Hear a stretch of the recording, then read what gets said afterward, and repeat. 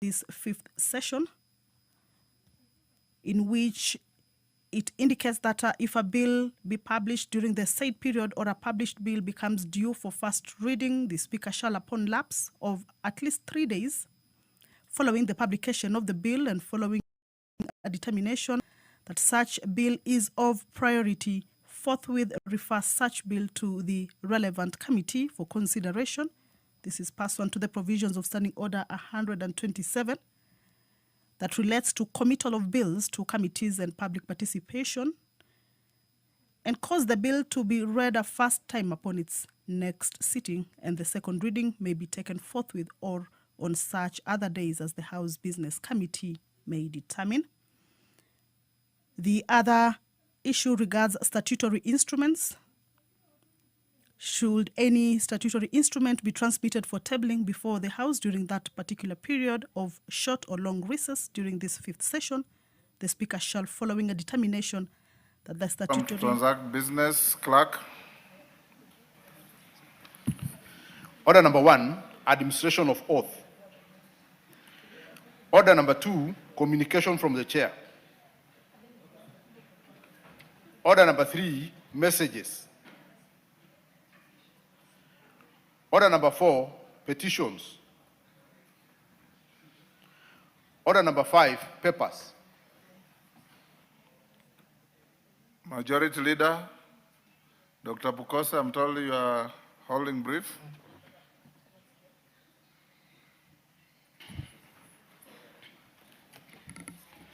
Honorable Speaker, I beg to lay the following papers on behalf of the Majority Leader on the table of the House today, Wednesday, 11 February 2026, afternoon sitting. Reports of the Auditor General and financial statements of the National Government's Constituencies Development Fund, NGCDF, for the year ended 30th June 2025, and certificates therein in respect of the following constituencies. 1. Alego Usonga. 2. Bahati. 3. Baringo North. 4. Pomachoke Borabu. 5. Bondo. 6. Pumula. 7. Bura. 8. Putere. 9. Eldama Rafin. 10. Kalole. 11. Kanse. 12. Game. 13. Hamisi. 14. Ikolomani. 15. Isholo North. 16. Kajiado West. 17. Kandara. 18. Kigumo.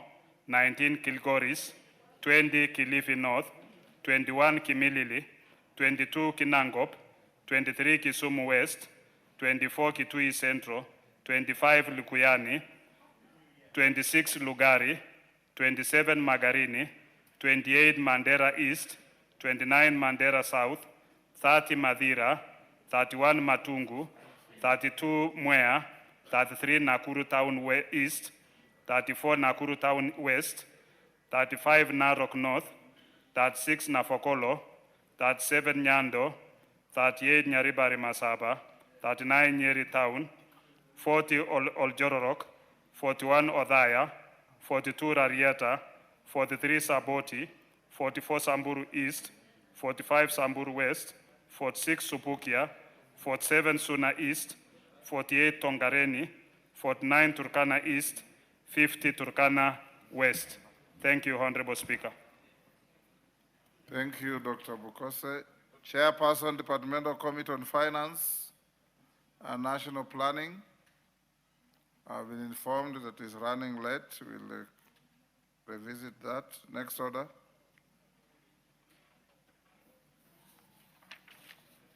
Order number 6, notices of motion.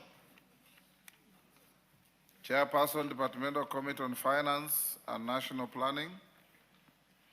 The same chair who is running late. Next order. Order number 7, questions and statements. Do we have any questions? Honorable members, before we go to the next order, allow me to recognize in the public gallery Masinga Boys High School from Masinga constituency, Machakos. The Honorable Mwalio has asked me to give him a minute to welcome his students. You are Thank- out of thank- order. You don't thank- have thank- to wave at the gallery. Thank you, Mr. Speaker, for giving me this opportunity to welcome Masinga Boys High School, which is in my constituency. It's one of the best schools that we have in Masinga, which takes so many students in the university.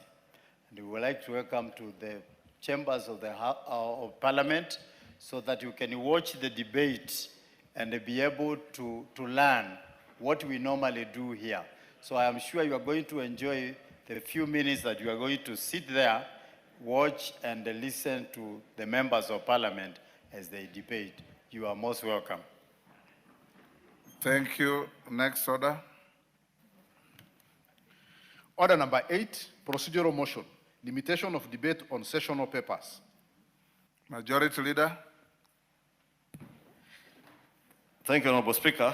Honorable Speaker, I beg to move that pursuant to the provision of Standing Order 97-1, this House orders that each speech in a debate on any session of paper shall be limited as follows: a maximum of 2.5 hours, with not more than 20 minutes for the mover in moving and 5 minutes for any other member speaking, including the leader of the majority party and the leader of the minority party, and the chairperson of the relevant committee if the session of paper is not moved by the chairperson of the relevant committee, and that 10 minutes before the expiry of the time, the mover shall be called upon to reply, and further that priority in speaking shall be accorded to the leader of the majority party and the leader of the minority party in that order. And I beg to move, this being a simple procedural motion, and I want to request the Honorable Kasiwai to second. Siwai. I second. You seem to have been ambushed. Honorable members, I now propose the question at order number 8, which is that pursuant to the provisions of Standing Order 97-1, this House orders that each speech in a debate on any session of paper shall be limited as follows: a maximum of 2.5 hours with not more than 20 minutes for the mover in moving and 5 minutes for any other member speaking, including the leader of the majority party and the leader of the minority party and the chairperson of the relevant committee, if the session of paper is not moved by the chairperson of the relevant committee, and that 10 minutes before the expiry of the time, the mover shall be called upon to reply, and further, that priority in speaking shall be accorded to the leader of the majority party and the leader of the minority party in that order. We put the question? I now put the question at order number 8, which is that, pursuant to the provisions of Standing Order 97-1, this House orders that each speech in a debate on any session of paper shall be limited as follows: a maximum of 2.5 hours with not more than 20 minutes for the mover in moving and 5 minutes for any other member speaking, including the leader of the majority party and the leader of the minority party, and the chairperson of the relevant committee if the session of paper is not moved by the chairperson of the relevant committee, and that 10 minutes before the expiry of the time, the mover shall be called upon to reply, and further, that priority in speaking shall be accorded to the leader of the majority party and the leader of the minority party in that order. As members of that opinion say aye. Aye. Do those of the contrary opinion say nay? The ayes have it. Next order. Order number 9, procedural motion, limitation of debate on reports of constitutional commissions and independent offices.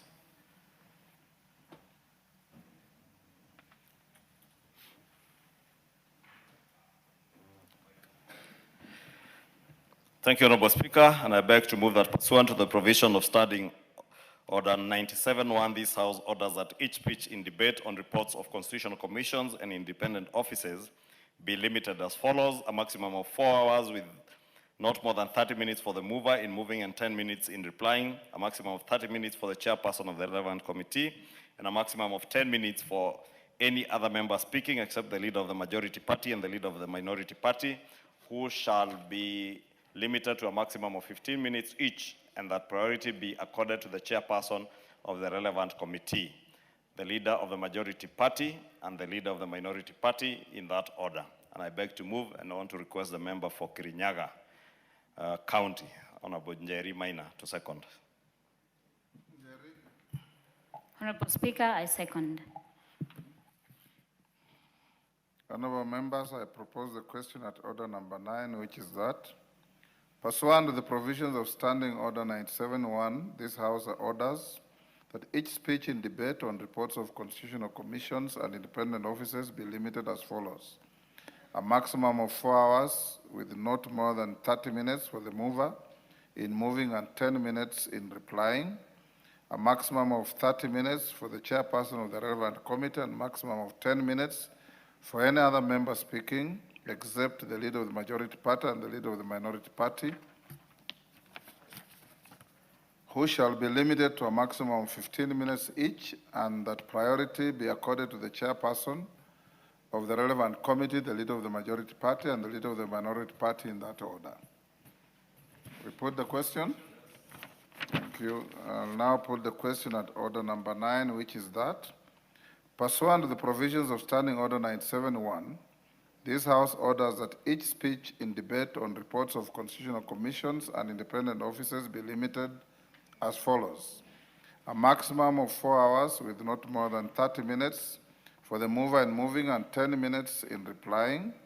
A maximum of 30 minutes for the chairperson of the relevant committee and a maximum of 10 minutes for any other member speaking except the leader of the majority party and the leader of the minority party, who shall be limited to a maximum of 15 minutes each, and that priority be accorded to the chairperson of the relevant committee, the leader of the majority party, and the leader of the minority party in that order. As members of that opinion say aye. Aye. Will those of the contrary opinion say nay? The ayes have it. Next.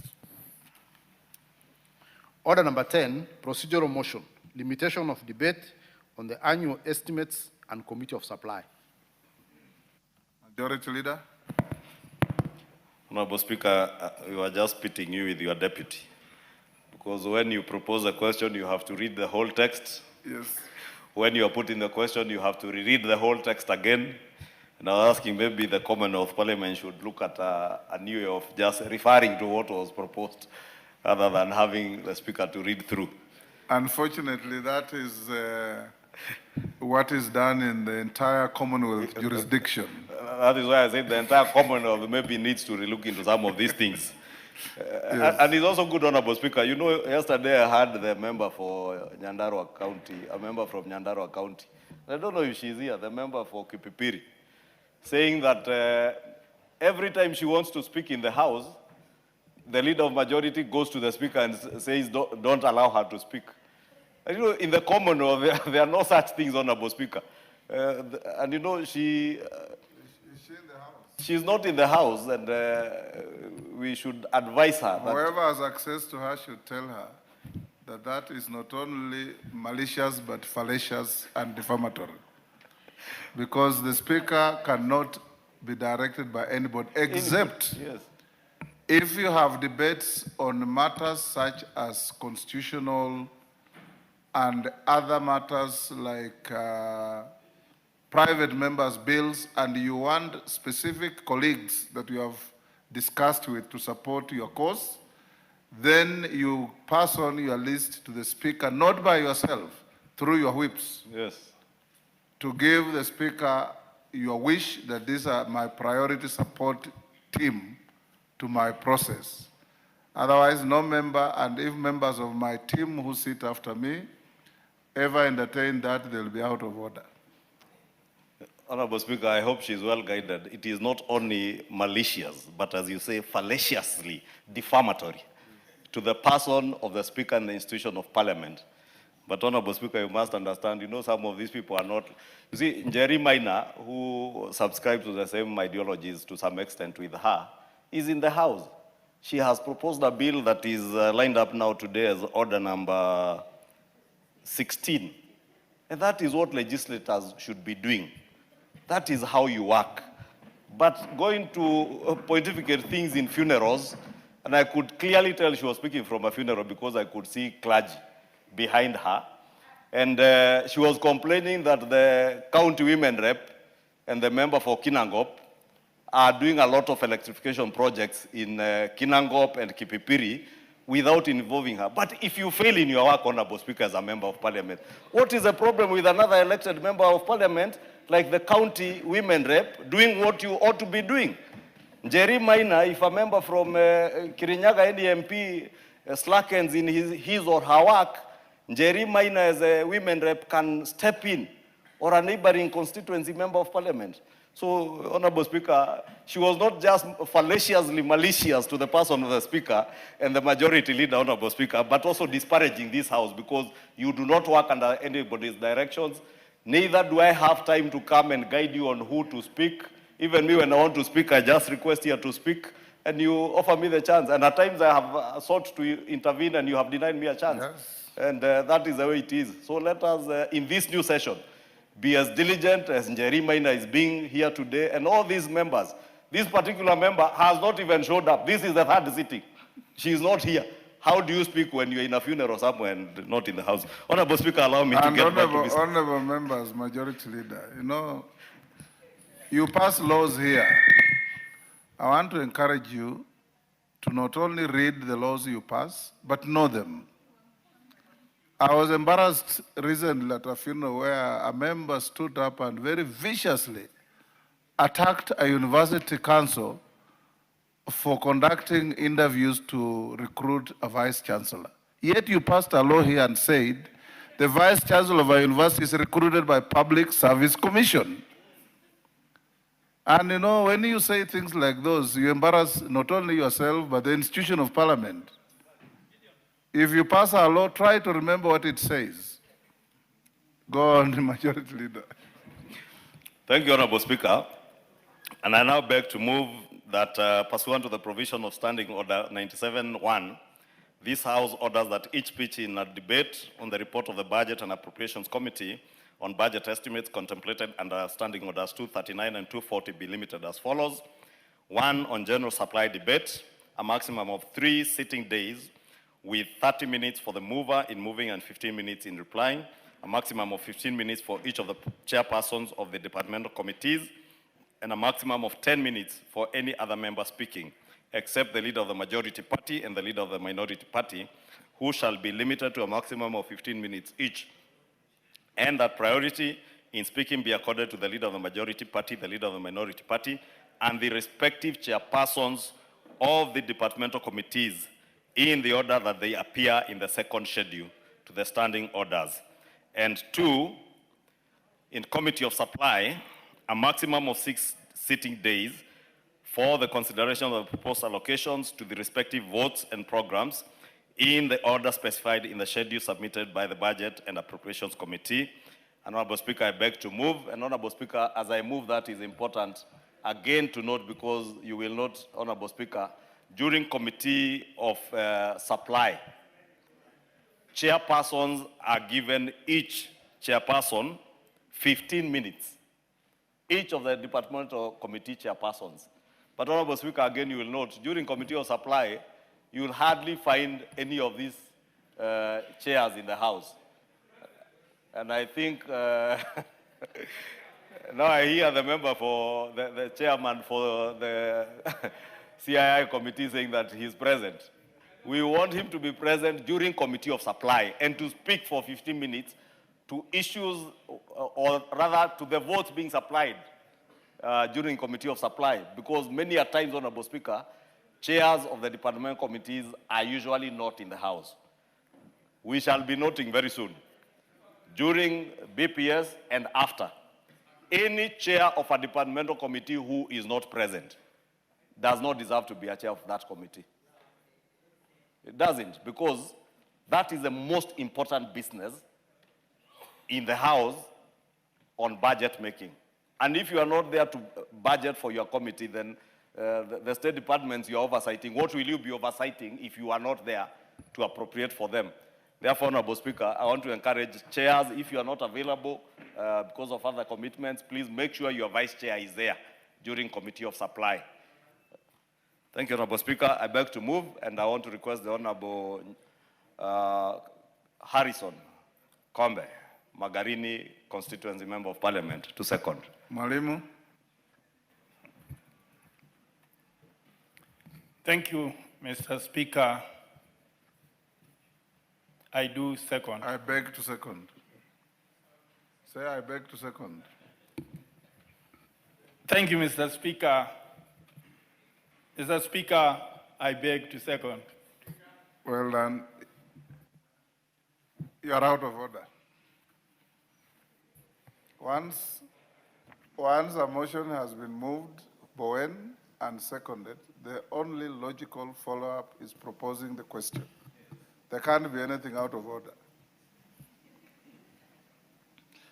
Honorable members, I now propose the question at order number 10, which is that, pursuant to the provisions of Standing Order 971, this House orders that each speech in a debate on the report of the budget and Appropriations Committee on Budget Estimates, contemplated under Standing Orders 239 and 240 be limited as follows.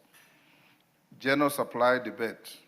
A maximum of 3 sitting days with 30 minutes for the mover in moving and 15 minutes in replying. A maximum of 15 minutes for each of the chairpersons of the departmental committees, and a maximum of 10 minutes for any other member speaking, except the leader of the majority party and the leader of the minority party, who shall be limited to a maximum of 15 minutes each, and that priority in speaking be accorded to the leader of the majority party and the leader of the minority party, and the respective chairpersons of the departmental committees in the order that they appear in the second schedule to the standing orders. And 2, Committee of Supply, a maximum of 6 sitting days for the consideration of the proposed allocations to the respective votes and programs in the order specified in the schedule submitted by the Budget and Appropriations Committee. Yes, Macaulay?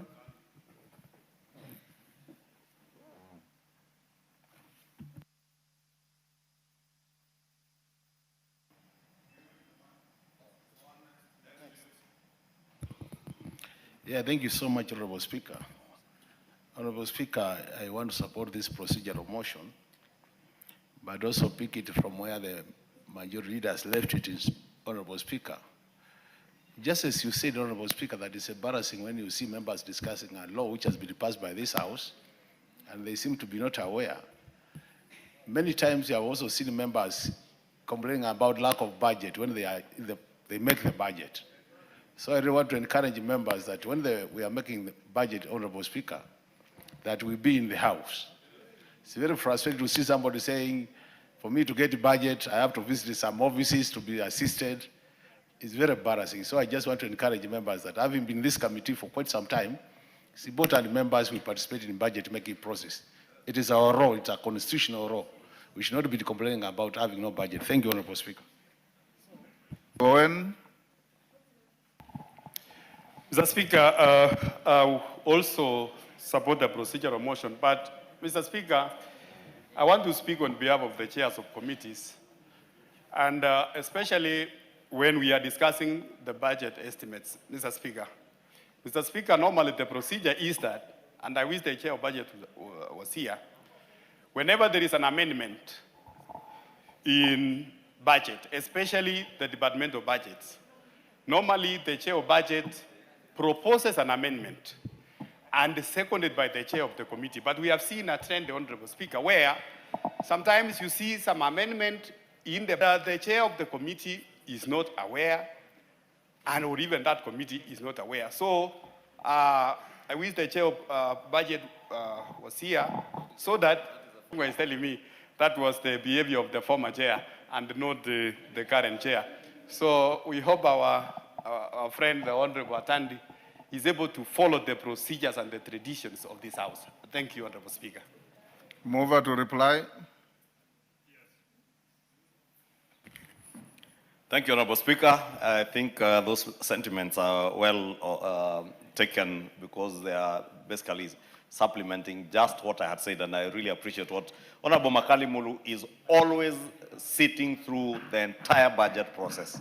And I know he has been a member of this committee for a long time, therefore is very well experienced in these matters, but he sits through the entire committee of supply from the beginning to the end, and I wish all our chairs and vice chairs can heed to that. And also members, as Honorable Makali says, we are the budget making house. Don't go complaining out there, yet you are the one who makes that budget here. And I think from what Honorable Bowen is saying, I think since Samuel Atandi became chair of the Budget and Appropriations Committee, we have not seen those and called for amendments without any consultations with the chairs of the departmental committees. And I just want to commend the Budget and Appropriations Committee under Chairman Atandi to continue working that way in consultation with the chairs, because I know at one point I had to intervene because Honorable Kangogo Bowen, as he says, actually had a myriad of amendments to many of the votes in under his docket without his knowledge and without the committee's consideration. But I think not under this chairman. Chairman Atandi has been very diligent on that, and I beg to reply. Honorable members, I now put the question at order number 10, which is that pursuant to the provisions of Standing Order 97-1, this House orders that each speech in debate on the report of the Budget and Appropriations Committee on Budget Estimates contemplated under Standing Order 239 and 240 be limited as follows. General supply, a maximum of 3 sitting days with 30 minutes for the mover in moving and 15 minutes in replying, a maximum of 15 minutes for each of the chairpersons of the departmental committees, and a maximum of 10 minutes for any other member speaking except the leader of the majority party and the leader of the minority party, who shall be limited to a maximum of 15 minutes each, and that priority in speaking be accorded to the leader of the majority party and the leader of the minority party, and the respective chairpersons of the departmental committees in the order that they appear in the second schedule to the standing orders. And committee of supply, a maximum of 6 sitting days for the consideration of the proposed allocations to their respective votes and programs in the order specified in the schedule submitted by the Budget and Appropriations Committee. As members of that opinion say aye. Aye. Will those of the contrary opinion say nay? The ayes have it. Honorable members, before we call the next order, allow me to acknowledge in the Speaker's Gallery Nairobi River Comprehensive School from Embakasi West, Nairobi County. On my behalf and on behalf of the House, we welcome the students and those accompanying them to the House of Parliament. Students in the gallery, when your school is mentioned, you stand up. Thank you. You may take your seats.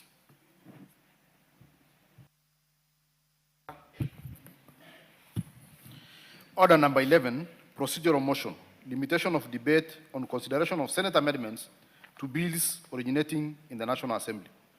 Majority Leader.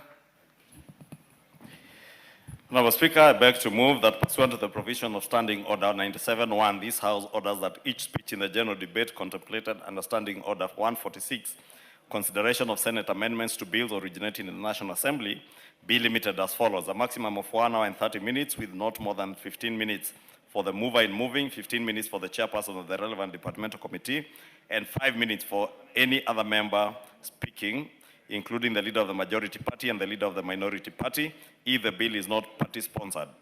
And that 5 minutes before the expiry of the time, the mover shall be called upon to reply, and further that priority in speaking shall be accorded to the leader of the majority party, the leader of the minority party, and the chairperson of the relevant departmental committee in that order.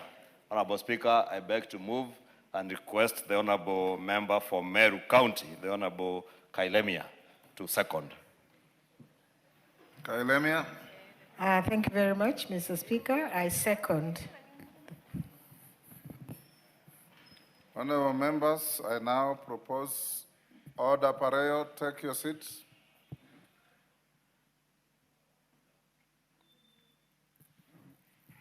Honorable members, I now propose the question at order number 11, which is that, pursuant to the provisions of Standing Order 97-1, this House orders that each speech in the general debate contemplated under Standing Order 146, consideration of Senate amendments to bills originating in the National Assembly, be limited as follows. A maximum of 1 hour and 30 minutes with not more than 15 minutes for the mover in moving, 15 minutes for the chairperson of the relevant departmental committee, and 5 minutes for any other member speaking, including the leader of the majority party and the leader of the minority party, if the bill is not party-sponsored, and that 5 minutes before the expiry of the time, the mover shall be called upon to reply, and further that priority in speaking shall be accorded to the leader of the majority party, the leader of the minority party, and the chairperson of the relevant departmental committee in that order. We put the question? Honorable members, I now put the question at order number 11, which is that, pursuant to the provisions of Standing Order 97-1, this House orders that each speech in the general debate contemplated under Standing Order 146, consideration of Senate amendments to bills originating in the National Assembly, be limited as follows: a maximum of 1 hour and 30 minutes with not more than 15 minutes for the mover in moving, 15 minutes for the chairperson of the relevant departmental committee, and 5 minutes for any other member speaking, including the leader of the majority party and the leader of the minority party, if the bill is not party-sponsored, and that 5 minutes before the expiry of the time, the mover shall be called upon to reply, and further, that priority in speaking shall be accorded to the leader of the majority party, the leader of the minority party, and the chairperson of the relevant departmental committee in that order. As members of that opinion say aye. Will those of the contrary opinion say nay? The ayes have it. Next order. Order number 12, procedural motion, consideration of business received during the recess period. Majority Leader. Thank you, Honorable Speaker. Honorable Speaker, this one you will need water. It's a long one. And I beg to move that, notwithstanding the provision of Standing Orders 41 and 42 relating to conveying of messages from the Senate and from the President or the National Executive, Standing Orders 120, 122, and 126 relating to publication, procedure upon publication and first reading of bills, and Standing Order 210-2 relating to tabling of statutory instruments, this House orders that during the short and long recesses of the 5th session, 1, upon receipt of any message from the Senate or upon receipt of any name of a person nominated for appointment to a state or public office from the President or any other office in the National Executive, the Speaker shall forthwith refer such message to the relevant committee for consideration without having to recall the House and report such fact to the House on resumption. 2, upon receipt of any message relating to the Senate's amendments to a bill originating in the National Assembly, the Speaker shall forthwith refer the schedule to the Senate amendments to the relevant committee for consideration pursuant to the provision of Standing Order 145, Senate amendments to bills originating in the National Assembly, and report such fact to the House on resumption. 3, should a bill be published during the said period or a published bill become due for first reading, the Speaker shall, upon lapse of at least 3 days following the publication of the bill and following a determination that such a bill is of priority, forthwith refer such bill to the relevant committee for consideration pursuant to the provision of Standing Order 127 on committee of bills to committees and public participation, and cause the bill to be read a first time upon its next sitting, and the second reading may be taken forthwith or on such other day as the House Business Committee may determine. 4, should any statutory instrument be transmitted for tabling before the House during the period, the Speaker shall, following a determination that the statutory instrument is of priority, forthwith refer the statutory instrument to the relevant committee for consideration and cause the statutory instrument to be tabled in the House upon its next sitting, in accordance with the provisions of Section 11 of the Statutory Instruments Act, Cap 2A, and 5, should any paper be transmitted for tabling before the House, the Speaker shall, following a determination that the paper is of priority, forthwith refer the paper to the relevant committee for consideration and cause the paper to be tabled in the House upon its next sitting. Honorable Speaker, I beg to move. That's why I said you get prepared. This was a long one, but it's very important because it ensures that there is continuation of work even when we are on recess, such a time like the long recess that we came from. Should there have been any papers that came in or any bills that matured within that time, then they will not have to wait until we resume after the recess, Honorable Speaker. And we are doing the same for this session to be able to make sure that we are within our procedures in consideration of such bills. Honorable Speaker, allow me to request the Vice Chair of the Budget Committee, because he's making a lot of noise behind me with loud consultations, to now second. Budget or finance? Budget. Budget. Because Oh, the vice chair, yes. Go ahead. Thank you, Honorable Speaker. I just wanted to let the majority leader that I was consulting with my neighbor, the Honorable Kakai Pisau, member for Kiminini. So There are no preambles to seconding a motion. Just second the I motion. know. So I stand to second. Thank you.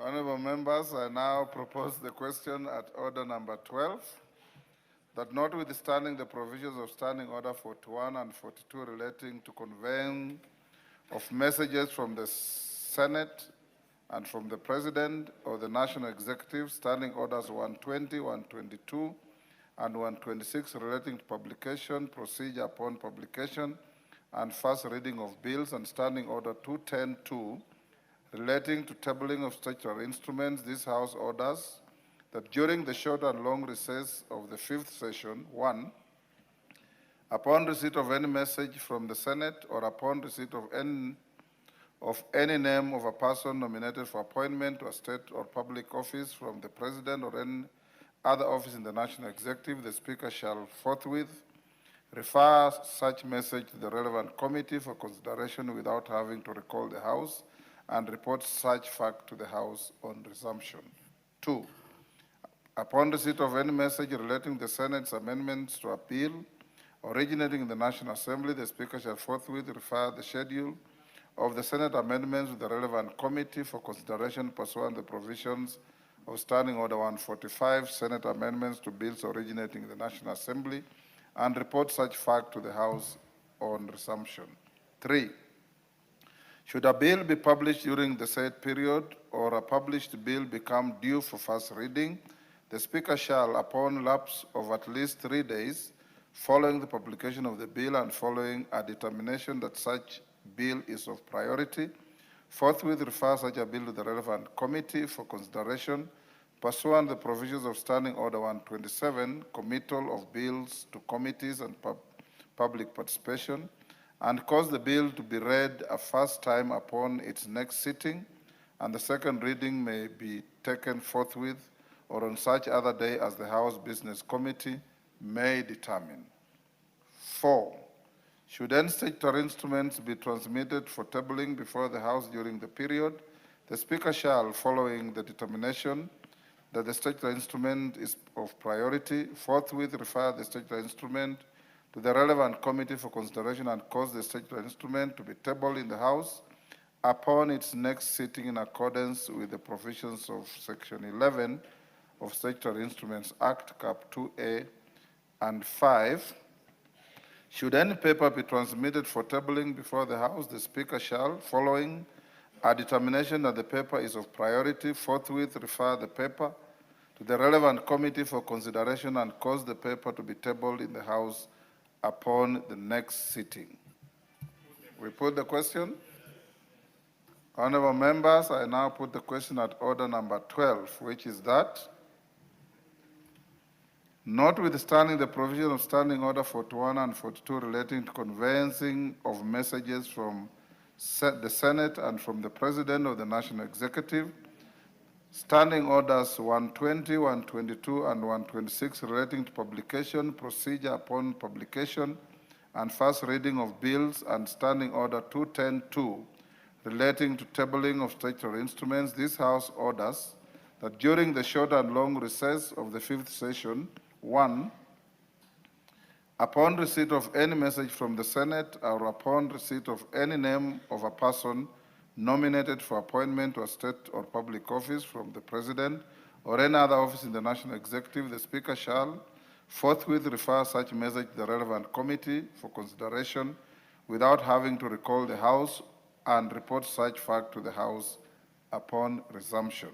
2, upon receipt of any message relating to the Senate's amendment to a bill originating in the National Assembly, the Speaker shall forthwith refer the schedule of the Senate amendments to the relevant committee for consideration pursuant to the provision of Standing Order 145, Senate amendments to bills originating in the National Assembly, and report such fact to the House on resumption. 3, Should a bill be published during the said period, or a published bill become due for the first reading, the Speaker shall, upon lapse of at least 3 days following the publication of the bill and following the determination that such a bill is a priority, forthwith refer such bill to the relevant committee for consideration pursuant the provisions of Standing Order 127, Committal of Bills to Committees and Public Participation, and cause the bill to be read a first time upon its next sitting, and the second reading may be taken forthwith or on such other day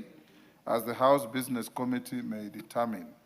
4, should any statutory instrument be transmitted for tabling before the House during the period, the Speaker shall, following determination that the statutory instrument is of priority, forthwith refer the statutory instrument to the relevant committee for consideration and cause the statutory instrument to be tabled in the House upon its next sitting in accordance with the provisions of Section 11 of the Statutory Instruments Act, Cap 2A, and 5.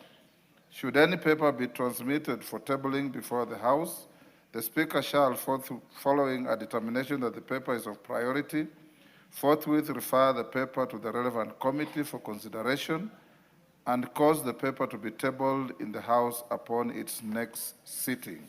As many as of that opinion say aye. Aye. Will those of the contrary opinion say nay? The ayes have it. Next order. Order number 13, procedural motion, limitation of debate on legislative proposals to amend the Constitution.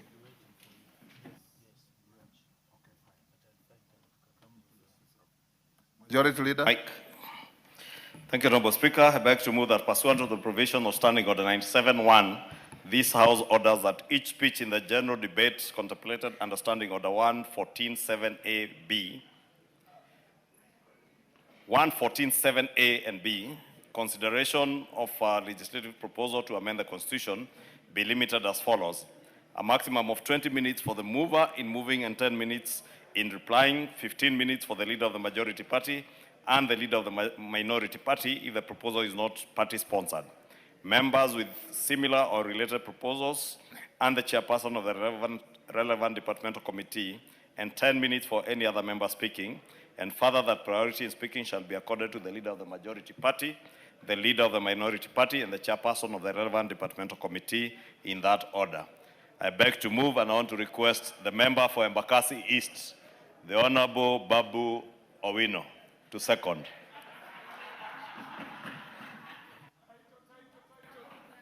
Baba Wino, when you are called upon to second, you don't laugh boisterously in the House. You just stand up and second.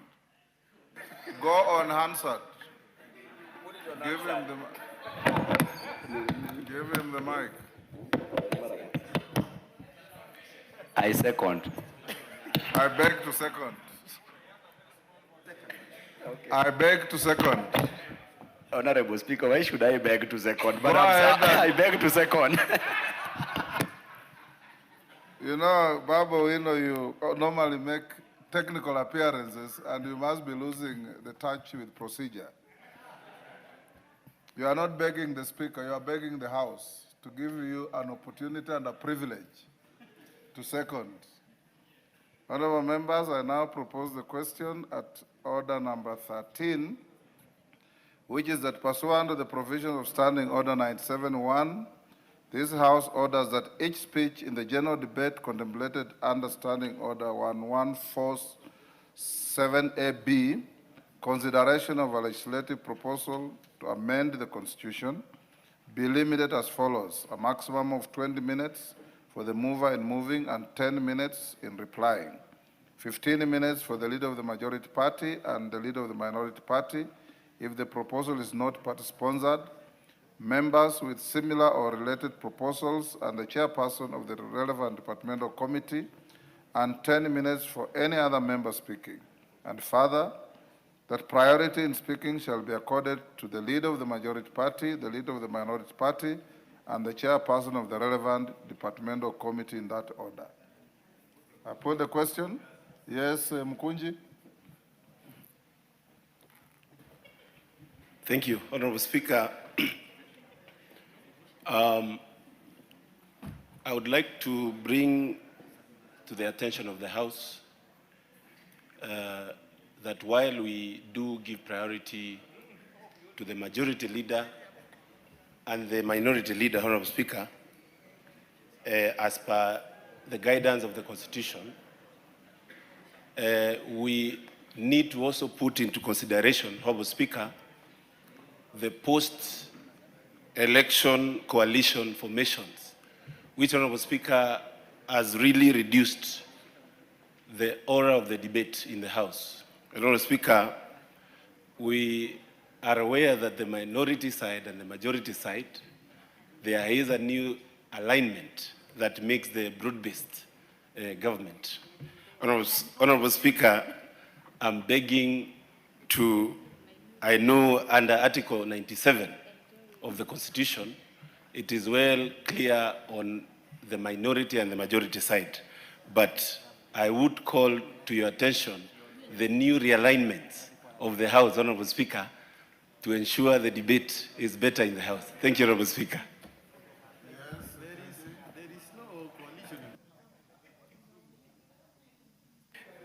Mr. Speaker, I think it is important for the honorable member to understand that this House is guided by rules, key among them, the standing orders.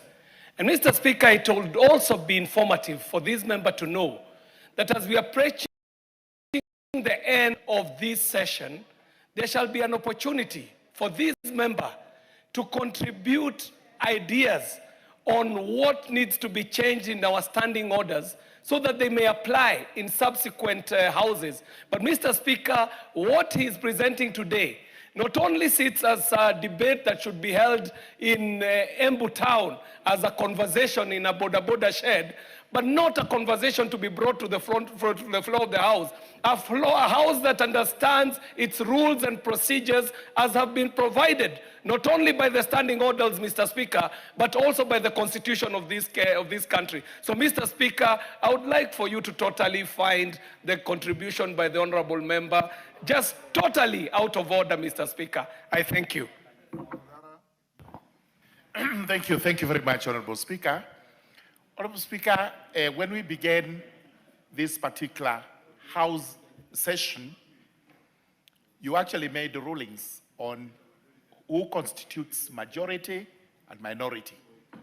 And those rulings are what abides to date. This other statement about a coalition that was formed after you made your rulings is alien to this House because it has not been introduced in any way so that it is recognized. If there are other coalitions that have been made out there by the executive or by any member in any forum, that is alien to this House. And therefore, the House remains as you ruled. We have a minority and we have a majority. You want information, Murugara? Yes, no problem. Majority may inform me if there's anything I've left out.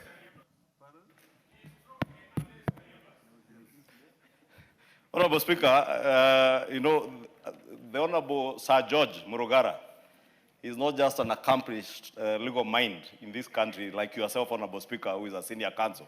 The next lot of senior counsels is likes of Sir George. From the time he worked with Hamilton, Harrison, and Matthews, he's a very good legal mind. And he will tell you, Honorable Speaker, and that's what I wanted to remind him, that the Constitution, the current Constitution, never envisaged a situation where we have a government party and an opposition party. So what my brother, younger brother, the honorable member for Manyata, Honorable Mukunji, is suffering from is hangovers of the past, hangovers of the old Constitution. And this is what happens to you when you follow a DO or a former DO who operated under the old Constitution, Honorable Speaker. It just happens, Honorable Speaker. You get confused in between. Because the leader of the minority party is not a leader of the opposition. If you want to be a leader of the opposition, you just become a leader of the opposition, but you must have an agenda to push with the people of Kenya. You cannot be a leader of the opposition by just shouting out there, throwing hatred, words of hatred, insulting other leaders. And Honorable Mukunji is a young man and he's learning well. but I hope he can learn from the likes of Tom Joseph Francis Kajwang or Sir George Morogara, not from former DOs. Thank you, Honorable Speaker. Enough of that comic relief. I now call upon the mover to reply.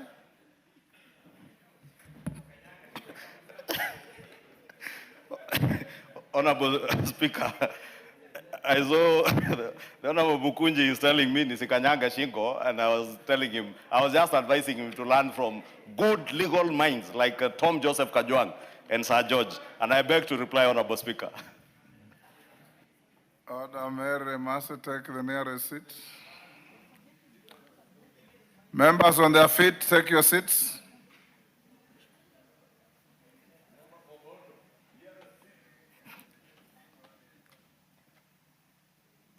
Dr. Nikal, take your seat.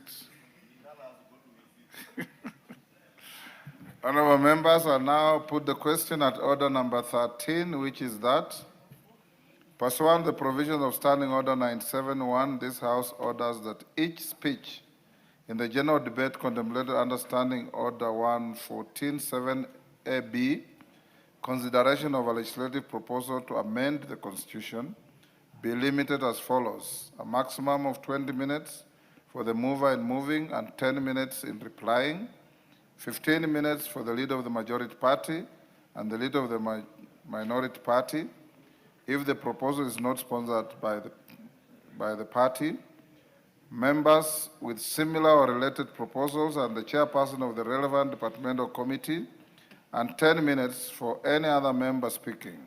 And further, that priority in speaking shall be accorded to the leader of the majority party, the leader of the minority party, and the chairperson of the relevant departmental committees in that order. As members of that opinion say aye. Aye. Will those of the contrary opinion say nay? The ayes have it. Go back to order number 15 and give an opportunity to the chair of finance. Hold, chairman, they have to call out the order first.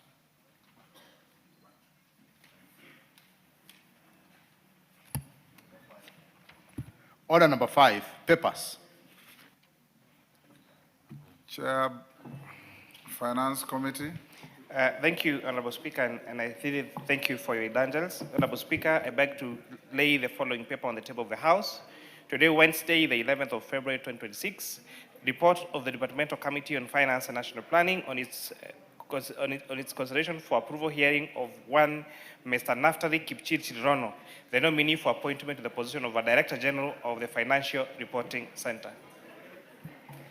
Thank you. Go back to order number 6. Order number 6, notices of motion. Chair Finance.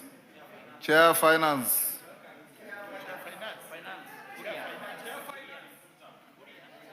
Chair Finance. You seem to be bewildered. Chair Finance, you seem to be bamboozled and bewildered by the presence of Wamshomba. Proceed under order number 6 to give you a notice of motion. Thank you, Honorable Speaker. You know, there was a movie Kimani called In Praise of Older Women. And given the age difference between you and Wamshomba, you should go and watch that movie. Honorable Speaker, for I the said record, older, not old. Honorable Speaker, for the record, I was just happy to see my elder sister. She held a very good two-term meeting. And because we are the same two-term group, I was just excited that she's doing a very good job on the ground. And not what you seem to be alluding to, Mr. Speaker. Honorable Speaker, I beg to give a notice for the following motion: that take into consideration the findings of the Departmental Committee on Finance and National Planning in its report on the approval hearing of a nominee for appointment as a Director General of the Financial Reporting Center, laid on the table of the House this afternoon, Wednesday, the 11th of February 2026, and pursuant to the provisions of Section 25 of the Proceeds of Crime and Anti-Money Laundering Act, Pokalma Cap 59A, and Sections 3 and 8 of the Public Appointments Parliamentary Approval Act Cap 7F, that this House approves the appointment of Mr. Naftali Kipchil Chirono as a Director General of the Financial Reporting Center. Thank you, Honorable Speaker. Thank you. Clerk, go to order number 14. Order number 14, the Books and Newspapers Amendment Bill, National Assembly Bill number 47 of 2025, first reading. A bill for an act of parliament to amend the Books and Newspapers Act and for connected purposes. Order number 15, motion, approval of the calendar of the House for the 5th session, 2026. Majority Leader. Honorable Speaker, I beg to move that pursuant to the provision of Standing Order 28, this House approves the calendar of the National Assembly regular sessions for the 5th session of 2026 as contained in the schedule to the order paper. And Honorable Speaker, the House Business Committee has proposed a total of 116 sittings for this session between 10th February, which is yesterday when we resumed, all the way to the 3rd of December this year. And this excludes any special sittings or any extra sittings that the House may resolve to sit due to any special business that may come or any priority business that may come in between, and we need to extend our sittings or to call for special sittings during either the short or the long recesses.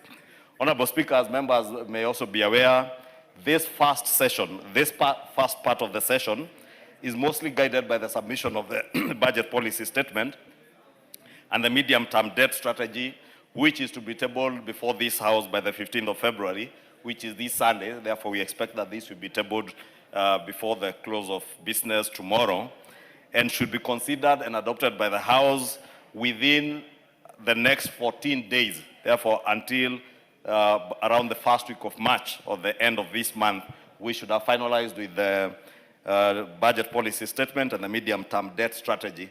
And therefore, the Budget and Appropriations Committee, all our departmental committees, and the Debt Committee will be very busy the next 2 weeks.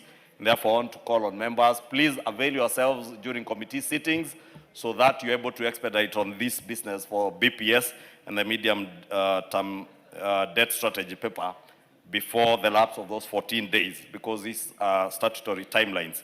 Additionally, we expect that we will get the Division of Revenue, hopefully by the 10th of March, which will be introduced in the National Assembly for consideration.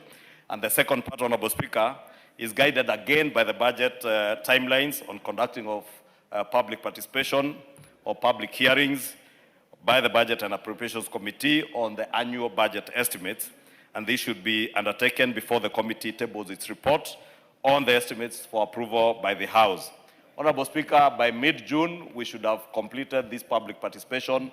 The committee tabled their report, and mid-June, we come for the pronouncement of the budget highlights and the revenue-raising measures by the Cabinet Secretary for the National Treasury, and thereafter approval of Budget and Appropriations Committee's report on the annual estimates, introduction and approval of the appropriation bill.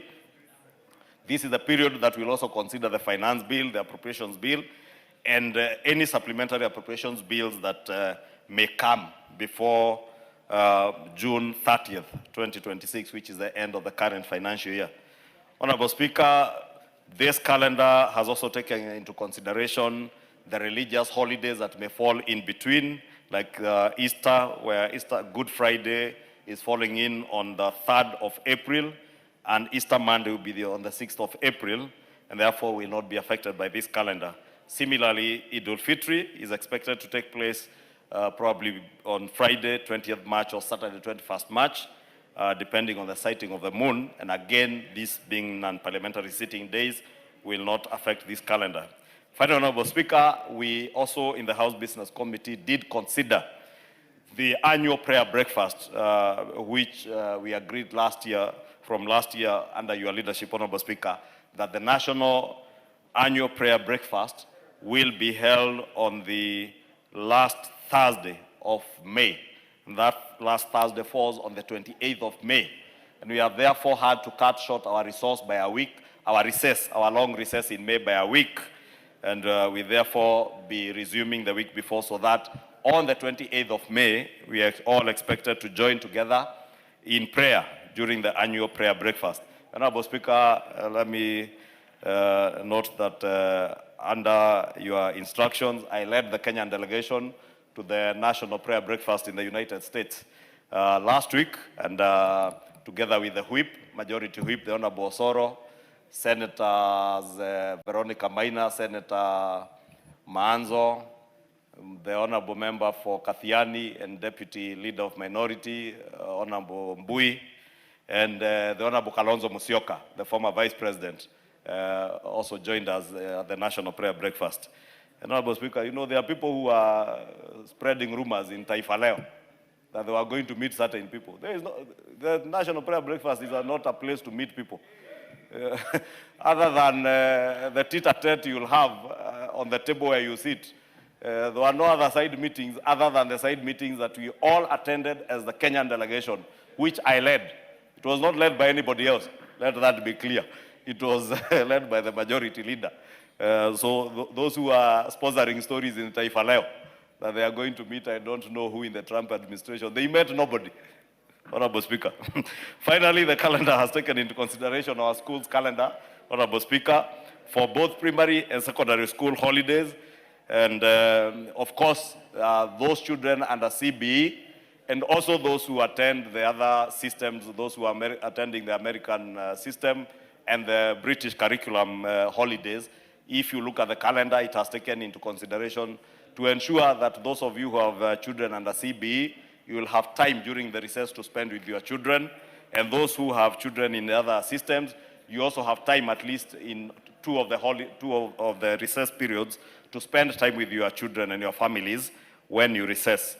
Therefore, Honorable Speaker, with those many remarks, I beg to move, and I want to ask the Honorable Member by the name Adams Kipsanai to second this motion for the calendar of the National Assembly.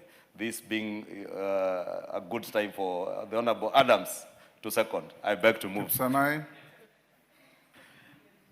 Mr. Speaker, I beg to second. Thank you. Jerry, take your seat.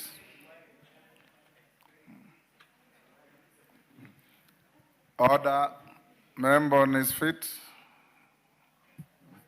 Thank you. I now propose the question at order number 15,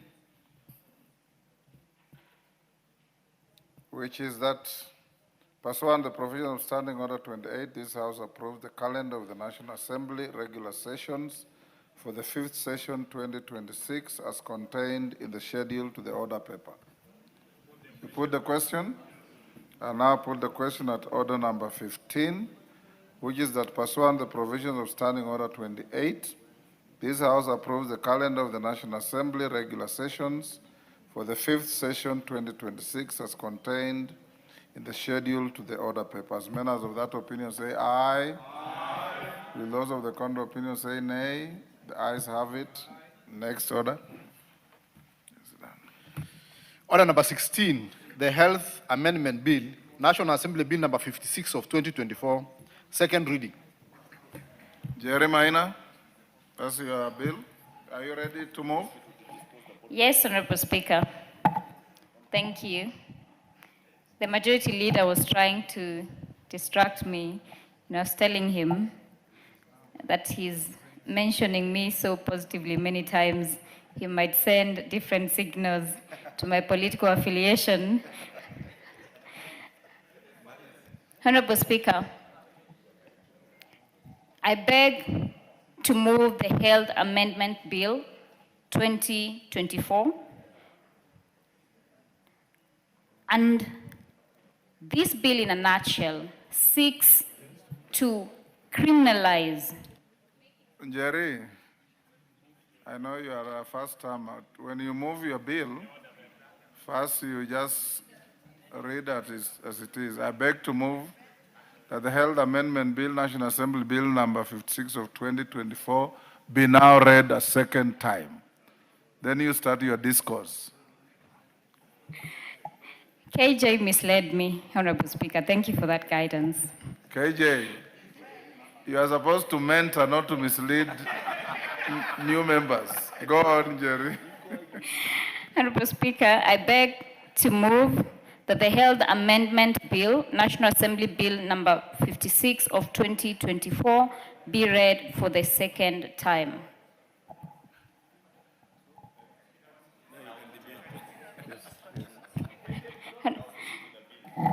I will never forgive KJ. Honorable Speaker, the Health Amendment Bill, in a nutshell, seeks to make it illegal to detain dead bodies in hospitals or mortuary facilities. It also seeks to make it illegal to demand prepayment of any kind prior to offering of emergency treatment. Honorable Speaker, we've had a rich discourse with the Health Committee in regard to this bill. Initially, it had proposed that this is criminalized for both public and private facilities.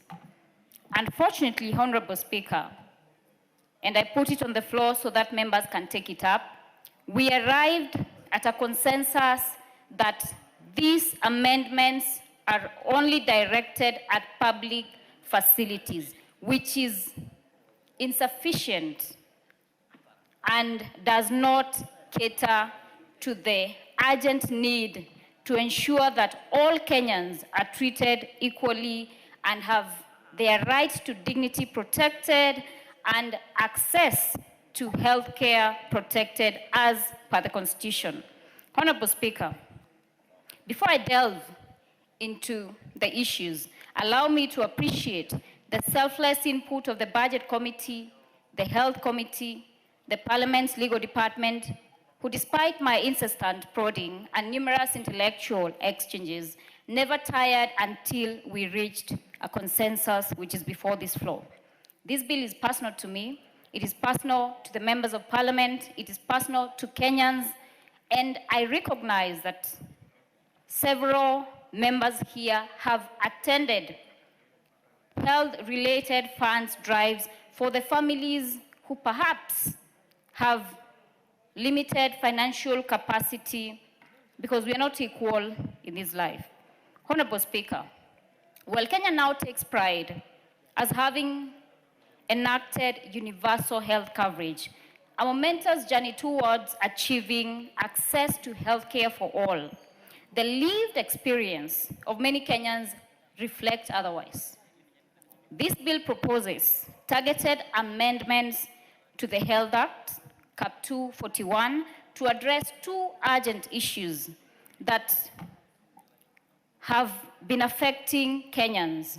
The first being the demand for prepayment before emergency medical treatment is provided, and the detention or hostage taking of dead bodies by hospitals and mortuaries as collateral for unpaid medical bills. Honorable Speaker, this bill gives teeth to the constitutional right to emergency medical treatment and Article 43(2) of the Constitution of Kenya, and safeguards the right to dignity as provided by Article 28. Honorable Speaker, the law as it is lacking. The court's decisions and pronouncements, the High Court in particular, in regard to the issue of detaining dead bodies as collateral, given, or the rationale behind it being that dead bodies, no matter how long they are detained in facilities, will never accrue any objective in a manner that they cannot be sold for profit. But the hospital and mortuaries continue to detain the bodies of Kenyans who have passed on, who perhaps come from financially incapacitated families, to ensure that they have drained them emotionally so that they can pay the bill. Honorable Speaker, the right to emergency treatment must be protected by this House. This expands the scope of emergency care to cover treatment at the scene, during transport, and through to the hospital. It also creates an offense for demanding prepayment, where any person held liable will be fined to a tune of Kenya shillings 3 million. These amendments further create an offense for detaining dead bodies where any public officer in a healthcare facility who has either facilitated or authorized detainment of a dead body shall be fined to a tune of Kenya shillings 2 million. Honorable Speaker, it further imposes a duty on all public sector healthcare providers to ensure that medical costs do not impede attention to emergency treatment. Honorable Speaker, like I have said, this is a lived experience. The Kenyatta National Hospital issued a public notice regarding 262 unclaimed bodies in the last year. Honorable Speaker, in June 2025, a further 124 unclaimed bodies were subjected to a similar notice. Many of these remain unclaimed precisely because families cannot afford the bills due to the harsh realities of the economic life in Kenya. To give life to this bill, Honorable Speaker, and the amendments therein, I want to reiterate that this is not mere rhetoric. This is not politics, Honorable Speaker. This bill is for the sake of the many Kenyans who are still unable to cater for their medical bills, or those of their loved ones once they're deceased. Honorable Speaker, the Mater Hospital in 2025 detained the body of a Kenyan by the name Caroline Tito, a widow, a mother of 2 college-age sons, for over 2 months for the failure to pay Kenya shillings 3.3 million. Honorable Speaker, from a human perspective, I want to pose a question to this House. Were the 2 college-age sons, did they have the capacity, even if they had wanted to clear the medical bill so that they could lay their mother to rest? Another further human experience and the human face of this bill is the Kenyatta Memorial Funeral Home. Honorable Speaker, this is a matter that I personally litigated in offering my pro bono services to Kenyans who cannot afford to pay for legal services. Honorable Speaker, this matter of the dead body hearing was one young, promising youth by the name Kelvin. Honorable Speaker, Kelvin was a medical student, straight A's from school, sponsored by the community, graduated, and then came to Nairobi to seek for employment opportunities. Unfortunately, he did not find any employment opportunity in regard to the course he had studied for. So like any other hardworking youth in Kenya, he started a border business. While going home on one unfortunate night, Kelvin was hit on the Thika superhighway by a public transport vehicle, and he was admitted under emergency care at the Kenyatta University Teaching Referral Hospital. Unfortunately, he accrued a bill to a tune of Kenya shillings 1.2 million. His mother could not be able to raise it. Kelvin had a wife and a young son. When I litigated this matter, Honorable Speaker, it gave me the perspective, and I want the members to put themselves in the shoes of Kelvin's mother, who was a squatter, who did not have any property she could have sold to get the body of her only son, who was a straight-A student, had come to Nairobi to seek for better opportunity. But unfortunately, he had encountered an incident where he passed on. Every day, his mother called me for 6 months as I litigated in court. And it broke my heart because I didn't know what to tell her. You know, some days we'd go to court, there'd be the bureaucracy of the judicial system, and every day she was hoping that she could find closure by laying Kelvin to rest. Kelvin deserved to have been given his right to dignity, to be accorded a funeral as per the African custom and traditions. Honorable Speaker, he couldn't because Kenyatta Memorial Funeral Home withheld his body for close to a year, emotionally draining his family. His mother had to do numerous harambees, and we know the economic situation in the village setup. They could not manage to raise the Kenya shillings 1.2 million. It might be pocket change for some people. But even Kenya shillings 500 in the village is a lot of money.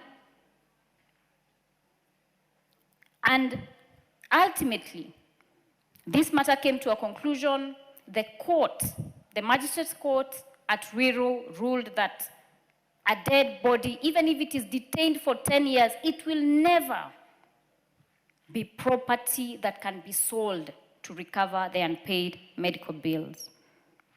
Honorable Speaker, Pumwani Maternity Hospital, the High Court ruling of 2015. Maimuna Omuya was unable to pay a mere 6,000 Kenya shillings that was required so that she could be discharged. She was detained at the facility with her newborn for nearly a month. And every time, every day, the bill kept accruing. Honorable Speaker, the courts have been clear. They have pronounced themselves. It is upon this House to pass these amendments, to legislate, to give judicial legitimacy to the decisions by our courts of law. Honorable Speaker, from a human perspective, and because we are Africans, we know that it is custom for us to bury the dead, to lay them to rest, so that we can find closure and move on with a day-to-day life. There are families that are denied that by hospital facilities, just merely because they are financially incapable. It is not a case of not wanting to. I do not think anyone would want to leave their kin, someone that they loved, someone they shared and spent time with in this life, rotting away in a mortuary facility instead of doing as per our customs. Honorable Speaker, we are reminded again of emergency services. We say we have SHA that is supposed to cater for all Kenyans, but is that the reality, Honorable Speaker? I'll tell you the reality. Or like Kenyans say, quote unquote, vitu kwa ground. A young man in Kirinyaga County was playing football at a field near Kutus. He collapsed and was rushed to a nearby county medical facility. Unfortunately, he could not be admitted because he had apparently not paid for SHA. Access to emergency services. We must ensure that medics that deny emergency services to Kenyans who prioritize financial gain while a Kenyan is losing their life, they are culpable and that they are held so by the law and fined as per these amendments. Honorable Speaker, the realities, when we remember the baby who had a fork djembe in his head, went to Kenyatta National Hospital, the mother could not afford to raise 20,000 for that child to be treated. Unfortunately, due to the delay in attaining the dire emergency services, that baby succumbed while waiting for treatment on the bench of a facility that should have ensured that he's alive today, going to school like other children, and even given hope to his parents to see him grow and perhaps be like one of us here in future. Honorable Speaker, jurisdictions across the world have ratified through legislation the provisions that I am pushing bill. Canada have legislation that prioritizes emergency care and ensures that everyone, despite their financial capacity, can access the same. And then, honestly, the money must come after the human life has been saved. Someone asked me a very pertinent question. How will the hospitals recover their monies? And my answer was simple. Civil litigation, Honorable Speaker. A medical bill is a debt. In general practice, if someone owes you money, you make an application to the court, the matter is heard and determined, and if they had any assets after their liabilities had been paid off, then it is prioritized as a debt to be paid by the estate of that person. But the reality is that these families have no assets. It is not a case of they will not, they cannot, they have no capacity to pay.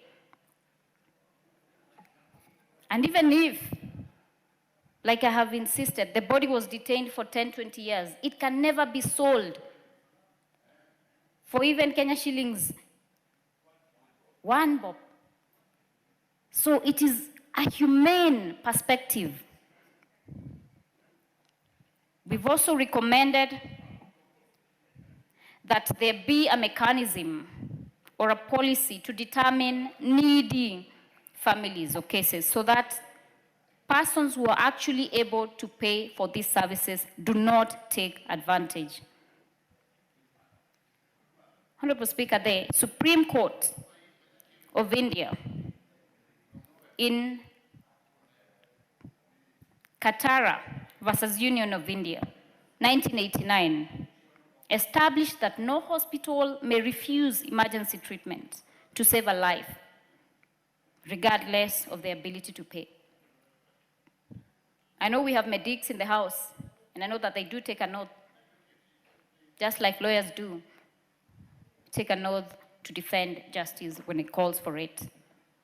I want to implore upon this House to pass these amendments, to develop this bill further, to ensure that even private facilities are also culpable, equally culpable. They should not be left out because human life is more important and must be more important than financial gain. Honorable Speaker, Article 43 of the Constitution of Kenya provides that every person has a right to the highest attainable standard of health, including the right to healthcare services. These amendments will protect and safeguard and actualize implementation of that right. Honorable Speaker, Section 137 of the Penal Code makes it an offense to unlawfully hinder the burial of a dead body. But if dead bodies are detained in mortuary facilities, that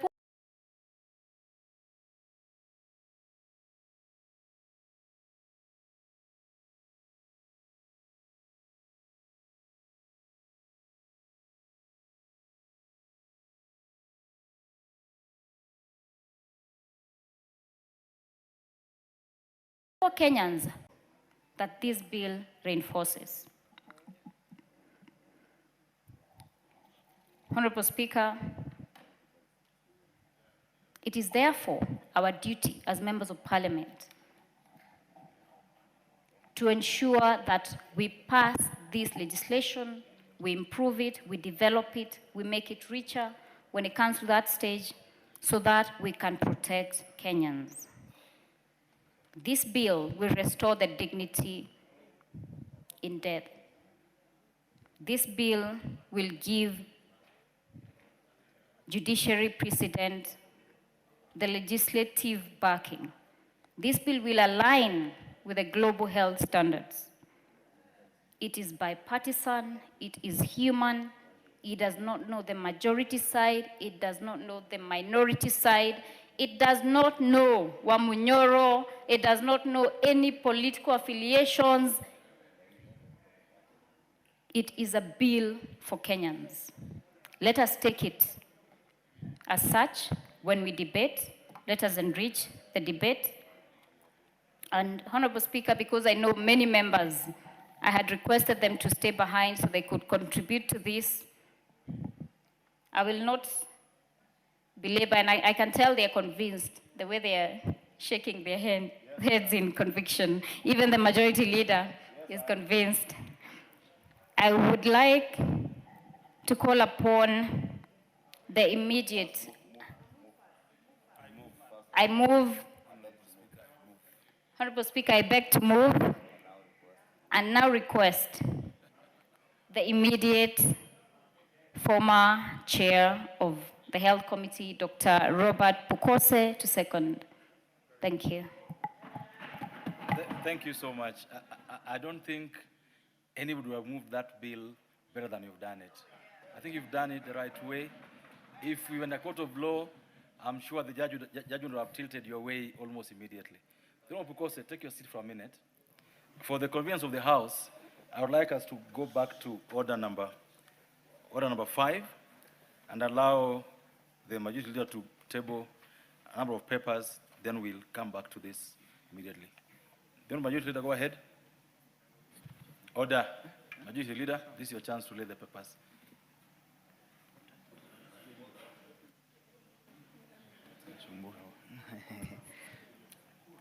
Order number 5, papers. Majority leader, go ahead. Thank you, Honorable Speaker. Honorable Speaker, I beg to lay the following papers on the table of the House today, Wednesday, 11th February 2026, afternoon sitting. The 2026 budget policy statement, together with the following accompanying documents. 1, the medium-term debt management strategy of 2026. 2, the draft division of revenue bill 2026. 3, the draft County Allocation of Revenue Bill 2026. 4, the County Government's Additional Allocations Bill of 2026. And 5, programs outputs, performance indicators, and targets for the financial year 2026-2027 and the medium term. Thank you, Honorable Speaker. And I can confirm to the member for Kirinyaga County that indeed the bill she has just moved is a good bill, and I am convinced. So the papers laid. Thank you. Back now to order number 16, I think. Back to order number 16. Honorable Pukose, this is a chance to second. Thank you, Honorable Speaker. Honorable Speaker, I stand to second this very important bill by the member for Kirinyaga, the Honorable Njeri. And this bill, Honorable Speaker, is a good bill. This bill came to us in the Committee of Health, and we had a look at it. It also came to us in the Committee of Budget, and we approved. It's an important bill, Honorable Speaker, because it speaks into the challenges that many Kenyans face. Honorable Speaker, under the Kenya Kwanza administration, we passed the 4 UHC bills. Among them, it created the Emergency, Chronic, and Critical Care Fund. Under this fund, there is the provision for emergency services. And therefore, whether it's a government facility, public facility, faith-based organization, or a private hospital, there is no reason why you cannot offer emergency services, because it is well taken care of. And therefore, this bill is just to reinforce that important aspect, because in the bill, it's providing that failure to attend to a patient because you are in an emergency situation, then you'll be fined 2 million shillings. And therefore, I think this actualizes that Kenya Kwanza creation of the Emergency, Critical, and Chronic Fund. And therefore, and in our constitution, every Kenyan is entitled to the highest attainable standard of health. And you are entitled to emergency services. Secondly, Honorable Speaker, many people, especially many of the members of parliament here today, will attest to the fact that you have cases where bodies are being detained in a hospital. And you know, once somebody has lost their person, these are people who are mourning, these are people who are in serious other challenges. People even conduct fundraising to go and get their body. But you still find the whole institution insisting that they must clear the bill. And I think this for a long time has been abused. When you look at the bill, it's limiting to public facilities. But members are free to also bring in amendments to include private facilities, because you have no reason to continue detaining a body. And just as Honorable Njeri puts it, even if you stay with that body, you cannot sell it to anybody, and you cannot make money out of it. It is just humanly that you are able to release that body so that the relatives can be able to give that body a decent burial and be able to organize and get you your money. So I think, to me, this is a very good bill. And now we can begin with the public institutions where you are even getting money from the exchequer, from the taxes of Kenyans, where Kenyans are paying taxes. And more often, this parliament appropriates money from the public to those public institutions. And even now, with the primary health care fund, with the SHA fund, SHIF, with the emergency, critical, and chronic illness fund, all the other expenses have been paid. And even in other covers, you are covering the last respects for that body. And therefore, to me, Honorable Speaker, this is a very important bill that will address issues that affects our society, and we expect that hospitals will be able to now do the right thing, and that this House will pass this bill and it becomes law very soon so that it can be actualized. With those few remarks, Honorable Speaker, I second. Thank you so much.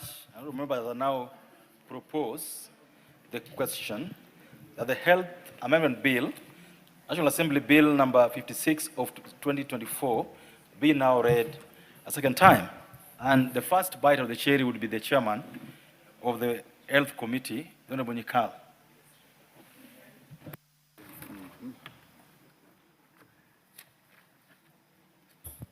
Thank you, Mr. Speaker, to give me opportunity to contribute to this bill.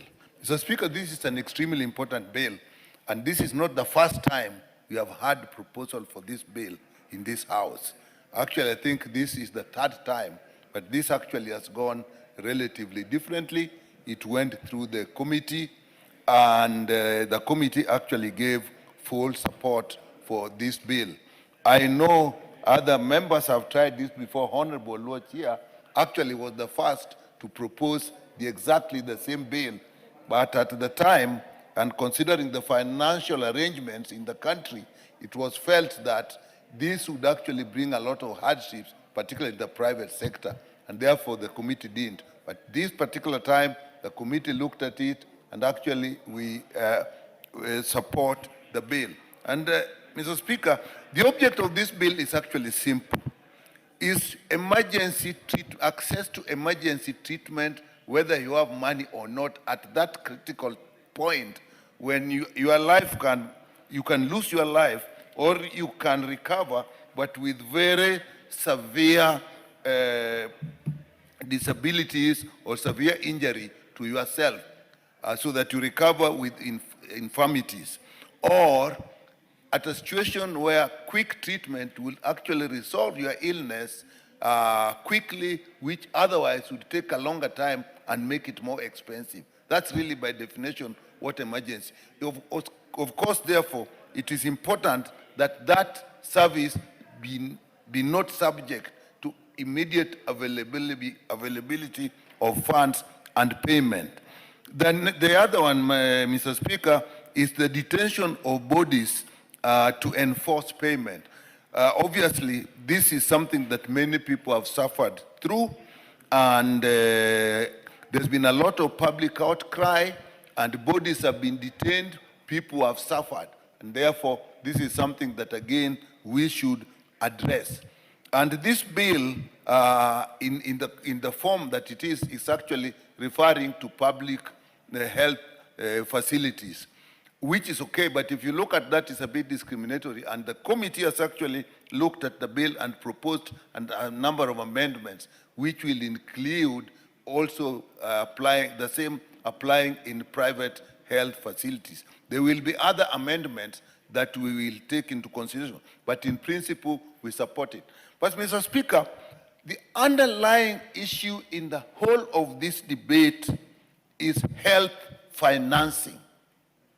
Bodies are held because the people who are running the facilities, particularly the private hospitals, need to recover their expenses. And as people see and often say, it is the medical practitioners, the facilities that people see. What people don't realize is behind all this, when you are in an emergency medical situation, what is happening? You are using appliances, you are using medical product, you are giving oxygen, you are giving IV fluids. What the world and country does not see is that the people who manufacture and provide these things do not give them for free, and they will actually insist on being paid. And that's where really the problem is. And so, in reality, Mr. Speaker, health should not be a business. There is a very simple principle, Mr. Speaker. If you are sick and you go to hospital and you are denied treatment, the whole world agrees with you. And as we are putting here, we will punish the people who deny you treatment. So if that is the situation, how would then that be a business? A business where you are entitled to, whether you are able to pay or not. Take the example of somebody who is hungry, and you walk to a restaurant or a hotel and say, I'm hungry, I'm famished, I'm suffering, I want to, and you eat, and then you say, I don't have money to pay. The whole world agrees that you should be punished. If you didn't have money, why did you go there? Now, that basic difference is very important, so that socially, psychologically, and emotionally, the whole world agrees that health services should actually not be a business. But the reality in the world in which we live is that it is. As I said, people who manufacture health products will need to be paid.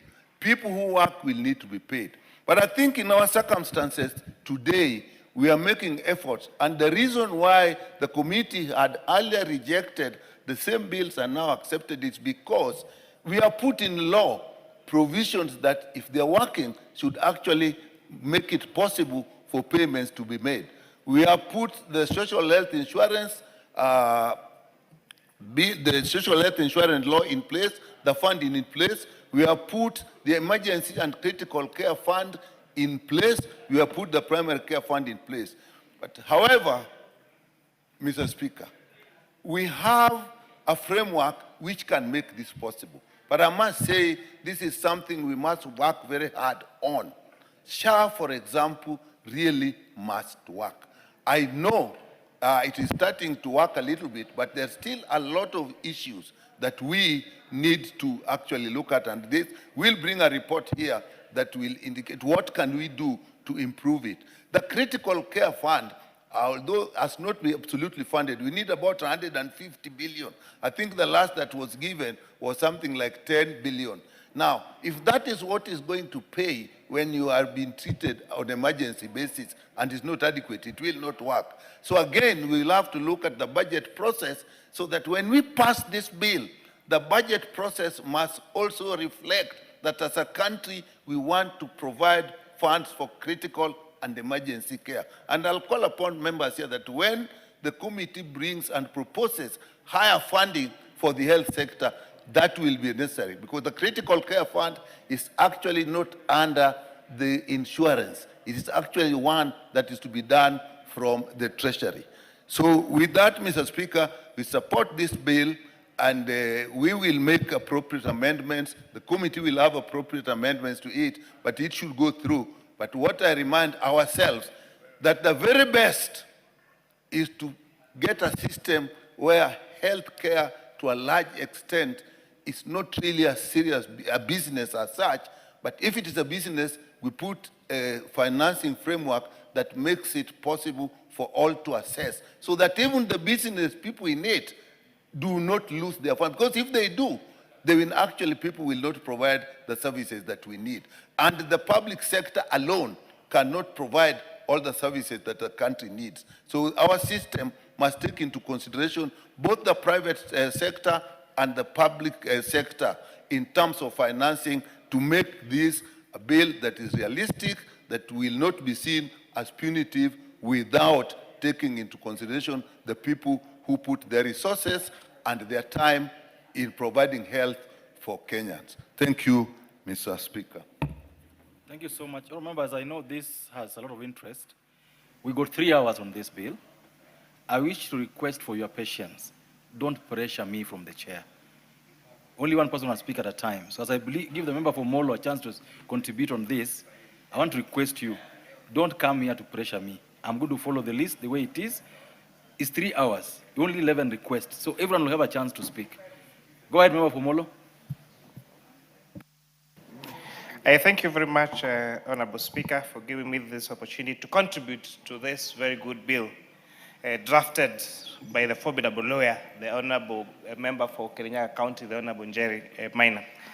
Honorable Speaker, this bill is seeking to amend the Health Act Cap 241 so that it aligns with our Constitution.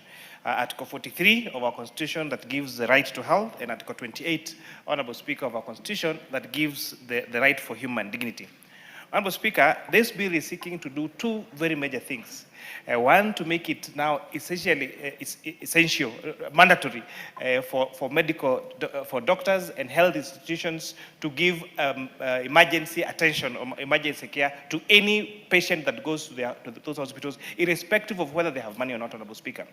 And this is also a big call, Honorable Speaker, in as much as we're putting this into law, to restore the humanity that we had for health professionals, whether they are doctors or nurses, Honorable Speaker, because the cases that the Honorable Member demonstrated of people who have been denied medical care, and there are so many of them, Honorable Speaker, who have died, waiting for medical attention, and it is an emergency, Honorable Speaker.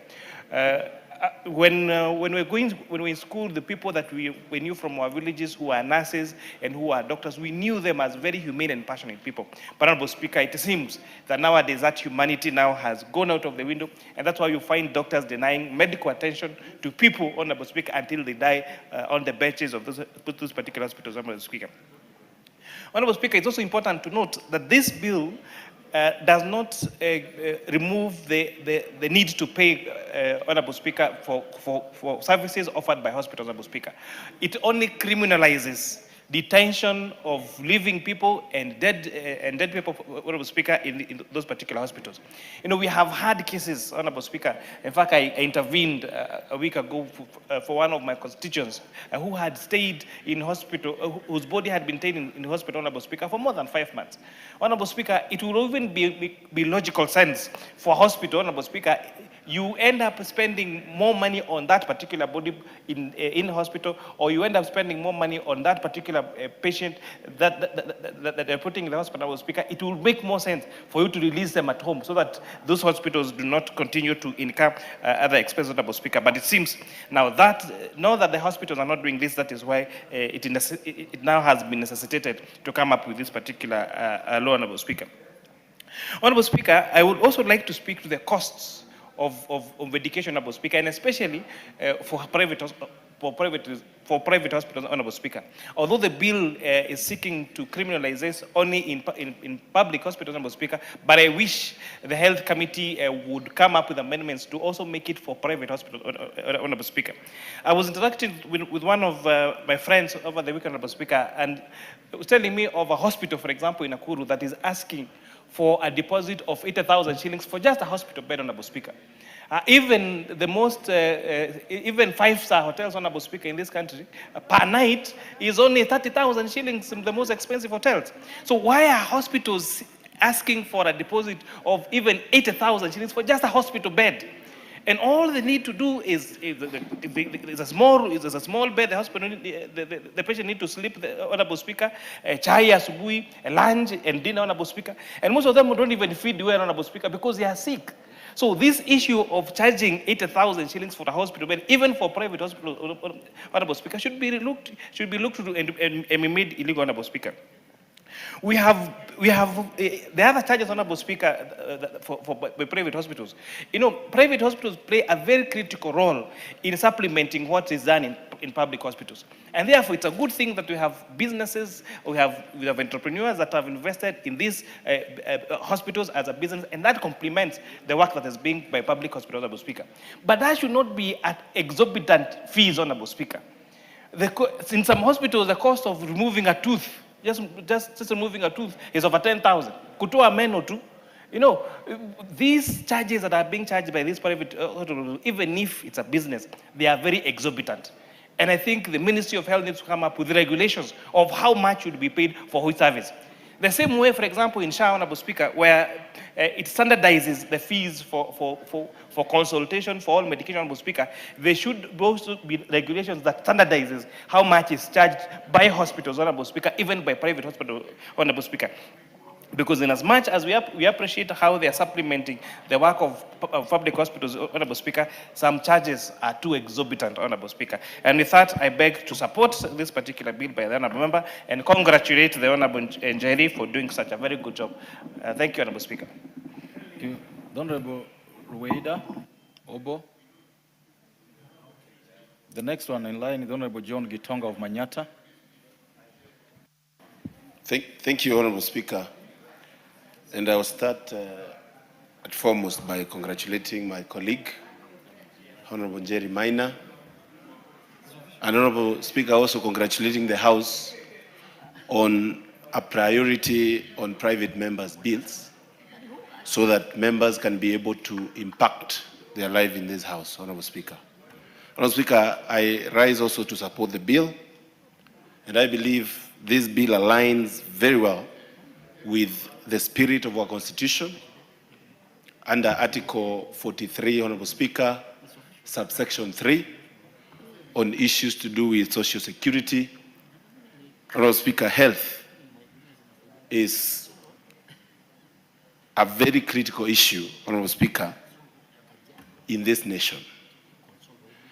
And Honorable Speaker, many of the honorable members who are here today will agree with me that everybody has a case in his constituency or in his county on a detained body, Honorable Speaker. And mostly it is happening in our public hospitals.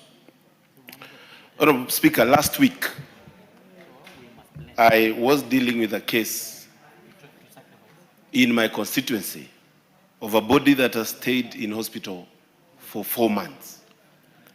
And the family has taken trips to a hospital in Kikuyu, Honorable Speaker, close to 20 times, requesting for waivers. We write letters, Honorable Speaker, but the family had stopped the morning. People had contributed all they can contribute, but because the bill is big, Honorable Speaker, the body continue being detained. And Honorable Speaker, this bill speaks to the humanity of this House. This bill, Honorable Speaker, speaks to the conscience of our nation, Kenya. That, Honorable Speaker, when somebody loses a loved one, what remains of that person is to get closure and continue with their lives. Detaining a body, Honorable Speaker, is the worst type of torture for a family that has lost a loved one.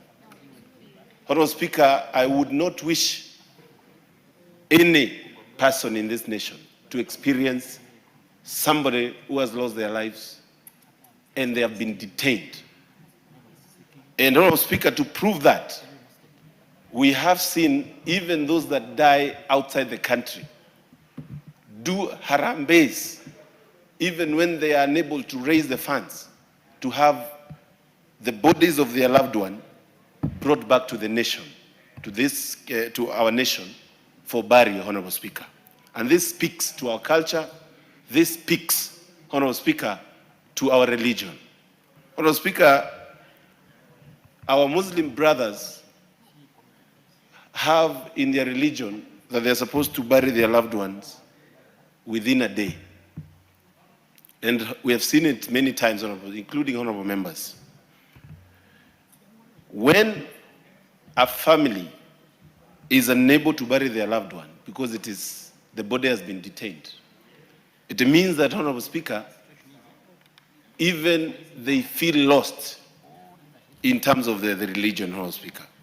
And maybe among the amendments, Honorable Speaker, that we are going to be proposing is to tie this to our social security, to tie this into insurance agencies, that insurance companies that provide insurance in this nation, so that, Honorable Speaker, hospitals can have insurance when a loved one is lost, and when when a loved one is lost and the family is unable to raise the funds, they can go to that insurance to claim for something instead of going the civil case way, as Honorable Jerry Minor had proposed. I also want to propose, Honorable Speaker, another amendment that is very important, is to also give a timeline so that it doesn't mean that every single body that has died in hospital, the family negates the payment knowing very well there is law to say release the body immediately. We need to put a timeline, maybe a week or two, for ensuring that there is also some effort from the side of the family to have the body of their loved one getting buried, Honorable Speaker. Honorable Speaker, I can't finish my contribution without saying this House must critically look at the health sector of this nation. And without a doubt, Honorable Speaker, I'll say that yes, we have passed laws here, including the ones that established SHA and SHIF. But we need to agree that our health sector in this nation is ailing. The myriad of challenges, Honorable Speaker, cannot be underscored by this House. We have equipment in our public hospitals that are not working. Many of our hospitals, level 5s and level 4s, are actually hospitals that are not in operation. And it is a deathbed of many of our loved ones, Honorable Speaker. We have seen the program that was started by the reformer regime, Honorable Speaker, of the equipment. Many of those equipments are not working today. And it means that the deaths that we want today to pass and say that they should not be detaining the bodies, Honorable Speaker, we will have more of those if we don't work and put health first, Honorable Speaker, in this House. Honorable Speaker, Article 43 is very clear on the right of Kenyans when it comes to health care. And one of the purpose of this House is to push and ensure that our Constitution is well obeyed. If it is a county government, we must ensure and call our brothers in the upper house, in the Senate, Honorable Speaker, to ensure and compel health care systems that work in the counties so that, Honorable Speaker, we don't continue facing the challenges that we are facing. Honorable Speaker, we raised some issues here with the Ministry of Health last year. Some of them involved an equipment that was supposed to change the diagnosis and treatment of cancer in this nation. The cyber knife, Honorable Speaker, equipment in the KU hospital, Honorable Speaker. That equipment that was launched in the year 2023, even today has never operated, simply because we don't have a technician to use such an equipment. It speaks to lack of seriousness when we are investing in serious equipment and using public money. I call upon this House to work this year to ensure that we do pass laws and compel our health care to work, Honorable Speaker. SHA is also something that is not very clear. We need to pass laws to ensure SHA works for the people. How comes, Honorable Speaker, me that is paid by government every month, contributes monthly, but when a hustler, a matatu tout, gets to pay SHA, is told to pay for 2 years. It is not right, it is not fair, and Honorable Speaker, those are things that are ailing our nation. As I support this bill, Honorable Speaker, I want to call upon this House to reconsider that law and ensure that it works for the nation. Thank you, Honorable Speaker. Honorable, I could actually read this for so that you don't carry your hands up. The next person online is Charles Ngusia, will be followed by Gitonga Murugara, like that, so that you don't keep holding your hands. It's that simple. Honorable Ngusia. Thank you, Mr. Speaker, Honorable Speaker, for this opportunity to contribute to this critical bill, actually, which has been done by Honorable Njeri. Congratulations, the lady from Kirinyaga, who has done a very good bill. Mr. Speaker, this bill is killing two birds with one stone. Number one, it is going to criminalize, or rather illegalize, the retention of dead bodies. And also, it is going to ensure we are going to streamline emergency treatment of emergency cases in our hospital, Mr. Speaker.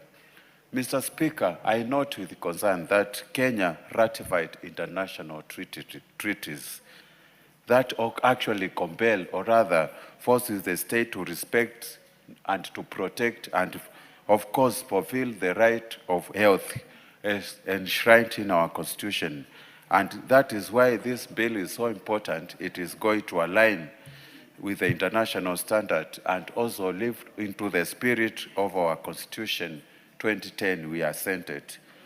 Mr. Speaker, I recall last year, I tried actually to sort out a mess in my constituency. The body was retained in hospital for 2 years, and it had accumulated a mortuary bill of around 2 million shillings, Mr. Speaker.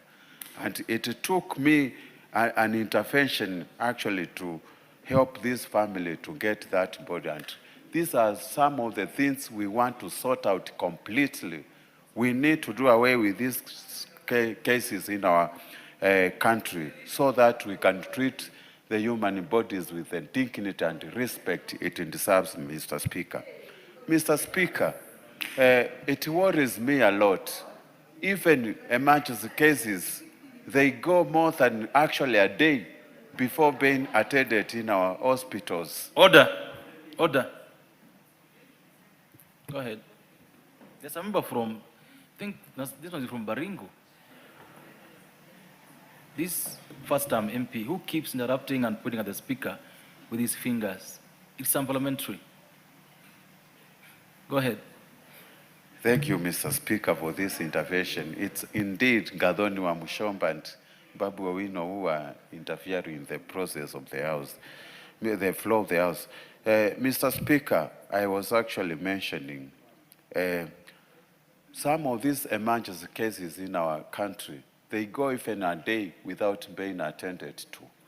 And it is high time we define what is an emergency case. If an emergency case is occurring, it should not take more than 10 minutes in hospital without being attended to. You end up somebody either breaking a leg or any part of the body, and you will end up staying in hospital for more than 6 hours without being attended. I don't know, opening the files, paying 2,000 shillings. These things should go direct to the doctor and be attended to without hesitating, or rather compelling the patient to pay the bills, Mr. Speaker. So this bill is very important for us as a country. And it is unfortunate we have commercialized our health sector. We should not be prioritizing on issues of money. Instead, we are supposed to prioritize saving lives and even saving people from going through difficult times, Mr. Speaker.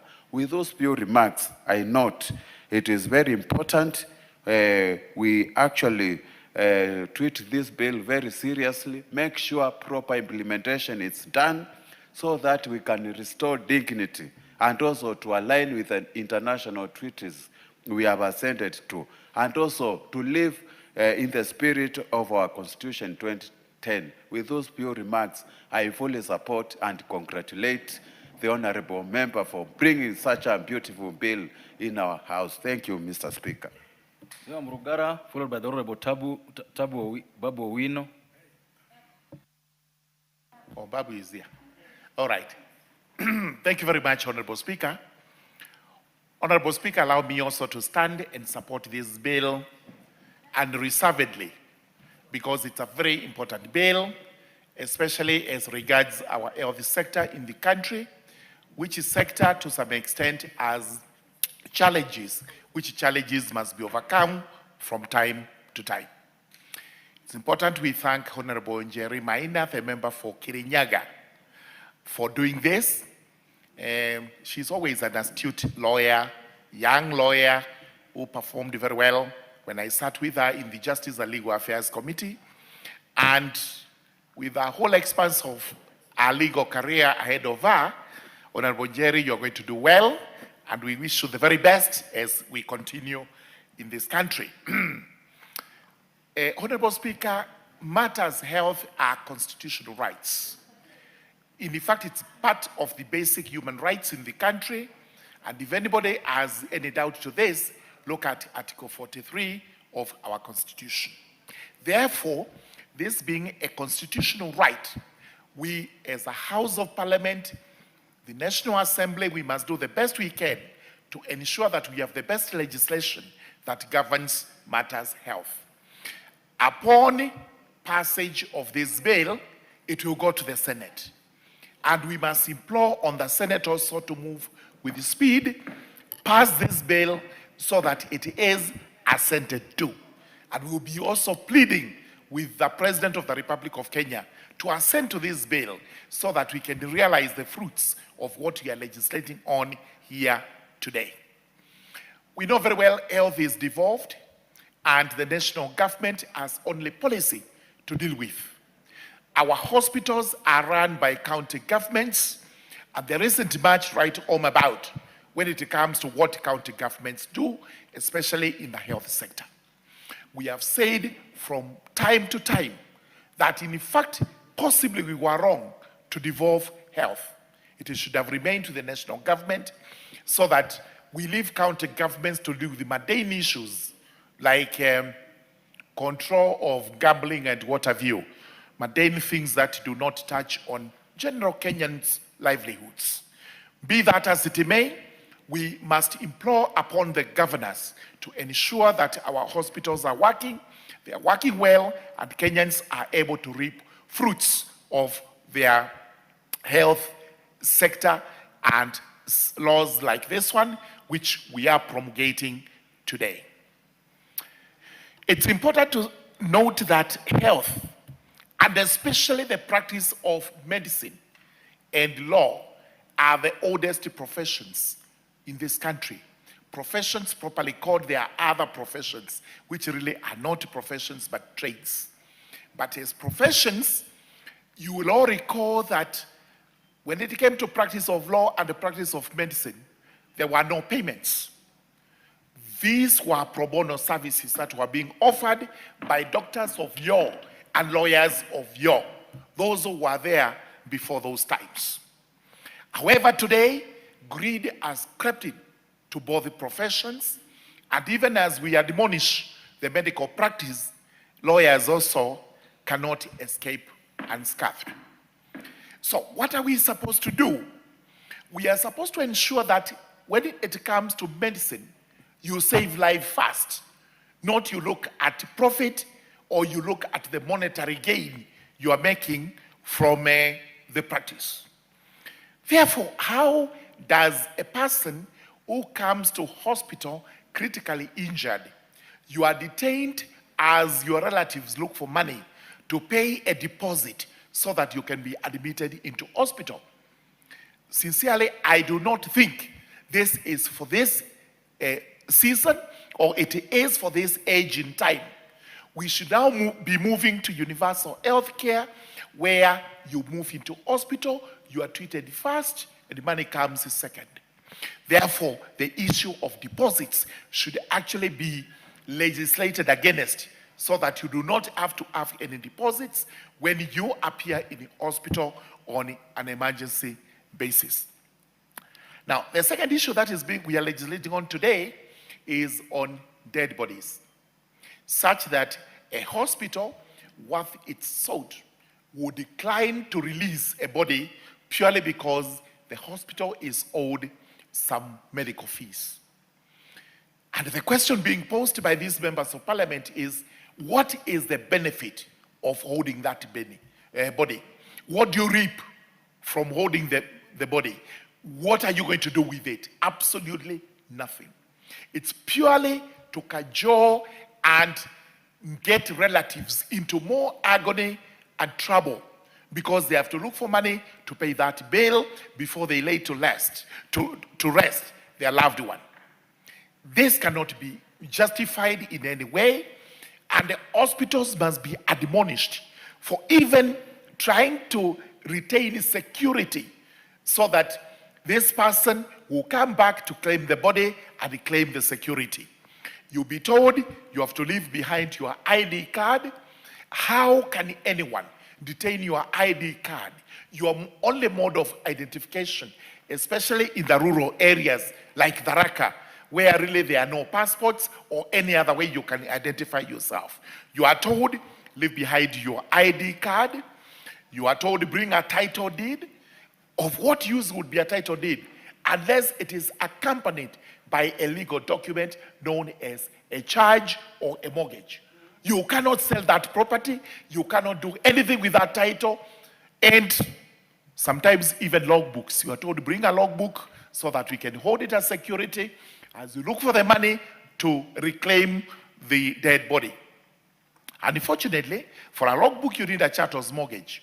And without that, you can do nothing with those documents. And I laud Kenyans who are ingenious, because for the ID, the following day you just walk to a police station, report that the ID is lost, and within a span of 1 month, you have a new ID. So that hospital has wasted its energy, resources, and time in holding that ID. It is of no value, and I'm told many hospitals are holding many of these IDs which are useless. The same with a title deed. You get a replacement. A logbook, you get a replacement. Let us go back to the old days, as we said. The nursing profession, which is part of the medical practice, begins just around the time of a lady known as Florence Nightingale. This is a lady who volunteered with a battalion of nurses to go into battlefields where battalions were fighting against each other, but she would move in without caring which side the injured person came from to try and save life. She was not being paid by anybody. She was not asking for any deposit from anyone. She was just there to render pro bono services so that lives in the battlefields are saved. Those are emergencies. As we speak today, we don't go to war a lot, but we have road accidents, we have fire accidents, and all these accidents that bring in emergencies.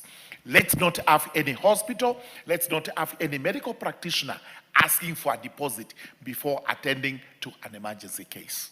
With those remarks, I again laud Honorable Njeri. We need to support this bill.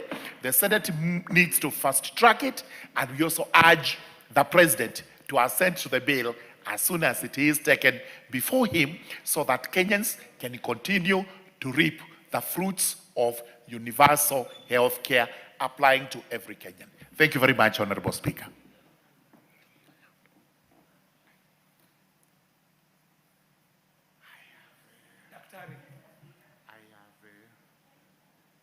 I already gave out the person speaking next. Thank you very much, Honorable Speaker. I rise to support the bill by Honorable Jane Njeri, a very well thought of bill, Honorable Speaker, a bill that is preserving the dignity of Kenyans, not only inherently, but also the inalienable dignity of Kenyans, of a right to access health services as enshrined in the Constitution in Article 43, Subarticle 1, Paragraph A, that every person has a right to access to healthcare services.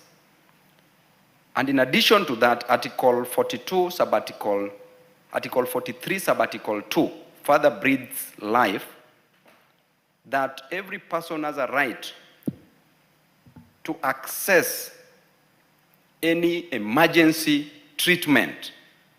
And Honorable Speaker, from time to time, we've been going against the spirit of the Constitution in an attempt to make money. And because of that, Honorable Speaker, we know very well that greed blurs vision. When there's too much greed, when we are just looking for money, there will be no vision. Honorable Speaker, we know very well of the Hippocratic oath that the doctors took, which is named clearly after the physician, the Greek physician called Hippocrates. And it is clear the person is the father of medicine.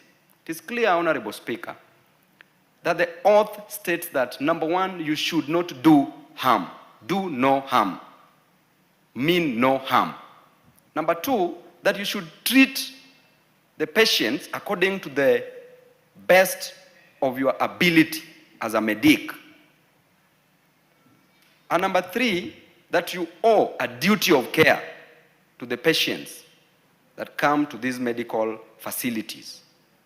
Further, there is an oath taken by the nurses, the Nightingale Pledge, which was created in 1893 in honor of Florence Nightingale, that do no harm, that you need to practice nursing faithfully, just as doctors should practice medicine ethically. And therefore, Honorable Speaker, if somebody walks to a hospital to access treatment, the first thing that every Kenyan citizen should get is a right to have a healthy life. Honorable Speaker, you know the role of health in economic development. A sick nation... Honorable Babu. Yes, Honorable Speaker. It would seem that mostly those who turn people away are neither doctors nor nurses. There are these people called hospital administrators. Where do you put them? Because I'm coming there, Honorable oath. Speaker. Most of these people who own these hospitals are doctors. And therefore, they are within that same bracket. And you see, to the administrators, the moment they are giving these instructions, they are given from the bosses. Now, most of the people that we employ as CEOs of these public hospitals are also doctors. And Honorable Speaker, you even go to Mama Lucy, which is just here, you will find that some of the medics are the ones who might be pushing the patients away, and that I've seen from time to time. And I also understand them, that they're also frustrated because of lack of payment. They are not paid on time, and they are not paid well. I also understand their frustrations. But the most important thing is to preserve life. And just to divert a little bit, General Patton in the United States of America said that when you fight for your country, you do not need to die for your country, but as you fight for your country, and I will quote verbatim, seriatim, as you fight for your country, you let the other bastard die for his country, because the moment you die for your country and you win, then how will you enjoy the spoils of war? Therefore, Honorable Speaker, it brings me back to the role of health in economic development. A sick child cannot go to school. A sick nation cannot be productive. And that clearly tells you, Honorable Speaker, that the first most important thing to do is to ensure that healthcare is affordable. And if not affordable, should be free. If not free, should be very affordable. You walk to Mama Lucy Hospital, Honorable Speaker, you lack 500 shillings for x-ray, a chest x-ray, it means that you're going to die. At the same time, Honorable Speaker, you lack 2,500 shillings for high-level x-ray again, you don't get medication. Then it means that we are losing thousands of Kenyan citizens who deserve to grow this nation. Now, the worst comes in, Honorable Speaker, that you have been admitted. You've sold everything. You are from the village, you are from the slums, you are even from a well-off family. You've spent all your earthly belongings in a hospital. Then eventually you lose your patient. Then the rubber meets the road. You lose the patient, you've lost everything. Then you are told that you can't take a dead body from the hospital just to go and bury. At that point, Honorable Speaker, you are mourning. Somebody has passed on. You are mourning. Then the hospital insists that we have to get hold, we have to detain the body. Honorable Speaker, in a High Court case of one Mary Nyagero versus Karen Hospital, 2016, the late Justice Majanja, in his own wisdom, may his soul rest in peace, stated clearly that there is no property in a dead body, that you cannot sell a dead body. There is no economic value in a dead body. And therefore, detaining a dead body further adds grief to the families. Honorable Speaker, for those who are staying in Nairobi, and Honorable KJ will tell you that transporting a dead body from Nairobi, Honorable Speaker, hiring a car, first of all, clearing hospital bills, you don't have the money, then making the arrangements to hire the car, to get a hearse or a matatu, to transport a body to the village, to burial. Honorable Speaker, it's like you are burying two people at the same time. Economically, you are buried, and at the same time, you are burying a loved one. So, Mheshimiwa Njeri, this bill deserves to be supported by all members of parliament, because from our own constituencies, people are suffering. And I would like to say that these hospitals, Honorable Speaker, we need to pass this bill to curb this unethical, immoral behavior, so that we can preserve the dignity of Kenyans. God bless you. I will have the Honorable Basil, followed by the Honorable Mayaka, followed by the Honorable Sabina Chege, followed by the Honorable John Waweru, like that. Thank you, Mr. Speaker, and thank you to the craft of the bill, Honorable Jerry, the MP for Kirinyaga, who actually brought this very important bill. I agree with most of the contributors to the bill. This is a very important bill, Mr. Speaker. And as just Honorable Babu said very well, you have no value, economic value in a dead body. And when you detain a dead body, basically, Mr. Speaker, you are hurting already a bereaved family who are actually trying to mourn their beloved one. So, Mr. Speaker, this is a very timely bill. I would want to make reference to one of the patients, one of the family in my constituency, who had a body that was detained in Kenyatta University Teaching, Referral, and Research Hospital for about 3 months, Mr. Speaker. When I spoke with the CEO, she was extremely, she was rude. She did not seem to have empathy with this particular family, Mr. Speaker. In fact, I wrote so many medical waivers to that particular hospital. I even asked them, are you operating as a public hospital or do you operate like a private hospital, Mr. Speaker? It was so annoying, a family that has already depleted their resources, Mr. Speaker, who could not even bury their loved one, were struggling to have their body released by Kenyatta University Teaching, Referral, and Research Hospital, Mr. Speaker. And that's why when I saw this bill, I've said I'm not going to move. I'll wait till the time I'm given the chance to contribute, because it really affected me, Mr. Speaker, to see a situation where an hospital doesn't seem to sympathize as well as empathize with a family that has already lost their loved one, Mr. Speaker. I don't think, Mr. Speaker, there is any family that deliberately would decide they don't want to pay medical bills for their patients or even for their loved ones, Mr. Speaker. It is a situation that puts people in that circumstance, Mr. Speaker, where economically they are crippled. They are not able to raise anything, Mr. Speaker. Even some of them go to an extra mile to sell all their assets, Mr. Speaker. They hold numerous arambis, Mr. Speaker, which yield nothing. Like in this particular case, Mr. Speaker, we did all we could to raise about 4 million, Mr. Speaker, but we could not raise the money. And that's why it's important we criminalize a situation where the hospital would detain a body of a Kenyan or a patient that has already gone to the other planet, Mr. Speaker. When I look at this particular bill, I have a couple of other salient points which justify why I support this particular bill. And I want to say categorically the bill, in addition or in consideration that it also aligns with Article 43 of the Constitution particularly sabbatical 1 down to sabbatical 3 on the right to health, Mr. Speaker. At the same time, it aligns with Sustainable Development Goals number 3, Mr. Speaker, which talks of good health and well-being, Mr. Speaker.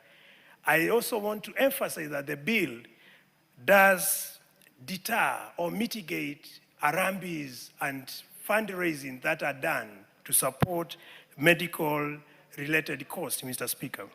The bill also does strengthen the patient rights, because when patients have already used what they could and they are denied health, their health services, Mr. Speaker, that is in principle is denying them the right to health. And this particular bill protects that particular right, Mr. Speaker. The bill also supports healthcare workers, Mr. Speaker, by tightening the legal duties and as well as clarifying roles and responsibilities, Mr. Speaker.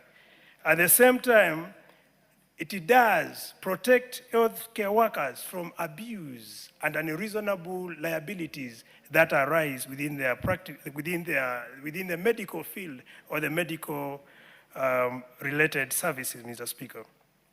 Importantly, this particular bill, Mr. Speaker, in terms of making it operationalize and make it to really not make hospitals not to operate, I would recommend that we also put emphasis on appropriating adequate resources, Mr. Speaker, to support operation and administrative costs of health facilities, Mr. Speaker, particularly public health hospitals.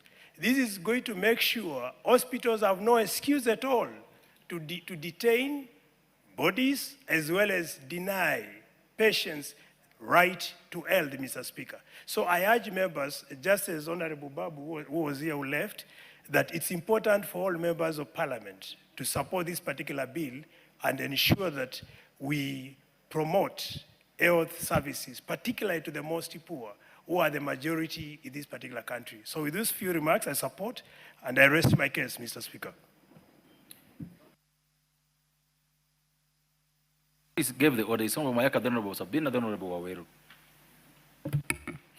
Thank you, Honorable Speaker, for the opportunity to also add my voice to this very important amendment to the Health Bill of 2024. Honorable Speaker, I want to first take this opportunity to really thank the Honorable Njeri Maina, the County MP for Kirinyaga, for coming up with this very important bill and doing so in a very interesting manner, Honorable Speaker. I was watching Honorable Njeri speak, and I was wondering if she was addressing a panel of judges, because it was very high level, and she looked extremely elegant while at it. So, Honorable Njeri, proud of you and congratulations. Honorable Speaker, this is an amendment that seeks to actually restore dignity to the human life. Because, Honorable Speaker, not only does it touch on a very important aspect, which is patients who go in for emergency services, because we all know at that particular emergency level, sometimes determines whether or not someone is alive. And the fact that it has to wait for a financial transaction to happen before someone gets medical attention, we have seen a lot of lives have been lost because of that. And therefore, Honorable Speaker, just the re-emphasize on that is very important. Secondly, Honorable Speaker, is the issue of persons who are detained, dead bodies that are detained. Because, Honorable Speaker, and as someone else has alluded to it, a dead body has no value. You cannot take it and go and sell. Even if you want to harvest organs, organs are harvested prior, not before life is completely lost. So these dead bodies have no value. But also, Honorable Speaker, the fact that we are criminalizing this is even more important, because if you look at the legislations that are in some of the countries like South Africa, the United States, in India, the legislations are very specific in terms of criminalizing the offense of any person in charge of a public health facility. And I like the use of the word a person in charge, because the buck stops with the leadership of that particular health facility. He or she must ensure that the people who are working in that medical facility are not undermining this law, because he remembers that he or she will be the one who will be charged. So this is a very important aspect, and it also just gives strength to the section 137 of the Penal Code, which hinders the declining of providing dead bodies for that particular case. Honorable Speaker, also the aspect of having alternative payment plans. I think that's very important, and Honorable Mukunji also alluded to this, so that we also don't have situations where people are taking advantage of this particular law, whose main aim is to restore dignity. But having a payment arrangement for people who do not have the means of making the payment right then and then is very important, so that people remember that at the end of the day, for the medical facilities and services that were provided, payment still has to be made, because these public service centers and health facilities also still need to run. So that's a very important aspect to avoid anyone who is trying to take advantage. And Honorable Speaker, if you look at the very many cases that we have had in our country of families where people have not been able to get the dead bodies of their loved ones for as long as even 20 years. It's very unfair. They don't even get to have an opportunity of a closure to give their beloved people a dignified burial because they were not able to raise the medical fund. It's a very unfair aspect. And so this actually really helps the families, because for us in the African society, giving our loved ones a befitting farewell is a very important aspect of life in terms of its end and continuity of those ones who are still alive, for them to be able to have the comfort that they did give their dead person a befitting farewell. The other aspect also, Honorable Speaker, is the mothers with newborns. You find a mother with a newborn has been detained in hospital for long because you're not able to pay for that particular child. And actually, Honorable Speaker, there's no financial sense in it, because the more you're detained in hospital, the more you continue accruing the bills. In essence, this is someone who was not even able to pay those bills, and then you're adding to them another load. It does not make any financial sense. You'd rather allow the person to be released and then have a proper payment arrangement so that they can be able to continue with life outside there. Because you can imagine, Honorable Speaker, what it does to a newborn child, even if they're not able to speak or defend themselves, the kind of life that they're just in the hospital bed, they've not been able to go and stay at home. For even the mother who has just had that child, and they're not even able to leave the hospital, despite the fact that they do not have any medical issues with them, that they're just seated in a medical facility because they're not able to pay these particular fees. So, Honorable Speaker, I just want again to retaliate, and especially in terms of what the bill is speaking to, because the bill is very specific in terms of public health facilities, and number two, the aspects of criminalizing any offenders to this particular bill. I think those are two very important aspects to this particular amendment, and therefore, with those few remarks, I'd like to just register my support for this bill, and I thank you.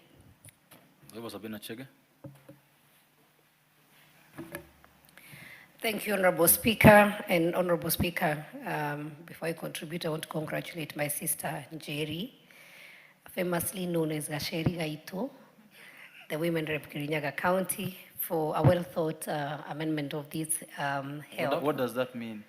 Gasheri Gaito is our Njeri, our small Njeri. Yes, so it's so it is to show that the Kirinyaga people, and even the people who speak this language that I also speak, like and admire her. We admire her leadership. She's courageous, despite having a small body. But she's very, very courageous, and at the same time, are very smart. Among the smartest women reps we have in our region and in Kenya. So congratulations, Honorable Njeri, for thinking about how we can be able to sort issues. And I always say, in this house, Mr. Speaker, we have solutions.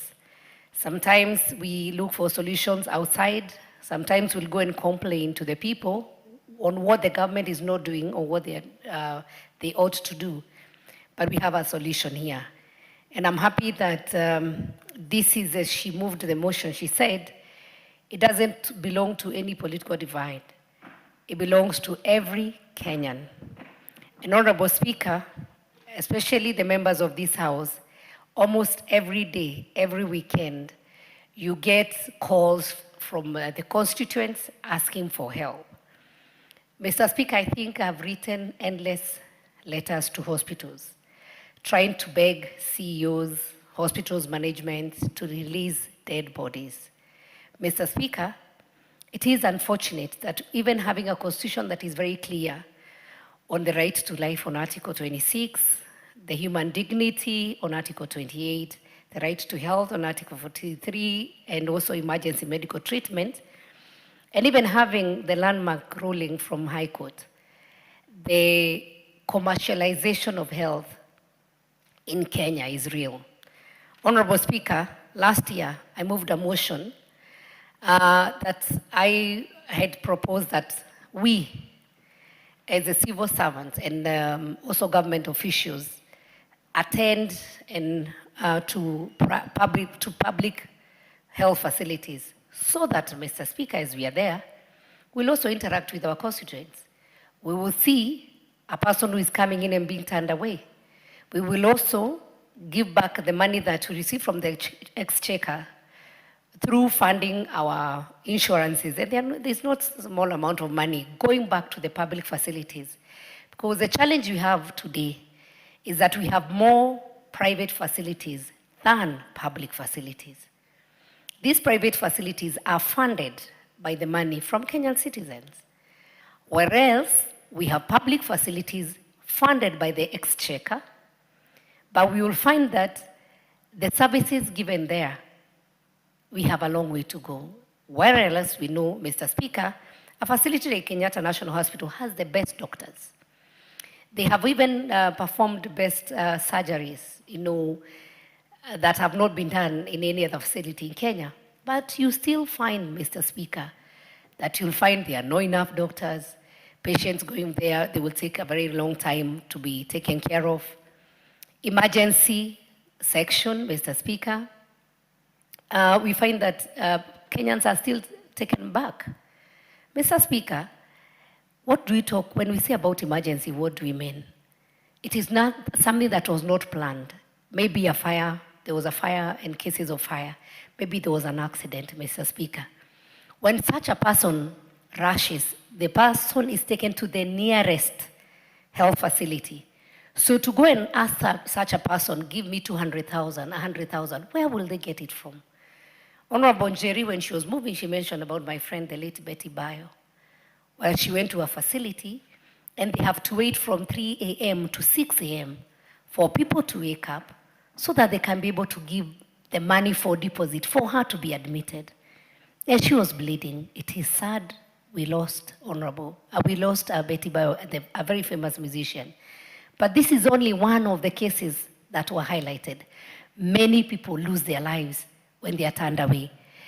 And I think it is important that any health facility, even before we pass this bill, that when somebody comes in an emergency case, first save a life, then you can refer them to another facility if you see they don't have money. But you cannot just turn somebody away. That is even, somebody who is not even human, Mr. Speaker. And so we need to turn the eye from the health sector, from commercialization, to health that saves life and taking care of human beings. Mr. Speaker, when I was looking at the numbers of the body that were detained, I saw in 2024, Kenyatta National Hospital, there were 246 bodies of infants. I put myself in the shoes of a mother who walks in, waiting to go home with a baby. And maybe this baby passes on. On a small baby gets sick, you go to hospital and the baby passes on. Already the mother has the loss of that infant. And then you dare hold such a body because you want money from that mother. How inhuman can anybody be, Mr. Speaker? As we have said, a dead body has no value. Most of these families, and I know my colleagues have said there are other ways or finding out whether the family can be able to afford, or even giving, dates and times on when they can be able to come and pay. So the first problem, somebody came in or brought a relative, and then the person passes on. So it's already painful, the family is going through a loss. Very few Kenyans, even religiously, there's some religion that they want to bury their kin immediately. But if they are not able to get that body out, it will not just because they want to run away from paying. It can't be, Mr. Speaker. It is because they do not have. A hospital and a facility like the Moi Teaching Referral Hospital has a very clear, and I want just to say, when I was the chair of health, we visited these facilities. The Moi Teaching and Referral Hospital has a very good social support. And so the social worker, by the time you walk in the hospital, by the time you even get admission, the social worker is able to tell that family at the end of the day they'll manage to pay or they'll not manage to pay. Here we are talking about dead bodies being detained. But Mr. Speaker, even people who get well, a mother delivers, then you are detained in a hospital, you have to share a bed, or you have to sleep on the floor because that hospital wants you to pay. No one would want to stay in a hospital even after one day when you are discharged, Mr. Speaker. So even as we do this amendment, we need to look at the law again and see how do we then make sure, and especially the social department of the hospital, such that by the time a person is being released from hospital, if a person dies, the hospital already knows this family is needy. We cannot be able to push them further. Let them first go bury their kin, and they can commit themselves that when we get this amount of money, we can come and pay. If it's emergency, once life is lost, it is lost. But if you save a life, you can be able to give that person a chance to go back, maybe recover, go back to work, take a loan, or even get money, do a harambe, and bring back. So I wish to urge, even as we pass the law, because laws are passed, Mr. Speaker, but the implementation of law is another thing. So if there is already a high court ruling on the same, why are we still having bodies detained in hospitals? So we need to have a way of these hospitals having to release these bodies so that the kin or the families can go and bury, and then they can be left with a clear way on how they can be able to sort the bill. Mr. Speaker, let me speak about SHA, because SHA has a component of emergency. And Mr. Speaker, if the SHA had covered only level 6, emergency happens and one is taken to the nearest facility. So we may need to relook, and I know the health committee members, some of them are here, if there is a way we can be able to look at what level is this emergency care being given at, so that even if you are rushed to the nearest dispensary, you are taken care of. If it's a level 1, level 2, level 3, because emergency is for somebody to be taken care of. Mr. Speaker, and I want just addition of one more minute, I want to say something about also emergency handling, because that is something that we also need to look as a nation. If somebody gets an accident today on Thika Superhighway, where do they get an ambulance? 1 more minute. Thank you, Mr. Speaker. Where do they get an ambulance? So we should be having a shortcut, like the way I know if I want to apply for Nyota, I'll do *54#. So if there is an emergency that happens on whichever highway, Nakuru Highway, then how can those people access to emergency care so that there's an ambulance? Number 2, handling of our patients. The majority of Kenyans are... Thank you, Mr. Speaker. Majority of Kenyans are dying because once they get an accident, you find people with pangas trying to cut the cars, trying to pull people out. So they actually don't die because of the accident, but the handling. So once we have that number of emergency, we also need to have professionally trained people so that if there's an accident, it's not the business of the people who come to steal phones, to come and try to pull people away. So you pull somebody, you cut off the leg and leave it in the car. So that if there is an emergency and there's an ambulance, the people who are well-trained personnel can come and handle the accident victims and take them to the nearest facility. I thank you, Mr. Speaker. I want to congratulate Honorable Njeri, and I support the amendment. Thank you very much. The Honorable KJ. Mr. Speaker, I must thank you and also wish you a happy new year and great leadership in this new session, as you always do by guiding this parliament with your very great leadership skills. Mr. Speaker, I also take this opportunity to congratulate and thank the county MP for Kirinyaga for coming up with this very crucial bill that is extremely timely at a time when country is considering its healthcare and healthcare legislation. I want to thank Honorable Njeri Maina, who is also in a way my county MP, let me say my in-laws county MP, and must thank her for such amazing legislative work in the House. And this is what Honorable Njeri, you are elected to do in this House. Mr. Speaker, this amendment is seeking to amend the Health Act Cap 241 of the laws of Kenya so that it is able to provide for access to emergency treatment and healthcare services prior to the payment of prospective medical costs by users. And Honorable Speaker, why this becomes an important piece of legislation is because we know that we are losing lives uncountable when Kenyans are not able to access emergency healthcare or healthcare at whatever level because of the requirements for payment ahead of medical care. Mr. Speaker, this becomes a critical concern for us who are in legislation, and especially at this time when we are very careful about what we are doing in the space of the medical services, up to and including the new legislation that this House has passed that has enabled for a new regime of management of healthcare in this country, up to and including the changes that we are making as a House in regard to how health is covered, even in its payment and insurance, which has been a journey that this 13th Parliament has walked. And so what the Honorable Njeri Maina brings to the House is not only timely, but very critical, very useful, not only to the people that she represents, the people of Kirinyaga, but also to the country of Kenya. I must also congratulate her for very ably moving these, and we can see that her training as a legal profession does bring some good value to this House. Mr. Speaker, my attention is drawn to her recommendation on the amendment of Section 2 of Cap 241, where, in part, she is seeking to amend this section by deleting the definition of emergency treatment and substituting it, therefore, for the following new definition, that emergency medical treatment means the necessary initial or immediate medical care that is administered to a critically ill or injured person to avert or prevent death, disability, unnecessary morbidity, or worsening of a medical situation. Mr. Speaker, the case of a known musician in the name of Betty Bayo has been brought up in this debate this afternoon.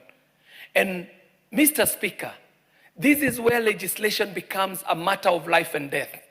That if these amendments that Honorable Njeri Maina is pushing today, chances are that we probably would be having this great and celebrated daughter of Kenya still alive if we had been able to have passed these ahead of the tragedy that occasioned the death of this amazing daughter of our country. Mr. Speaker, I want to support fully the proposal that Honorable Njeri Maina is making in this amendment of Section 2 of our Health Act. Mr. Speaker, there is also a perennial problem with our healthcare system in Kenya, where Kenyans are occasioned to a situation of double jeopardy, where a family has lost a loved one, and in addition to the loss of a loved one, they now have to again contend with bargaining and dealing with medical care providers so that they may be able to get the body of a lost loved one, for them to be able to inter the body or conduct the final rites. And Mr. Speaker, in these amendments that the Honorable Njeri Maina is proposing, I do see that she is proposing for us to make it an offense for public health care facilities to retain the body of a deceased person as a means of enforcing settlement of outstanding medical bills. Mr. Speaker, if this was the only amendment that she was proposing, I would have supported the bill totally. But I want to say that even the additional amendments that she's proposing are so useful. And in essence, Mr. Speaker, we have seen situations where families in their state of mourning are occasioned to a double jeopardy of again having to deal with financial officers in hospitals, Mr. Speaker, and the tragedy of it, as has been revealed with the enforcement of the new SHA regulations and laws that this House has passed, Mr. Speaker, we have been able to see the most amazing, and amazing here not in a spectacular way, in a saddening way, the most spectacular offenses in medical service providing institutions, where, Mr. Speaker, out of the SHA journey that we have walked so far, we are realizing that there are institutions that pretend to be offering medical services that have in their staff component more accountants than they even have medical practitioners. That there is an institution that will have employed 50 financial officers, whereas they only have 3 or 4 medical doctors and a handful of nurses, Mr. Speaker. Meaning that this is not even a medical providing institution, it is actually a financial institution. And as such, Mr. Speaker, we end up coming into the problems that we see where the monies are put ahead or in front of, or given more value to life or even the feelings of families that are mourning, Mr. Speaker. Mr. Speaker, I do see a proposal that is here proposing that we should be able to resolve the problem of patients or their relatives having to pay medical fees prior to admission and treatment. Mr. Speaker, this is critical. The emergency unit of any hospital should live up to just that word, emergency unit. That, Mr. Speaker, before the admission of any patient, any processing that should happen should be the vitals, the medical vitals that are undertaken for the patient to be admitted.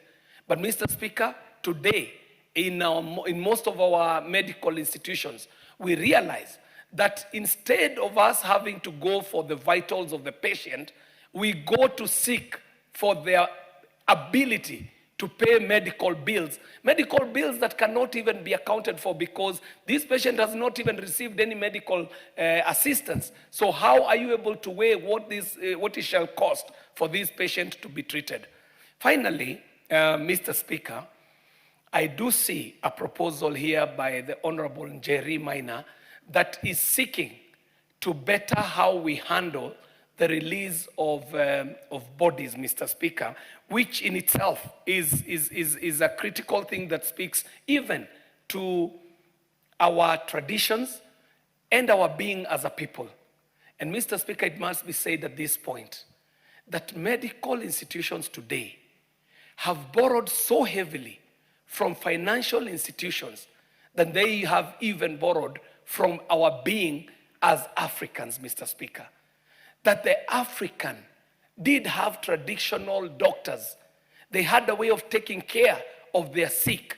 And Mr. Speaker, they were so careful that even what was given to that person who takes care of the patient was not a payment. It was actually an agreement that was made to appreciate the practitioner. However, today, a hospital is not any different from a bank.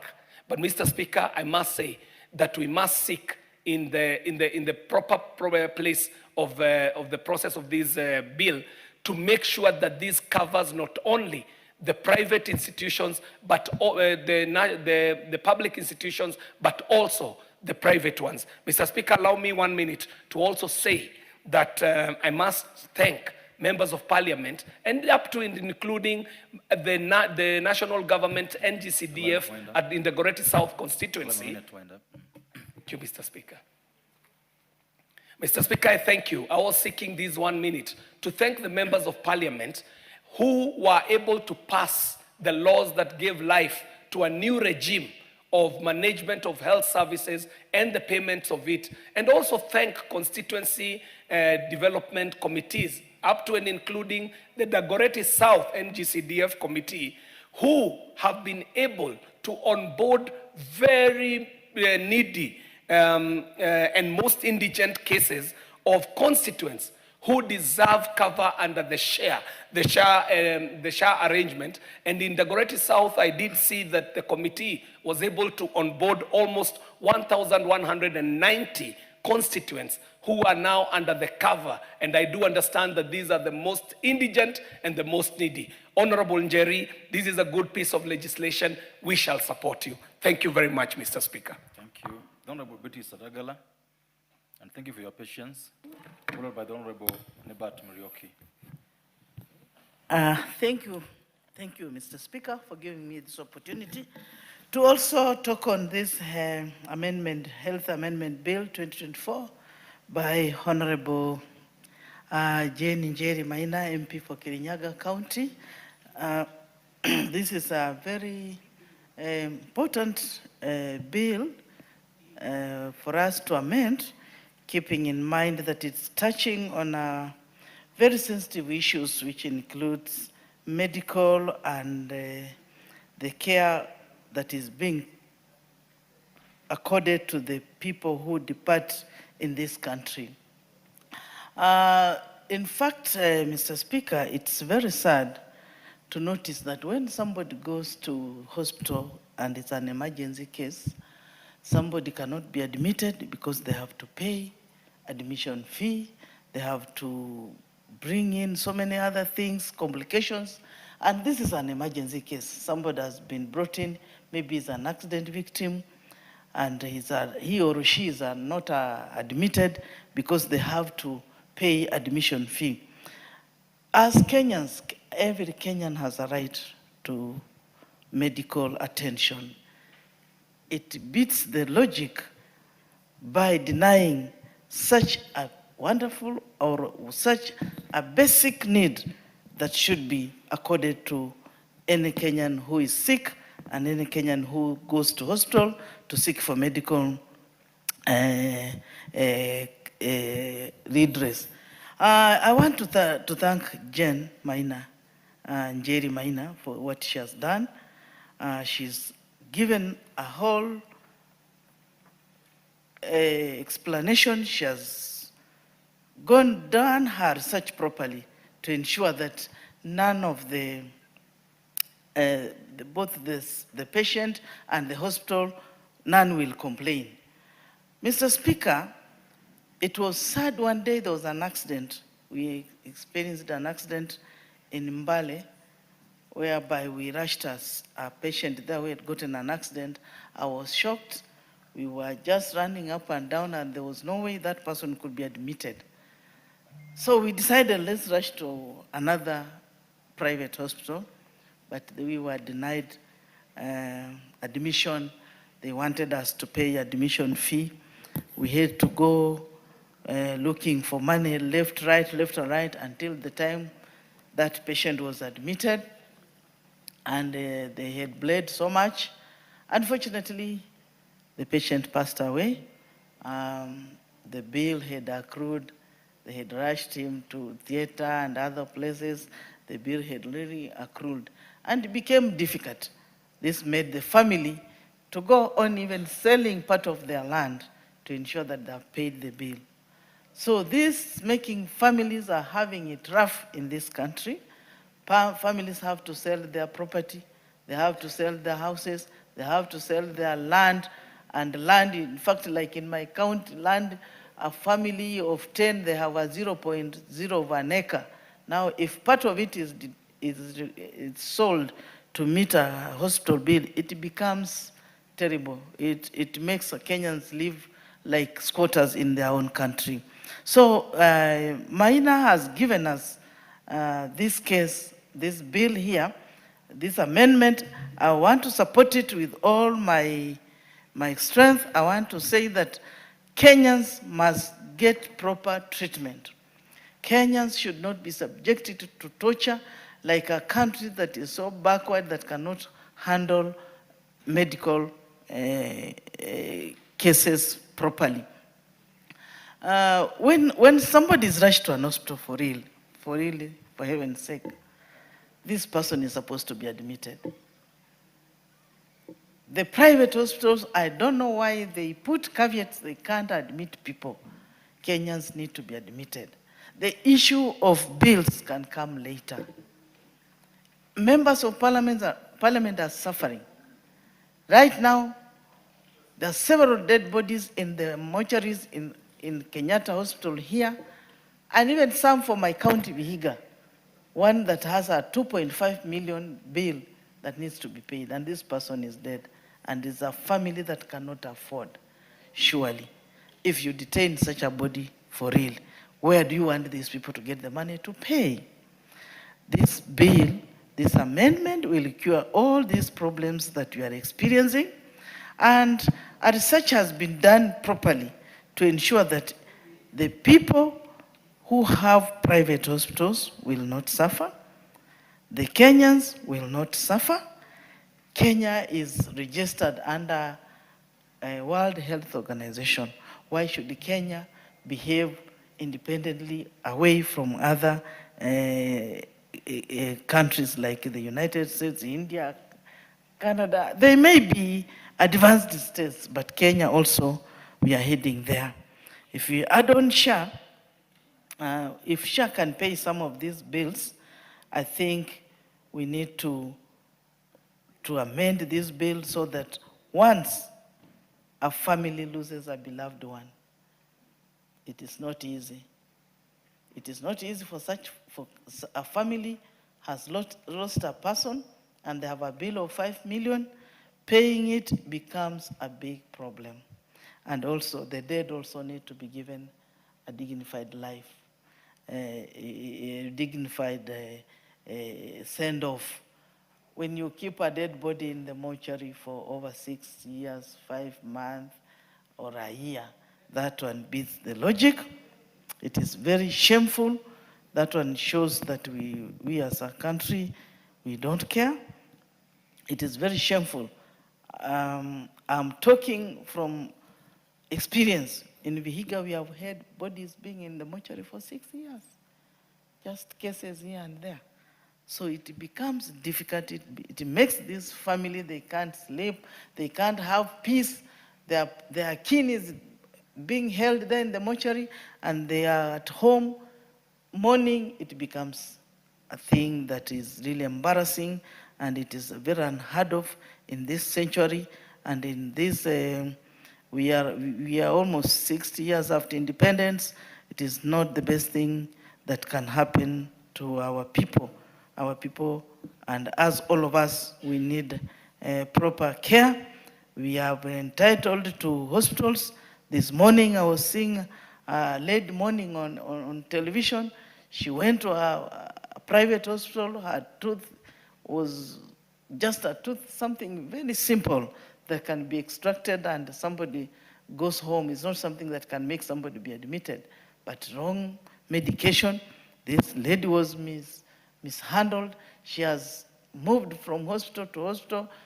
So many operations being done, just a tooth extraction. I think the medical treatment in this country is terrible. It has to be looked into. It has to be looked into to save lives. You can't just lose somebody just because of a tooth extraction, for real. It is embarrassing. It is making the medics look like they have not qualified, and they are qualified. The quacks are using these other private entities, and I think the body in charge must whip a crack, and even the health committee in this parliament must ensure sanction the private hospitals that are becoming notorious, so that we see if they can be done away with. They may be assisting, yes, but they are also causing a lot of damage, chaos to our people. On that note, Mr. Speaker, let me just say this bill has been brought in at the right time. And this bill is a win-win situation. The people will win, and the hospitals will win. I therefore support it. I support the amendment. Thank you, Mr. Speaker. Well said. Member from Mbeere South. Thank you, Mr. Speaker, for giving me the opportunity to contribute on this very important amendment bill, health amendment bill. Mr. Speaker, I want to thank the member of Kirinyaga for bringing this bill at this time. Mr. Speaker, to me, when I read through this bill, I wondered why it never came earlier, because it is actually addressing what is affecting our constituents most. Our constituents are being affected by medical, what we are calling emergency medical treatment and barriers. This is where the major problem is. And this is what we as MPs are being faced with each and every other day.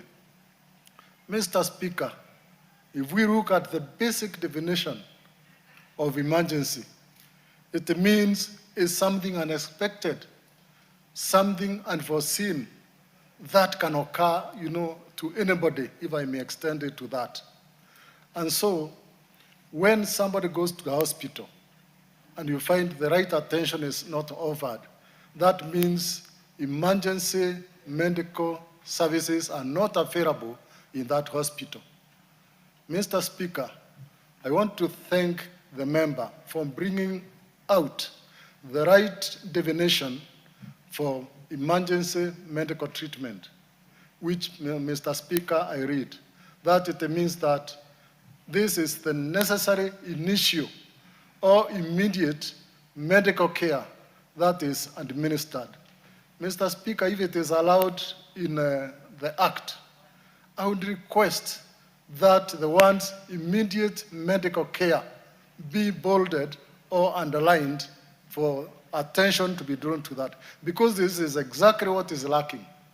You go to almost every hospital, there's the emergency department, but do the patient get the immediate medical care when they get there? When you are asking the patient or whoever has come with the patient to first of all make a deposit, that means immediate medical care is not being administered there.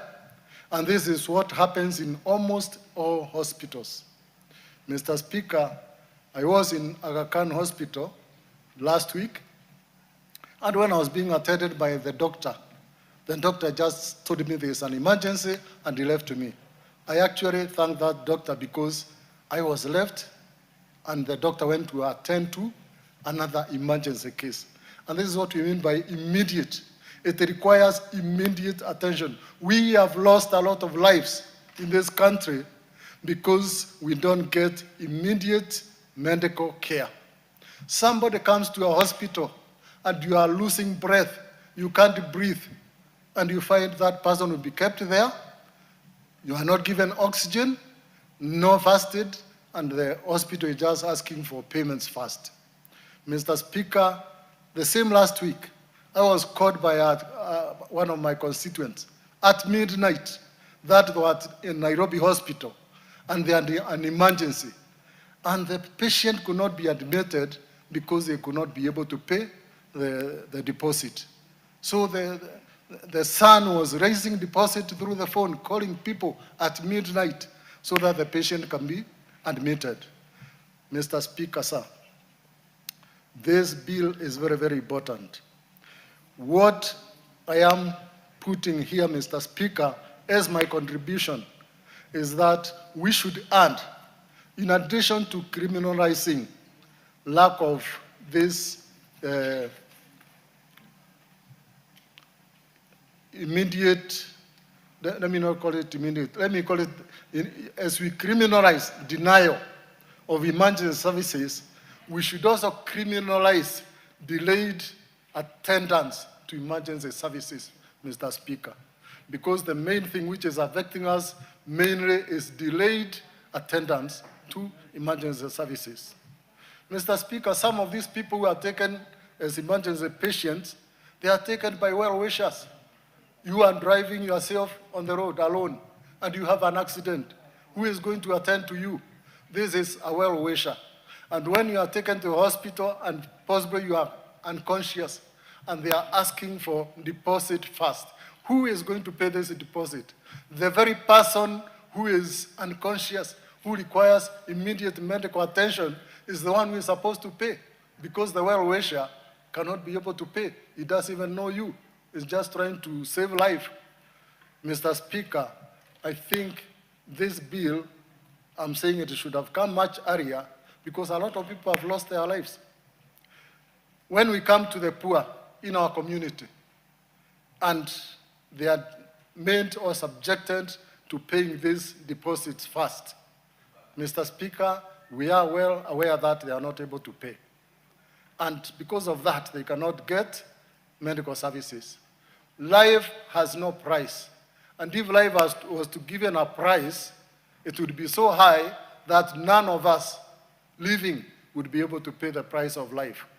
And because of that priceless tag on life, then we should treat saving life differently, that everybody should be concerned and be able to save life at whatever level.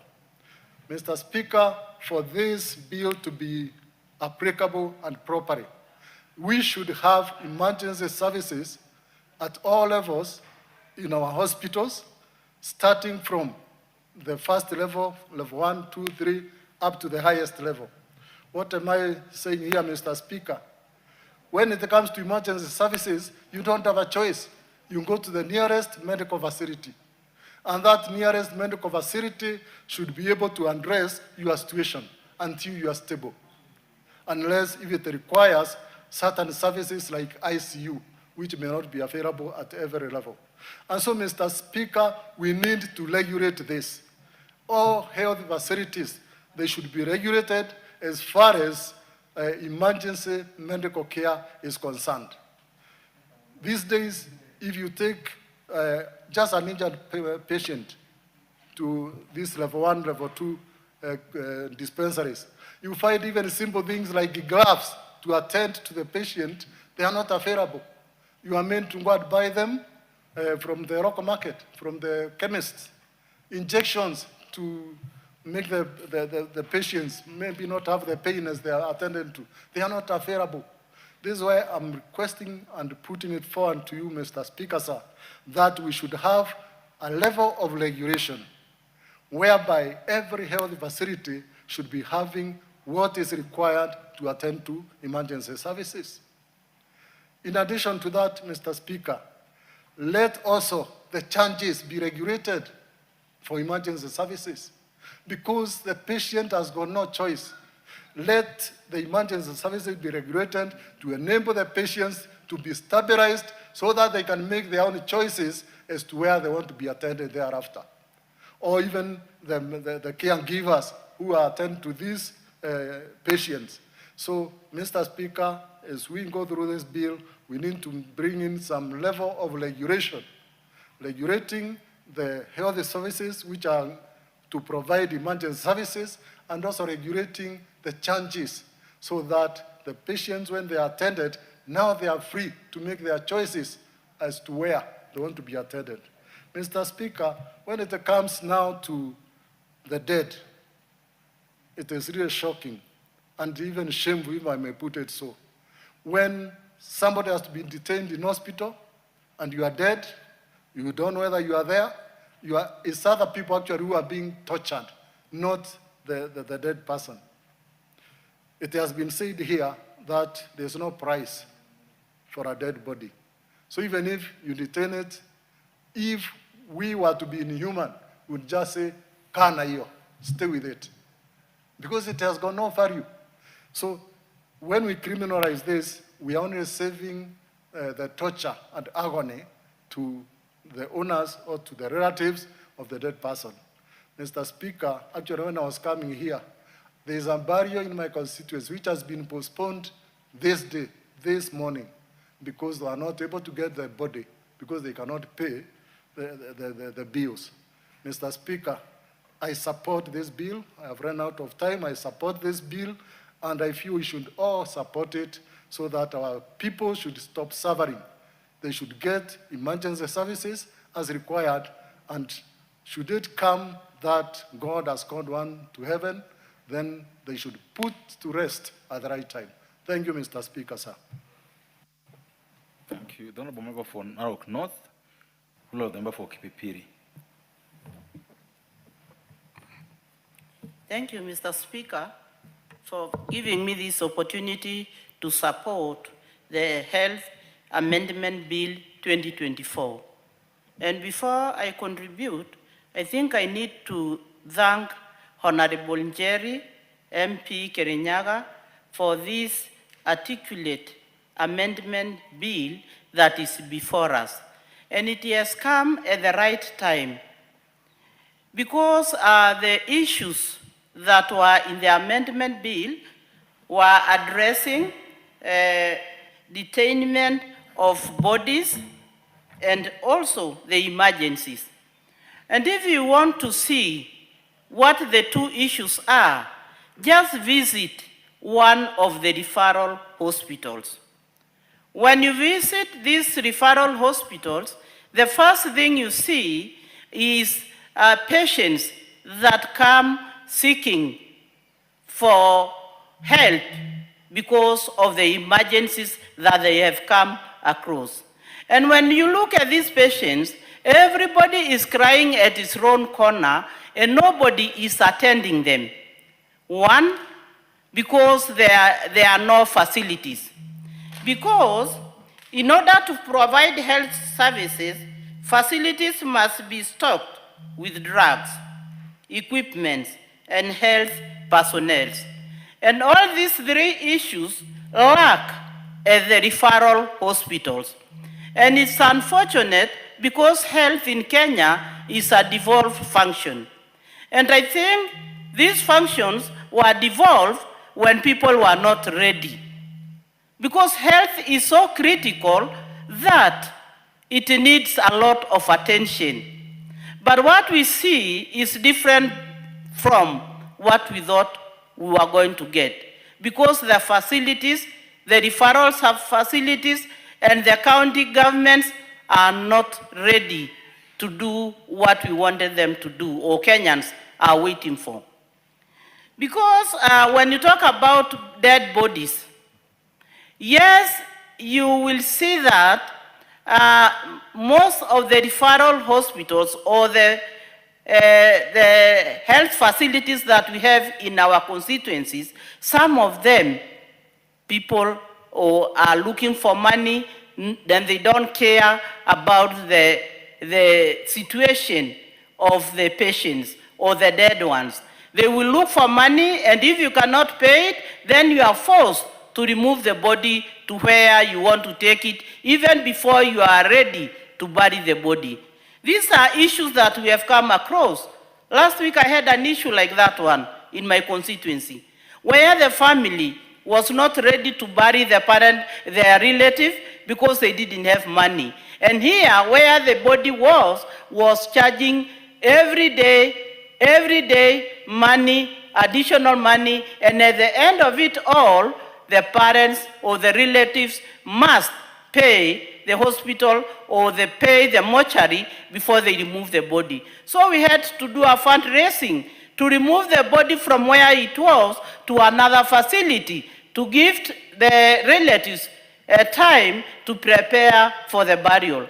Then I think when you look at that, the torture that was there made me involve myself there to help the relatives so that they could bury their relative the way they wanted it, or give the relative a well demanding and needing and what makes them happy to make sure that they bury their relative the way they wanted it to be.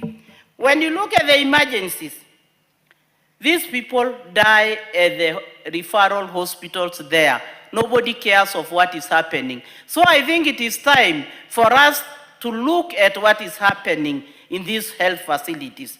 When you talk of SHA, I think it is also time, because there are those hospitals that don't respect the SHA. When you take your relative there, or you take a patient to a place like these facilities like Kijabe, they don't. They tell you to pay before they accept your relative. So I think it is time we look at what is happening in these facilities. Otherwise, I support the amendment, and I just want to urge other members to support it because it has come at the right time. Thank you.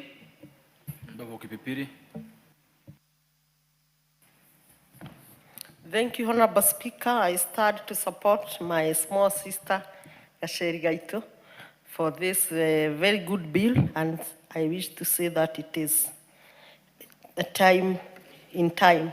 Honorable Speaker, I wish to agree with all the speakers who have spoken before me, from emotional distress of the grieving families, implication of the law, especially following the High Court as it had pronounced itself on this matter, in terms of ethical concern, by way of denying the dead the dignity.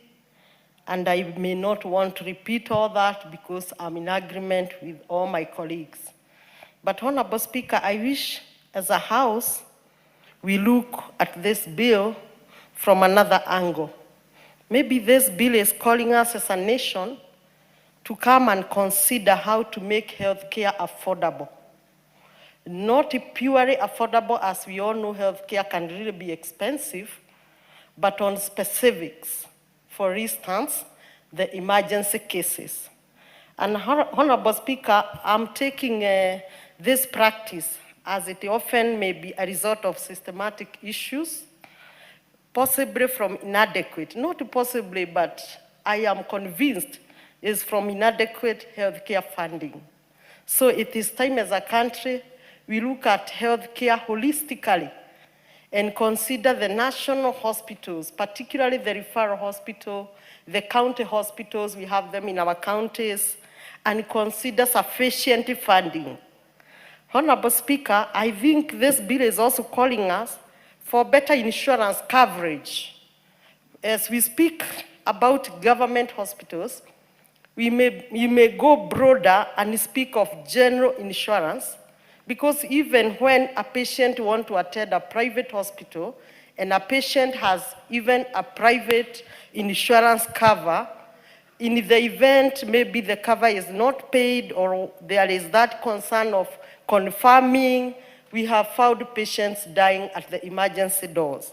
So if it is SHA as a government, I think it is time we look close by close and possibly adjust to make it give the access, particularly to the emergency cases and even in matters of death.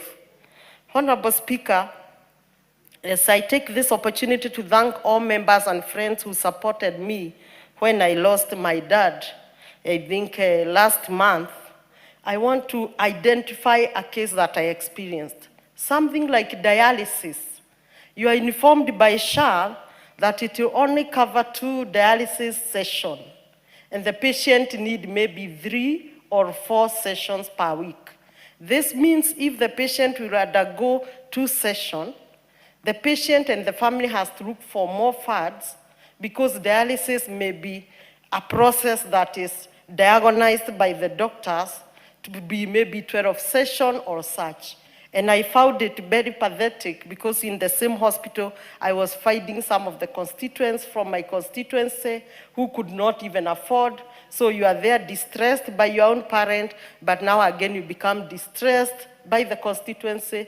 These harambes are happening every day, and I'm sure 99 or 100% of all these members are participating in these harambes. So, as we speak of ethical issues, legal issues, emotional distress, I want to invite this House, particularly the Committee on Health, to look at the angle of how we can improve the insurance coverage, particularly SHA for government or general public, but also invite even the other insurance, the private owners, because they can improve their package to cover these emergencies. Honorable Speaker, having said that, I wish also to speak or repeat what one member spoke before I entered in the house because I was just within the compound. And he said, I think it's Dr. Nyikar or Dr. Pukose, that it seems like we made a mistake by devolving healthcare. And I think many members have that feeling because majority of the charges we find are from the county. But since we already made this decision, Honorable Speaker, and the healthcare is already devolved, and going back to reverse that may be very impossible considering the constitution and all that process. I think we should also look at it through Senate at the county level, because as we improve Kenyatta National Hospital and other national referral hospitals, the counties can also improve their main county hospitals. So it is funding, funding, funding. As we speak of free education, let us also now speak of free healthcare or affordable healthcare. Affordable may be precise. Honorable Speaker, with that, I wish to conclude again thanking all members for supporting me, registering my presence in the House, following the allegation from the majority leader, I'm not in the House. Honorable Speaker, you know, even when I was the chair, I was among the members who are always in the House very early to support this House. Also, I tell him women issues should be left to women issues. Thank you, Honorable Speaker. Thank you. The member for Githunguri, followed by the member from Mbeere North. Thank you, Mr. Speaker. I rise to support this wonderful bill introduced by my young sister, Honorable Jerry, the member for Kirinyaga. When I heard that Honorable Jerry has brought this amendment, I was very excited. And she knows that I had lobbied her earlier to support me on my geriatric bill that was speaking to matters maternity health care, and more specifically on issues geriatric. Mr. Speaker, I was here earlier and I stepped out and I had to come back because I needed to register my, sorry, Speaker. What is geriatric? Geriatric is matters to do with childbirth. Matters to do with childbirth. And I came back because I really wanted to put my voice on this issue. I have been very, very vocal on matters maternity health care, Mr. Speaker. And it pains me when I see a hospital facility refusing to admit a mother in labor, knowing very well that babies cannot wait. Babies cannot wait for an excuse to look for deposit for a hospital bed. They cannot wait for a doctor to be called on call. Babies cannot wait for anybody to raise a logbook, a title deed, or anything else that they're asking as security in our hospitals. Mr. Speaker, the many times I've received distress calls from mothers who have been abandoned at the reception of hospitals, both public and private, is alarming in this country. Thousands of children, and when I talk about children, Mr. Speaker, I'm speaking about infants who have rights, have been detained in our facilities in the name of you have to pay. So I keep asking, when you retain an infant, a three-day-old infant in a hospital, what is the intention? To sell the baby and recover the money? Why should they retain babies, newborns in hospitals? When you retain a dead body, what is the intention? What do you expect to get? Sell the dead body and get the money? I mean, we have to be realistic and we have to be practical. This must stop. And Honorable Jerry, how I wish that this bill can be adopted as a government bill by whoever, or a committee bill if it is possible. We move it in the corridors of this nation and make sure before the lapse of this parliament, this bill has become a law. It is unfortunate, Mr. Speaker, if you look at the date of this bill, it was published in 2024. We are now in 2026. It means we don't take care, we don't give priority to such serious issues. I'm even worried, Madam Jerry, Mheshimiwa, because I'm a senior member here, I can tell you. Order. This address is to the Speaker. Oh, sorry.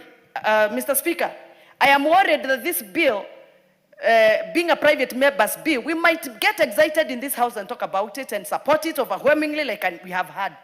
But before it goes to the Senate and comes back for for a committee of the whole house and all what happens ahead. I'm worried it might not see the light of day. So I'm appealing to the members of this house who belong to the health committee, those that belong to the budget committee, those that can be able to help us in the leadership to adopt this bill, either as a committee bill or a government bill, so that we can pass it unanimously. I have a lot of interest in it because last weekend, Mr. Speaker, I was in my constituency and I attended 2 fundraisers, one in Mutuya village and another one in Gathanji village. And shockingly, the issues that were in one of the Harambe, one of the fundraisers that I attended, was a pending bill of 580,000. The body is still, even now, detained in Kenyatta Referral Hospital. Interestingly, when I interrogated the bill, I was shocked that these hospitals are actually even adding their own money on top of services rendered to patients. An injection that cost 350 shillings in Ruiru was being billed 1,385. A simple injection. Because these parents, most of them are not able to interrogate the bill. So an injectable, just an injection, just because it was done in the ward, it moves from 385 shillings to 1,300, Mr. Speaker. If you look at those bills, sometimes people die, the bodies are detained in hospitals, but they accrue bills every day. So should I ask, do dead bodies pay rents? Are they supposed to be paying rent? Is it that we are paying for services rendered or we are paying for accommodation in the hospitals' compounds? Look at the bed charges that they are charging, Mr. Speaker. Why would you ask a patient to deposit 80,000 for a bed? Even a bed in a 4-star hotel does not cost us 80,000, Mr. Speaker. So I think this is a very serious bill, and I think we need to do something to make sure that it passes as soon as possible. And Honorable Jerry has done her part, and we support her irrespective of the political positions, because this bill is not Honorable Jerry Minor's bill, it's a Kenyan bill. I stand to support it. Thank you. Is it Wamudende or Mudende? This is your chance, sir. Thank you, Mr. Speaker.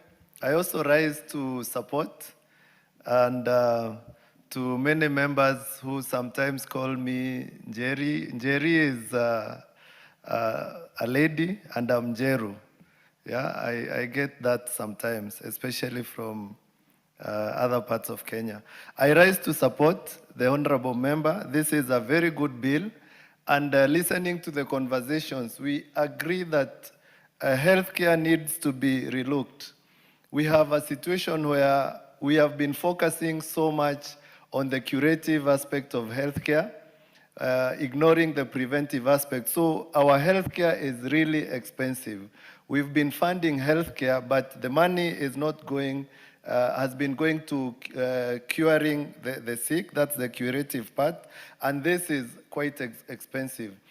It's just now that government is introducing preventive healthcare model by engaging even community health promoters, that the benefits may come much later.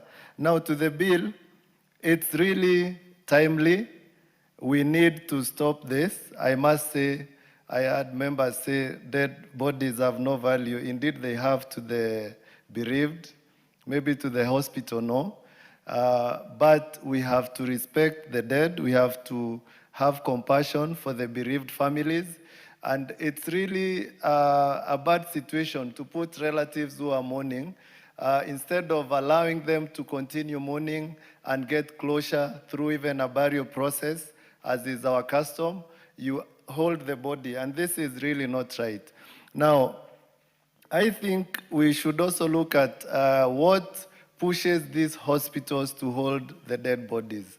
I will not defend these hospitals, but we need to look at that.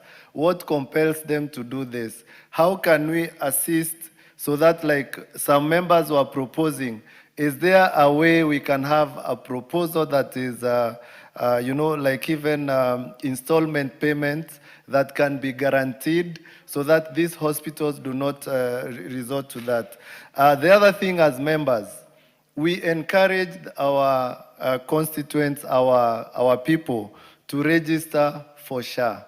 I heard a member here say that as civil servants, we pay monthly, and for hustlers, they have a one-off pay. It's not correct. Actually, the president launched Lipa Sha Pole Pole. That is for hustlers. So we are continually giving wrong information to the members of the public. We do not have a very robust social health care scheme. And then we end up with the challenge that brought the spirit to this bill, which is very important. But as members, let us encourage our people to register for SHA. In fact, for me, just now, I responded to a message, a distress call, and the first question I always ask, they know in Bere North, have you paid for SHA? I'd rather help you pay for SHA than pay a big hospital bill later. The other thing is on doctors' charges.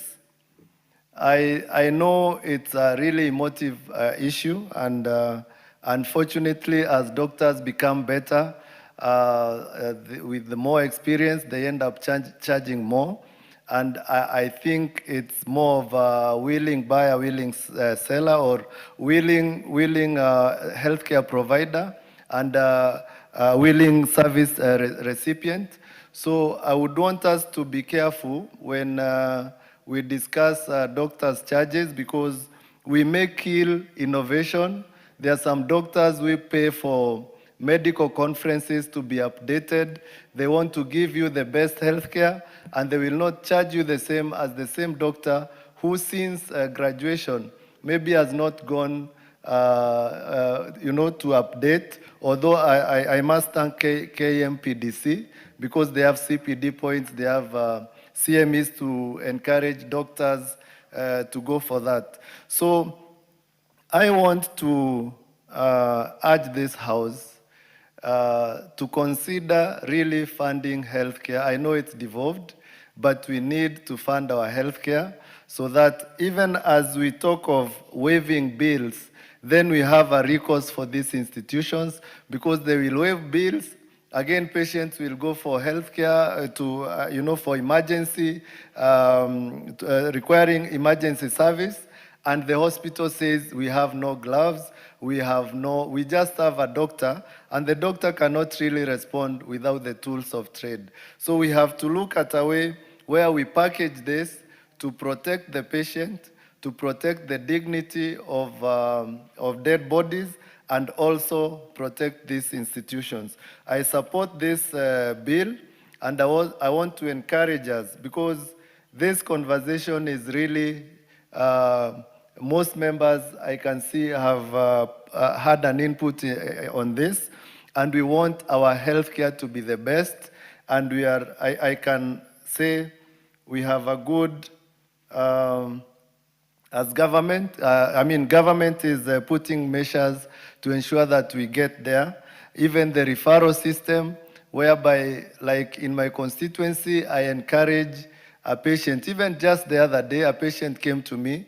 They had a tumor. I told them the best thing for you to do, you have SHA, go to your dispensary, follow the referral system.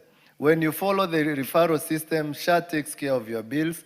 But what some patients do, they go to the referral institution, and that's why you have cases where patients will tell you, SHA is paying this amount and I have to foot the other bill.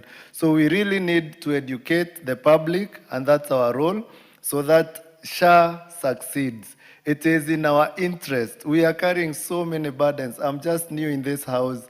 I can imagine what you have gone through.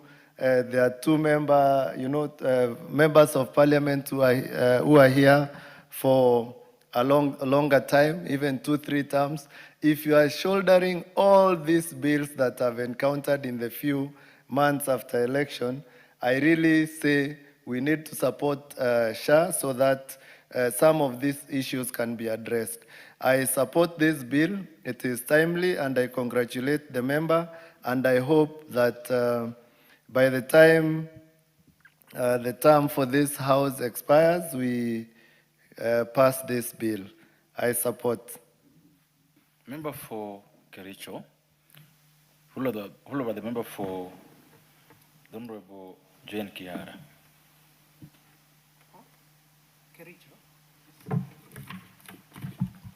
Okay, thank you, Honorable Speaker, for giving me this opportunity. And Honorable Speaker, on the onset, I want to support this very, very important bill. That is the Health Amendment Bill of 2024 by my colleague and my friend, Honorable Njeri Maina.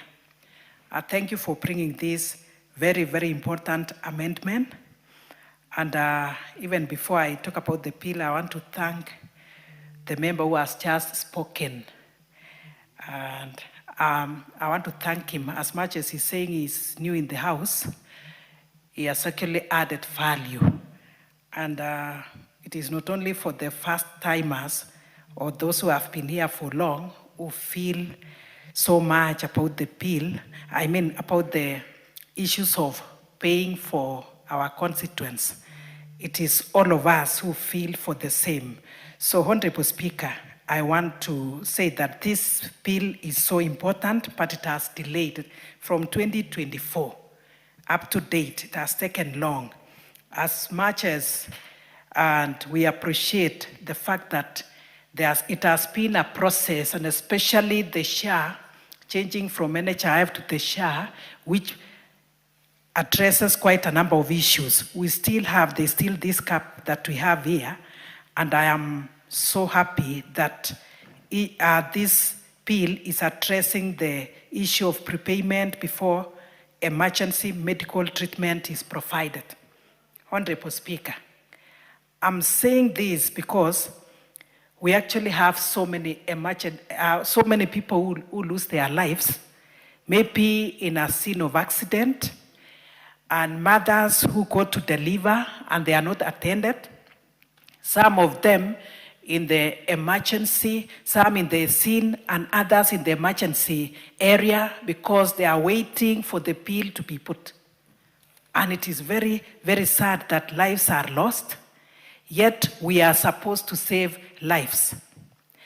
And Honorable Speaker, you will also realize that many of these, the patients who go through this process or who actually serve at this come from humble background. The only thing they have is a piece of land, especially from where I come from in Kericho. But this piece of land is not even in their names. The title goes to even 4 generations behind. Now, who is this now? The Honorable Osero. Is that you?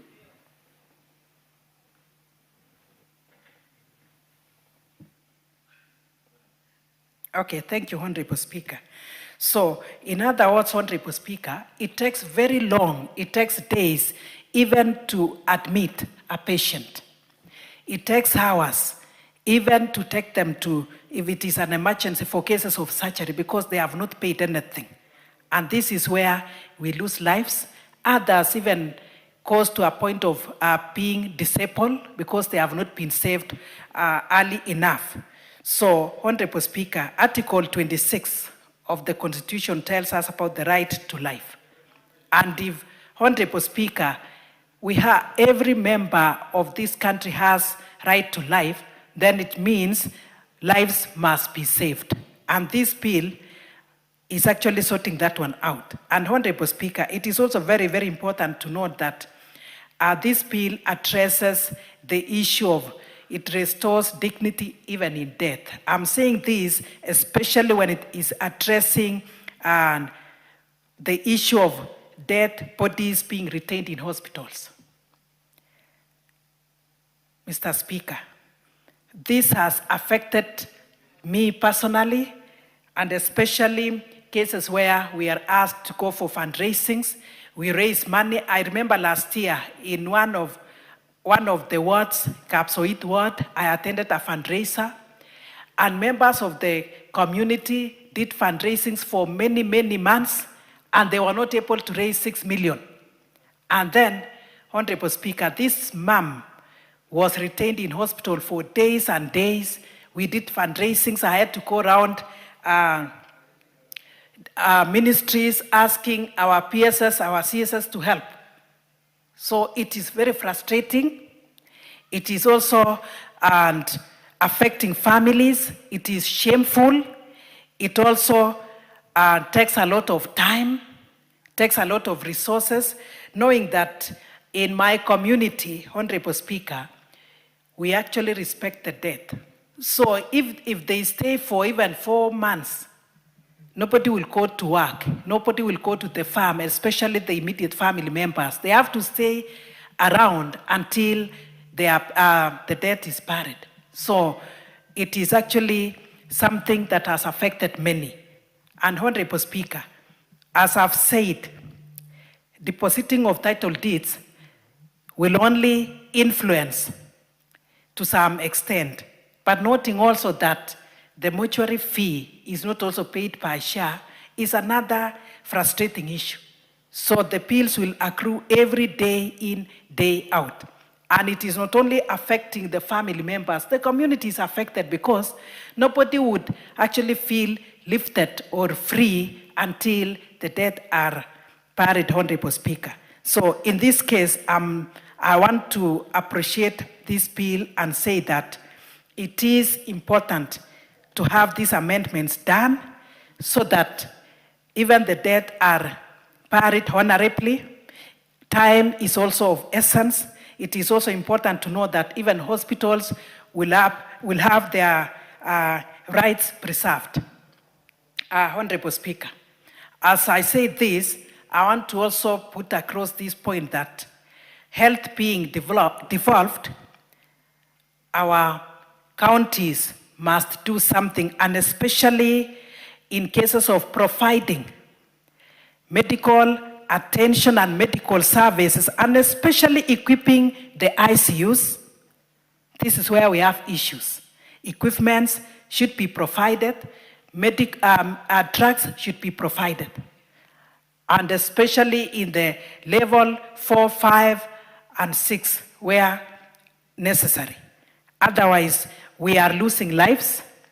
Mothers have also lost their babies because of the emergency CS that is not done. The doctors also need a fee. And Honorable Speaker, you can't tell our people that you cannot afford to go to a private hospital, and therefore, can you go to the public? Because they are so concerned, they want to save their loved one, and they are not able to pay. So this has caused a lot of issues and a lot of chaos within us. It has also led to separation of families. A mother feels maybe the father of this child or whoever is not actually doing much, doing enough, yet in the real sense they are not able to do. So I want to support this bill and say that it should move as fast as possible. And Honorable Njeri, I wish you can advance it, and so that as much as it is a private bill, it can be adopted in this House, and I request and ask the members and appeal to them to support this bill because it will save all of us, Honorable Speaker. With that, I truly support and thank you very much. Member for Naivasha.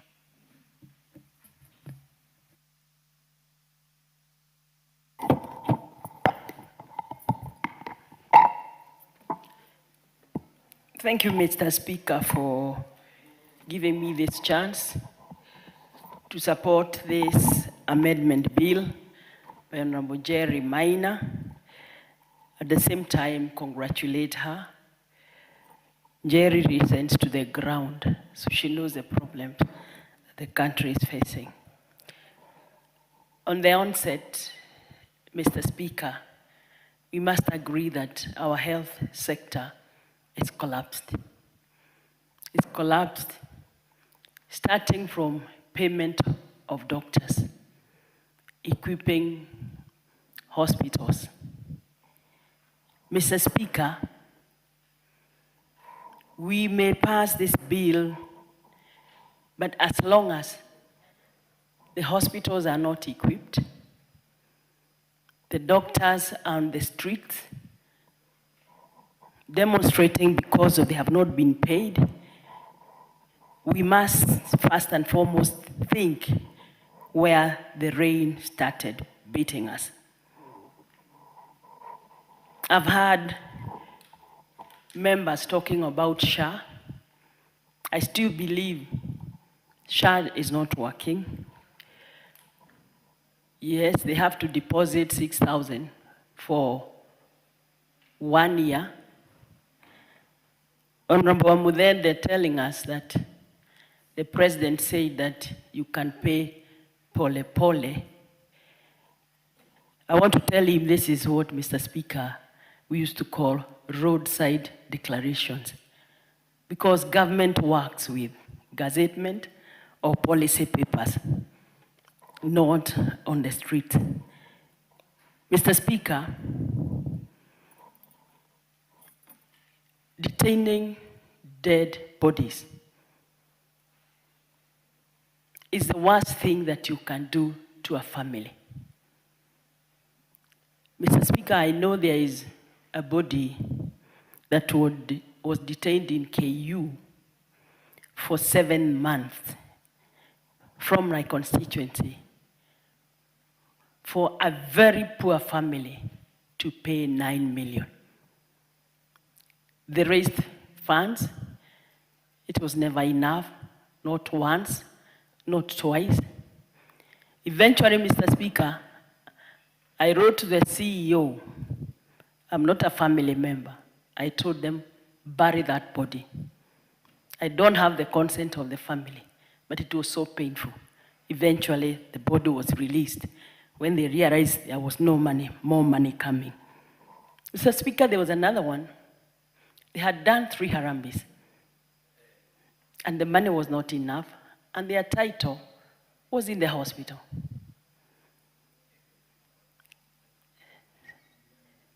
I wrote to MP Shah, thank God, they got the title released.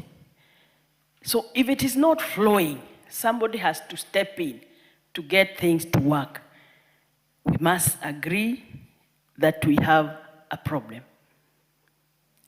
Members of this parliament, we are all doing those harambes and we have done them for the longest. So if there are people who should support this Honorable Jerry's bill, it's members of this parliament. It's so painful when a patient has been discharged, but they cannot leave the hospital because of an unpaid bill. Yet, the bill keeps on accruing. These are the things we say. If the health sector is not properly administered, members of parliament and families are going to suffer. Mr. Speaker, I remember when Honorable Sabina Chege was the chair of health, I used to call her all the time to get bills waived. You know, Kenyatta Hospital is a referral hospital. And what happens is that a patient is sent to Kenyatta with the family not knowing, because the patient requires specialized treatment. So they are brought to Kenyatta. Then they die in Kenyatta. The patient, the family, to get that body out of Kenyatta is another burden to the family. Mr. Speaker, we have had very many cases where patients go, they are treated, they require medicine, but they have to buy it outside the hospital because there's no medicine in the hospital. Services like X-ray, they have to take it from outside. That's what I'm saying. This is a sector that needs overhaul and being looked after. Mr. Speaker, we have had cases where a patient has to be referred to Kenyatta, as there's no ambulance. Or if it's there, it has no petrol. We have all sorts of problems in the medical sector. Mr. Speaker, emergency. Sometimes there's nothing these doctors can do because there are no equipment. A patient has come, they need this item, they don't have them. So that's what I'm saying. We need to overhaul the health sector. Pay the doctors well, equip the hospitals, so that an emergency is an emergency and it can be treated as such. Because we have had kids or mothers delivering at the casualty. Not once, not twice. We have had mothers lose their babies and they cannot take them home because again there is a bill to be paid. So it's double punishment for families. Here you are, you can't pay that money, yet the person, your patient, is dead. Mr. Speaker, I have a harambe like this that we have to do tomorrow of a body in the hospital. These hospitals also have a problem. You call the doctor and you tell them, please, I want a waiver. Mheshimiwa, what do? We have to run this institution because there's no money. And then during these very hard times, economic times, when families have no even food to eat, and unfortunately, a disease knocks on the door, maybe that emergency. We are living in a very sad state in matters of health. So, Mr. Speaker, I will join all of us in supporting this bill and pray that it sees the right of the day, but the government needs to rethink the health sector. Pay doctors well, equip hospitals, and do what it has to do. Thank you, Mr. Speaker. Member for Gunja, followed by member for Funyula.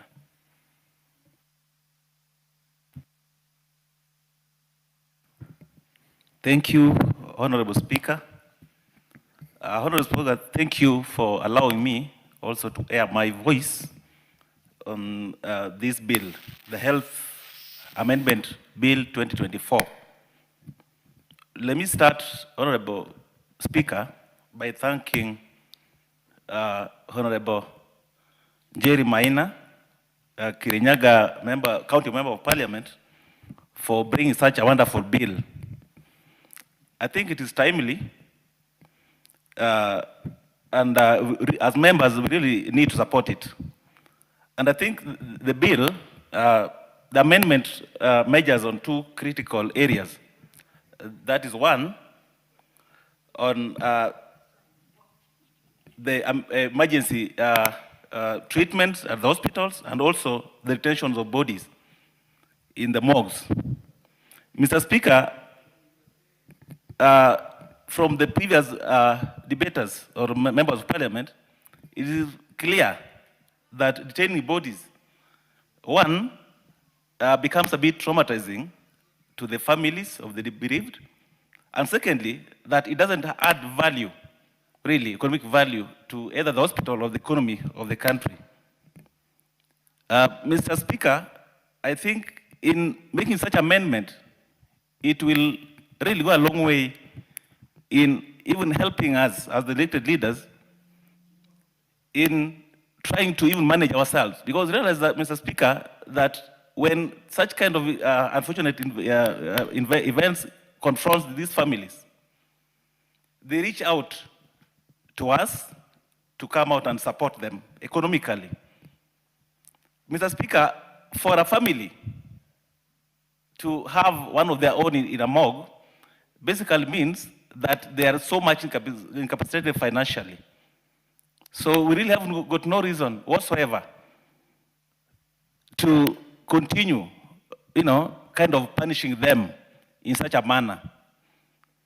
Secondly, Mr. Speaker, I also wanted to air my voice on the issues of the emergency treatment or the emergency services, Mr. Speaker.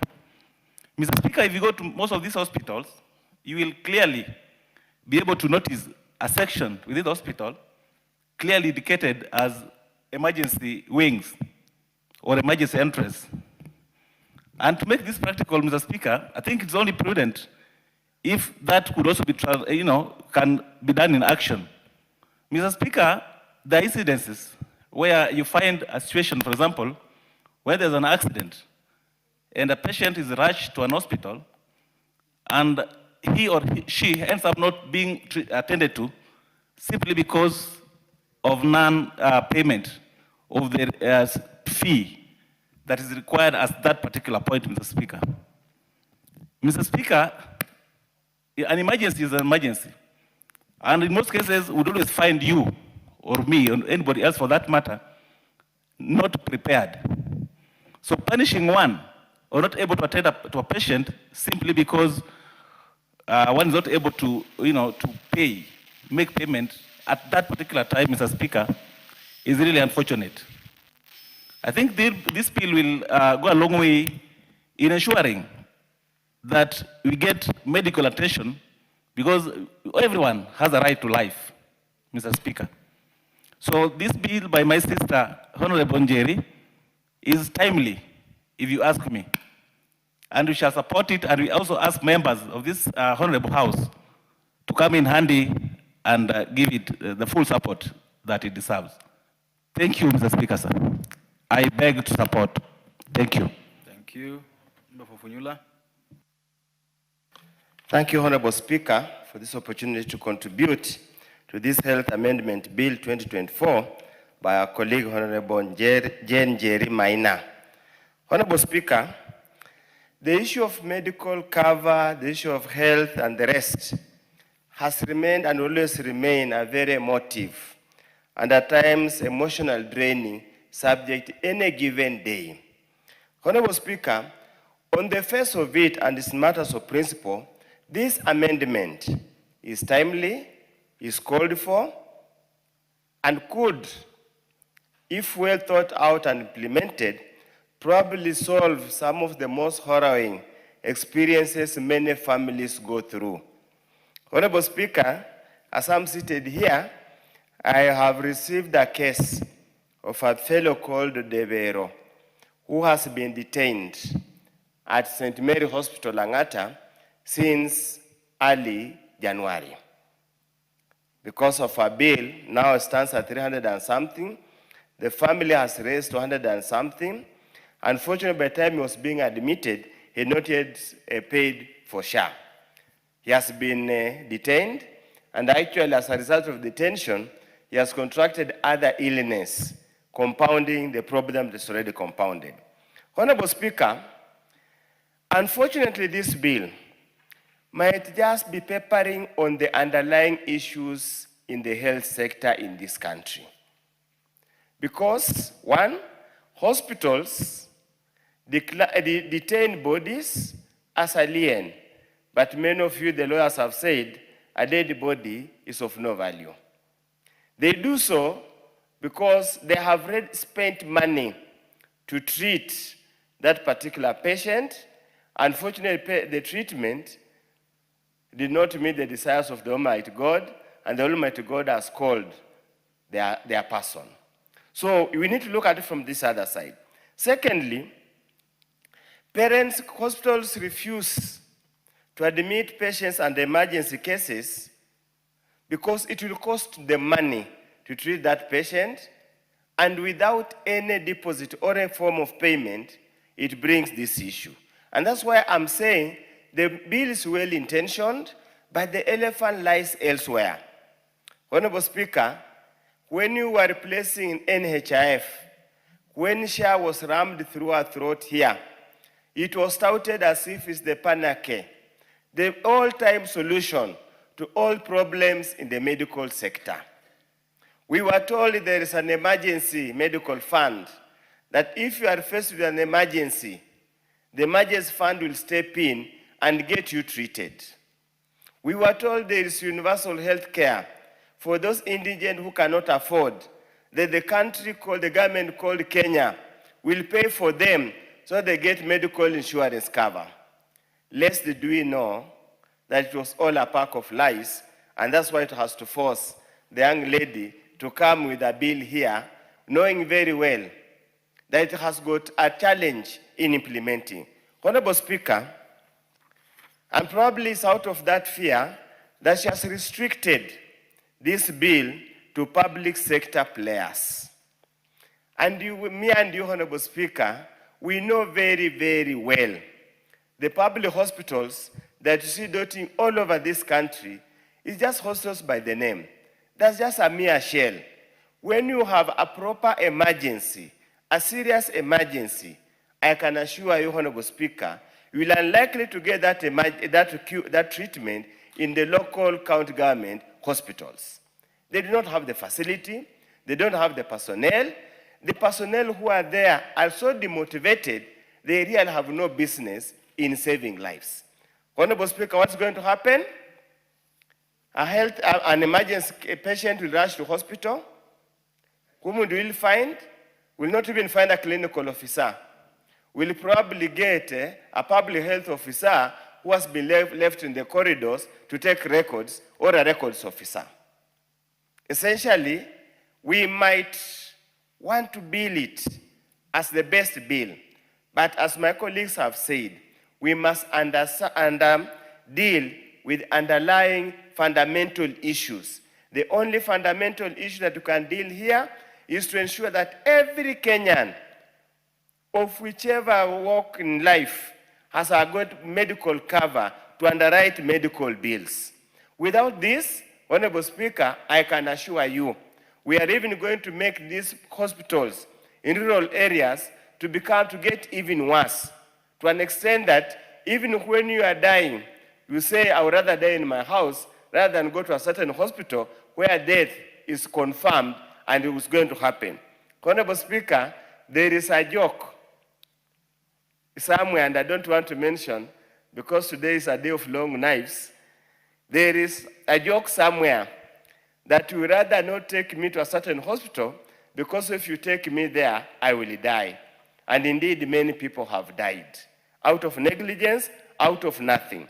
So, Honorable Speaker, the infrastructure required to meet the definition of emergency medical treatment as prescribed by our colleague is not there. And this country, both at national level and the county level, has no intentions at all, or has no desires to make sure that we deal with that matter. Because immediate means the necessary initial or immediate medical care that's administered to a critically ill or injured person to avert or prevent death, disability, unnecessary morbidity, or worsening of a medical situation.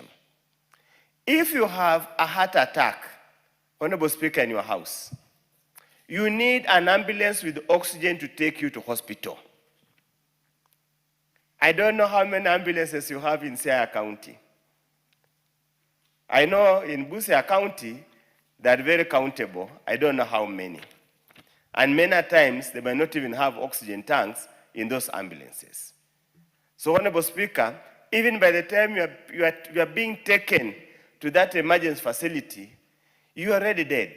Honorable Speaker, even basics like snake bites, which many times is an emergency case, because if you are bitten by a snake that's extremely poisonous, by the time you travel from, for example, from Bombay to the nearest health facility at Seaport that has got semblance of a medical doctor, that about 20 or 30 or so minutes, if there is no emergency at the village, you are dead. You are dead. Honorable Speaker, community health volunteers have gone in this country for many months without payment of their dues. They are demoralized, demotivated, have no longer desire to work for the benefit of the people. We call upon, as we pursue this bill, probably it is important, Honorable Speaker, as a country, we need to spend less time on political rhetoric and really solve the problems of this country. Honorable Speaker, the amount of money we are wasting in so many of these endless movements in this country doing useless thing. Why can't we pay for indigent so that everybody has got medical cover, has got insurance cover? They can go to any hospital of their choice, get treated in the events of emergencies. Honorable Speaker, there's nothing so more, there can't be anything more important than medical cover. We thought by devolution we'll have solved the problem, but probably we devolve more problems than devolving solutions. I support the bill in principle, but I just want to assure you the long-term objective of the bill will never be achieved until we sort out the fundamental issues bedeviling the health sector in this country. Thank you for the effort and wish you well. Thank you. Member for Imenti Central, then followed by the member for Teso South. Thank you, Mr. Speaker, for giving me this opportunity to support the Health Amendment Bill 2024. And I thank Honorable Jerry for taking this opportunity and to have that human feeling that something in the society has been going wrong, especially when it comes to retaining of the bodies in mortuaries, of which really it's very tormenting to the families of the deceased.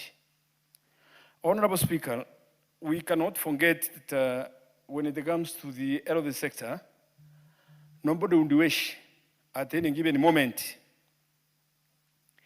to go through an hospital whereby he is going to be ignored because he has not paid the initial fees for the person to be admitted in the hospital. A number of us, especially those who are in this house, have been called at the root hours. We have been involved in issues whereby a patient has been admitted in the hospital and the treatment has been denied because there is no deposit paid to the hospital. We have notorious hospitals, especially in the Meru region, which are held by the churches and which are owned by private individuals. Mr. Speaker, in those hospitals, even if you have a serious accident or even a snake bite, as my colleague has just said there, and you happen to be taken to those hospitals and you are meant to be admitted, first you must pay some deposit of hundreds of thousands of shillings. And when you don't have them, it means that then your patient cannot be admitted and you have to go around calling for help from friends, from politicians, and the people of goodwill. As for that, Mr. Speaker, we have a problem whereby most of the health facilities, most of the institutions which offer healthy medicines and so on, Mr. Speaker, they are owned by individuals and they are operated as business enterprises. And as for that, I don't know how this bill is going to be coined to an extent that is going to be binding to them, for it can be binding to the public sector, public hospitals, public health centers. But when it comes to the private hospitals, generally, private hospitals are created for business purposes. And those who operate those hospitals, if you look at it keenly, you see that their interest is not according to provide health facilities, is not according to them. It's just for purposes of making profit. And Mr. Speaker, that's why they insist on having deposits before treating somebody. As it is envisaged in this bill, it's a wonderful bill, especially where it comes to a place whereby one is to be fined a certain amount of money for failing to provide initial treatment or providing initial care which is required to save life. For the person who is being taken to the hospital or the person who is being sent to be sick, he is unconscious most of the time when they are taken to the hospitals. And maybe it's the only person who has access of the money which can be able to be paid as the initial deposit in the same institution. How is that person going to release that money so that he can be treated or he can be saved to be able to operate the account and get money to pay to this hospital? I call upon the mob of the bill to see to it, of which it should come in the form of amendment at the right time. We separate private institutions and public institutions. It's very necessary. But when it comes to retaining of the bodies, I've been in practice as a lawyer for more than 25 years, and I know very well that it is a declaration of the court that there is no value in a dead body. Even if you see our people competing to bury a body, it does not add value either to property, neither does that body become a property at any given moment. So what it is that to retain that body in the mortuary so that you can be paid whatever the treatment cost which was incurred by the time that person was in the hospital. Sometimes you wonder what value does it hand to the hospital? But the question is, why not to use a collateral? Why not to use a collateral so that at least it can operate as a shock absorber or something which one can hold, maybe a title deed, a login book, without complications, provided that it is pinned to the family of the deceased, and then that collateral can come to be redeemed their own later when the required amount is paid in the hospital. But further still, Mr. Speaker, it then brings complications of the people who have operated or who have litigated on cases of hospitals negligence. For sometimes an hospital becomes negligent, it treats somebody in a bad way, or it operates on somebody and out of the negligence of the doctor. Like a doctor whom we were told that he was operating on a lady, cesarean birth, and he remembered that he had left friends in the bar. He left the patient on the operating table, went to finish the task he was taking, and by the time he came back to the theater, he found that the lady was dead, and the child who was meant to be born was dead. That patient was retained in the hospital because the hospital wanted to be paid their fees. Yet it was the hospital which was negligent. So there is a lot which there are intricate issues which are meant to be addressed in this the bill, especially when it comes to the retaining of the bodies, because if it happens that it's the hospital which was negligent and it caused the death of a patient, yet the hospital will retain that body until you pay, then it costs a lot to be considered. For at the end of the day, this hospital, unless it is taken to the court through a legal procedure to compensate the family, is going to be a beneficiary of the crime which it has committed by having a doctor who is negligent, having the patient die, and then at the end of the day, being paid for the crime which it has committed. And you know how long it takes in the court corridors to have a compensation of a patient who has been admitted, taking into account that the witnesses are going to be other doctors. So, Mr. Speaker, I support this bill to an extent that on the principle that there is no value in the dead body, even if it's kept in the hospital. Our people are to be informed that even if a body is buried in the hospital, if the hospital refuses to release it, there is no value in the same. I therefore support the bill. Thank you, Mr. Speaker. Before you sit down, I've heard this a lot, and we're coming to the end of this discussion. Yes, Speaker. I've heard these things as sat here, that there's no value in a dead body. Yes. So why are we struggling to get them buried? Because there's cultural value. Speaker, it's the law. Order. It's the law which has been declared by the High Court and the Court of Appeal. Order. It's only the Supreme Court which I have not heard it clearing the same. Order. But order. I'm just asking this. I'm not finished. So why are you struggling to get these bodies buried? Because as a people, as Africans, culturally we believe that we should bury our dead. Right? And I've not heard anybody talk about it. Yes, Speaker. The families are struggling so that they can have cultural closure. And I think most hospitals, most doctors miss this. The courts may have said what they said, which is true, that in terms of holding the body doesn't add value. But for families who are bereaved, culturally, and this has to be insisted upon, culturally, we want to bury our dead in a decent manner. And that's why people, last weekend I saw a family in Nyeri burying a log. Yes. Because one of their own disappeared in Afghanistan, can't be traced. There is cultural value in doing burials. And I think this is what is missing all through. I think I've had almost 30, 40 submissions. There is cultural value in us burying our bodies as Africans. Honorable Kim, I think you are finished. Speaker, no, I'm not finished. When you have addressed it in that form, may I put it in the legal circles when it comes to the ingredient of the word value. Value is whereby it can be valued in form of either material or monetary term. But Speaker, this one is just moral. It's a moral obligation to see that you have buried the body. It's not of any material, neither of any form of material or monetary value. It is none. Because, Speaker, you find that families are struggling to bury the body so that they can claim inheritance to say that we are the one who buried our father and we are entitled to a better inheritance or all the inheritance. And that should not be the case at all. Thank That's all, Mr. Speaker. Certainly, people don't bury because they want to get inheritance. Certainly not. Certainly not.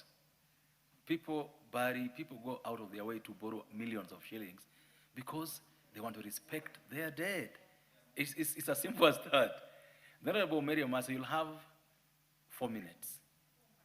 And let me just finish. I'll add you one that I'm going to take. Then after that, the member for Parliament for Kirinyaga will reply. And during her reply, she may, give a minute or two to the Honorable Nyakundi and the Honorable Ikiara, who has sat all through this afternoon and didn't only put her card 4 minutes ago. The Honorable Emase, go ahead.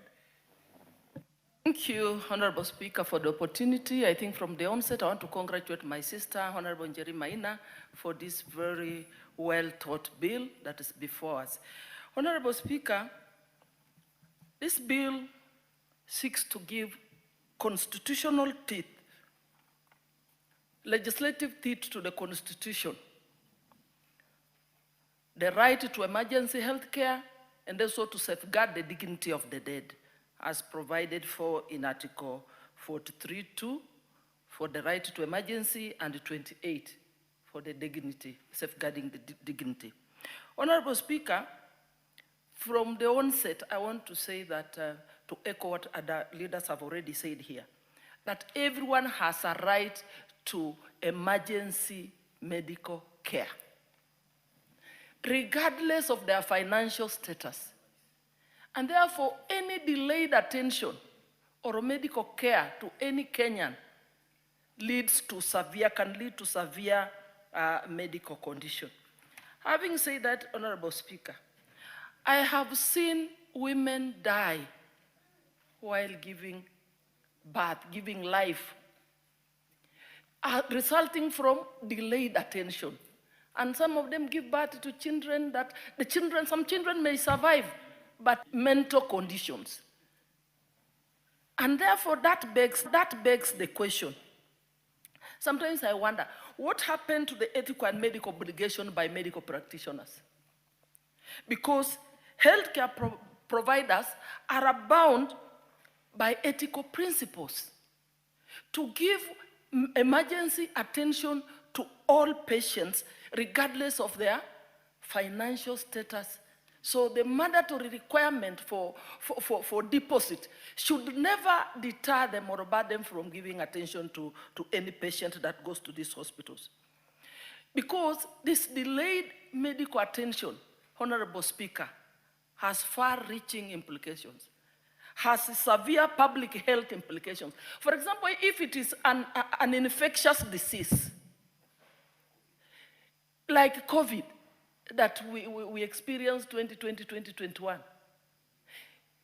immediate attention would have led to prevention, can prevent this severe spread of infectious disease.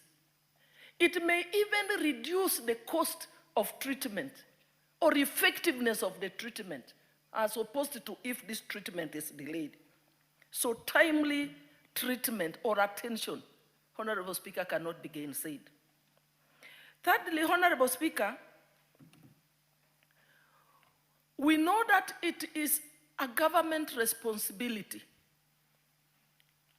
to ensure there is access to health care to all Kenyans. And I want to first applaud the government for the introduction of the SHARE program. Just the other day, we had a meeting and we were briefed on how it is being improved.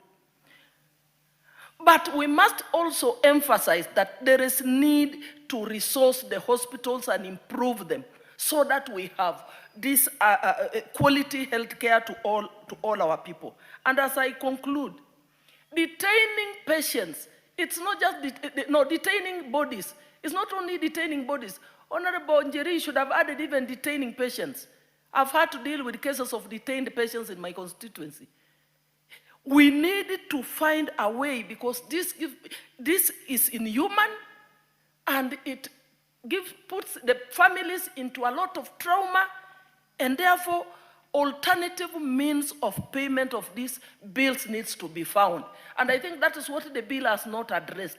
We must also look at the other side of the coin. The hospital, and you know the nature and the culture of Kenyans. People will just decide to take their relatives and their kin to hospital and refuse to pay bills just because there is a bill that has removed the detaining and what have you. So what is the bill saying about how this bill should be recovered? Allow her a minute.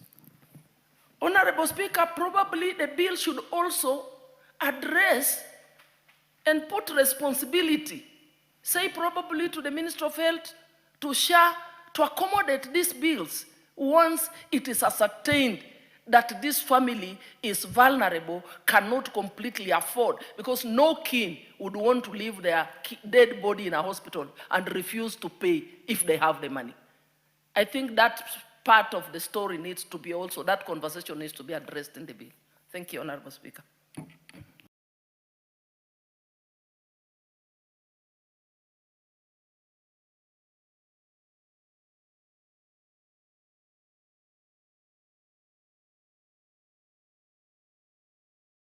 Honorable Jane Njeri Maina. This is Thank you, Honorable Speaker. Honorable Speaker, I'd like to thank the many members who have contributed to this bill, enriching the debate and giving a human face of their constituents' lived experiences. Are you going to donate in your minutes to Honorable Nyakundi and Kiara? Yes. Please, Yes, that's I what will. you should do first before you go do what you're doing. Okay. Yeah. Honorable Speaker, I'll donate 1.5 minutes to each of them, but I'll try ensure that I'm brief so that they Excuse can me. contribute. They contribute first, then you reply. Okay. Yeah, so you get to take your seat, then we go to hear the Honorable Kiara first, then Honorable Nyakundi.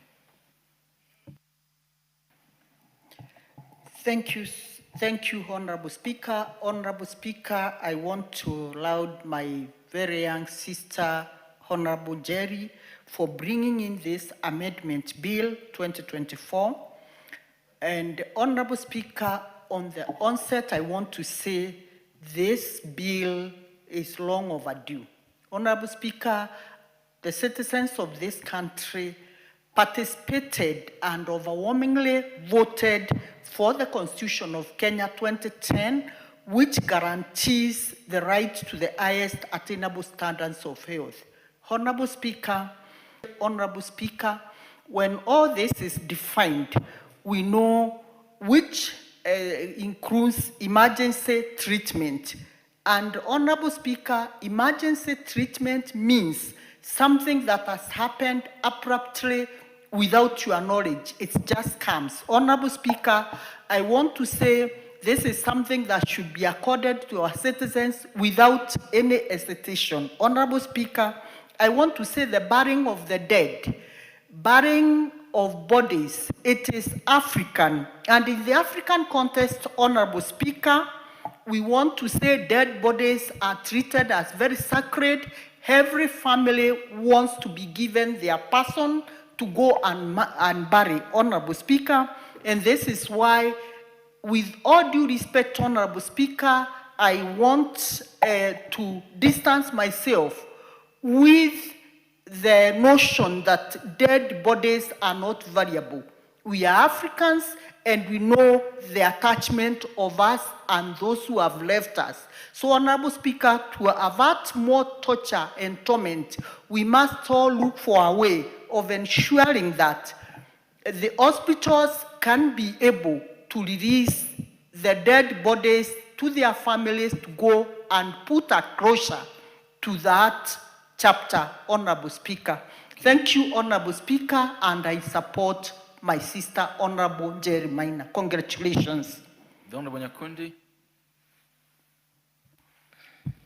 Thank you, Honorable Speaker. First of all, let me take this opportunity to thank Honorable Njeri Maina for bringing this amendment bill 2024, because this is one of the most important bills that I've seen in this House, and it is time overdue because, yes, we know a lot has been done in the health sector in terms of bringing up the SHA and the numbers that are there, about 29 million, employing of the CHPs and employing of the universal healthcare workers, which is a good thing.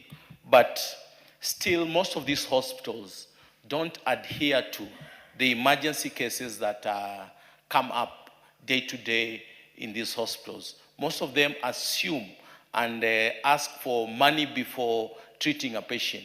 Just a week, 2 weeks ago, a friend of mine was taken to KUTRH, and he was in a critically ill position, and he was asked for money. The wife could not afford, so it's a friend who came up after about 2-3 hours to come and support in paying the bill, so that deposit, so that it can be able to be attended to. On the bodies, I want to support this 100%, because most of these hospitals, you get a family has undergone a lot of financial crisis because of treating the patients to a tune of maybe 3, 4, 5 million. And then now they have a dead body that they need to go and bury. And you're telling them to clear the bill so that they go bury the body. And most of these families that are not able to pay are just vulnerable families. So I want to support this bill, and I want to support it with all my heart, because I believe this will bring dignity to the dead and dignity to Kenyans who are suffering in various hospitals. Thank you. Honorable Maina.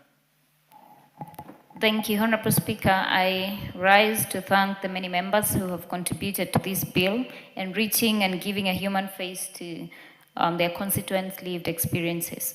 I have noted and do recognize that indeed medical services are not provided for free.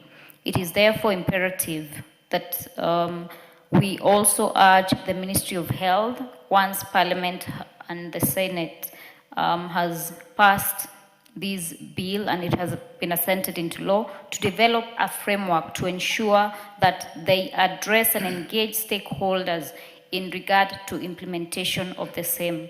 I also note and appreciate that we all agree as members that denying families to lay their kin to rest is unethical, it is inhumane, and a practice that is repugnant to the letter and spirit of the Constitution. Honorable Speaker, as you have said and guided this House, that perhaps dead bodies may not have monetary value, but they have emotional value that cannot be quantified in monetary terms. Honorable Speaker, I have also noted the concern about medics who are working under supervision and perhaps on contracts. And that is why this bill has a provision ensuring that the persons in charge of the medical facilities will be directly and vicariously liable should they perpetuate any acts that will be against this bill. Honorable Speaker, I've also noted the concern of a member of parliament who's just spoken, Honorable Oundo, who has indeed said that we are not addressing the integral issues that are bedeviling the health facilities in Kenya. And Honorable Speaker, while I admit that there are many issues bedeviling the health sector in Kenya, I also note that these amendments will give reprieve to families that do not have financial capacity. It is worth noting that our culture as Africans is to lay our kin to rest. Failure to support the judiciary precedents in place by having legislation weaponizes culture, it weaponizes faith, and the natural human need to ensure that we have buried our dead. It is therefore imperative upon us to ensure that these amendments are fast-tracked, that we do not engage in the bureaucracy of delaying these very dire and necessary amendments to the Kenyan people. Honorable Speaker, with that, I beg. Honorable Speaker, I also further note that indeed this bill was initiated in 2024, and 2 years down the line, this is when it is coming for the second reading. So I implore upon the House leadership to put these as a top priority for the House. In conclusion, Honorable Speaker, pursuant to Standing Order 53.3, I beg that the putting of question on the second reading of the bill be deferred, and I hereby reply. Thank you, Honorable Speaker. Thank you, and well said, and congratulations. So, as requested, the decision on the second